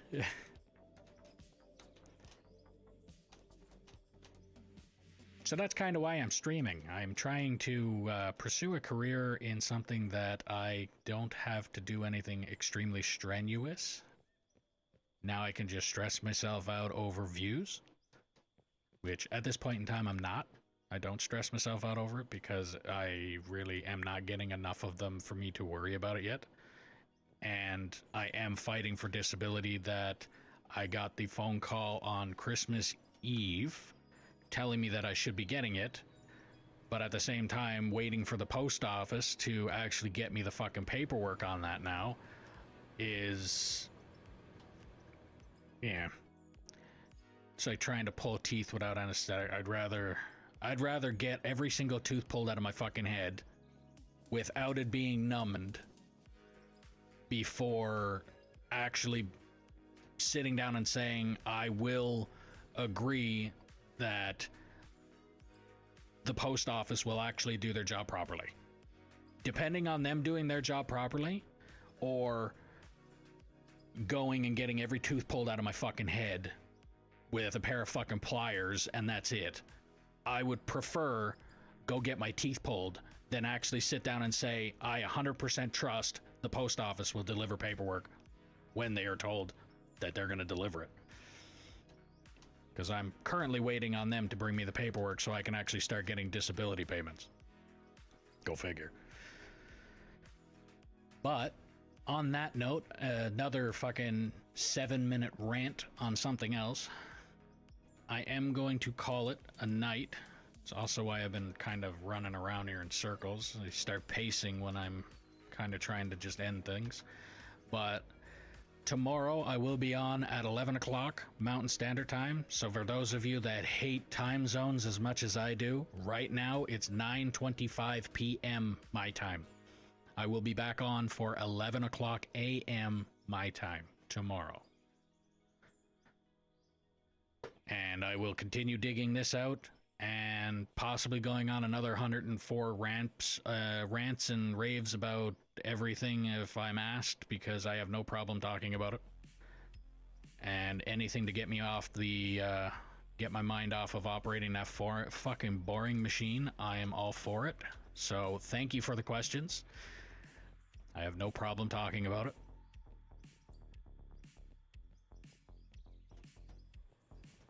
It's 5 a.m. Yeah.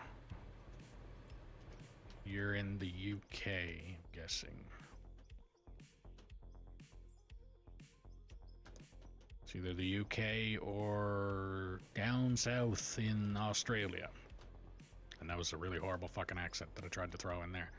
I could probably just keep my Newfie accent to be close enough.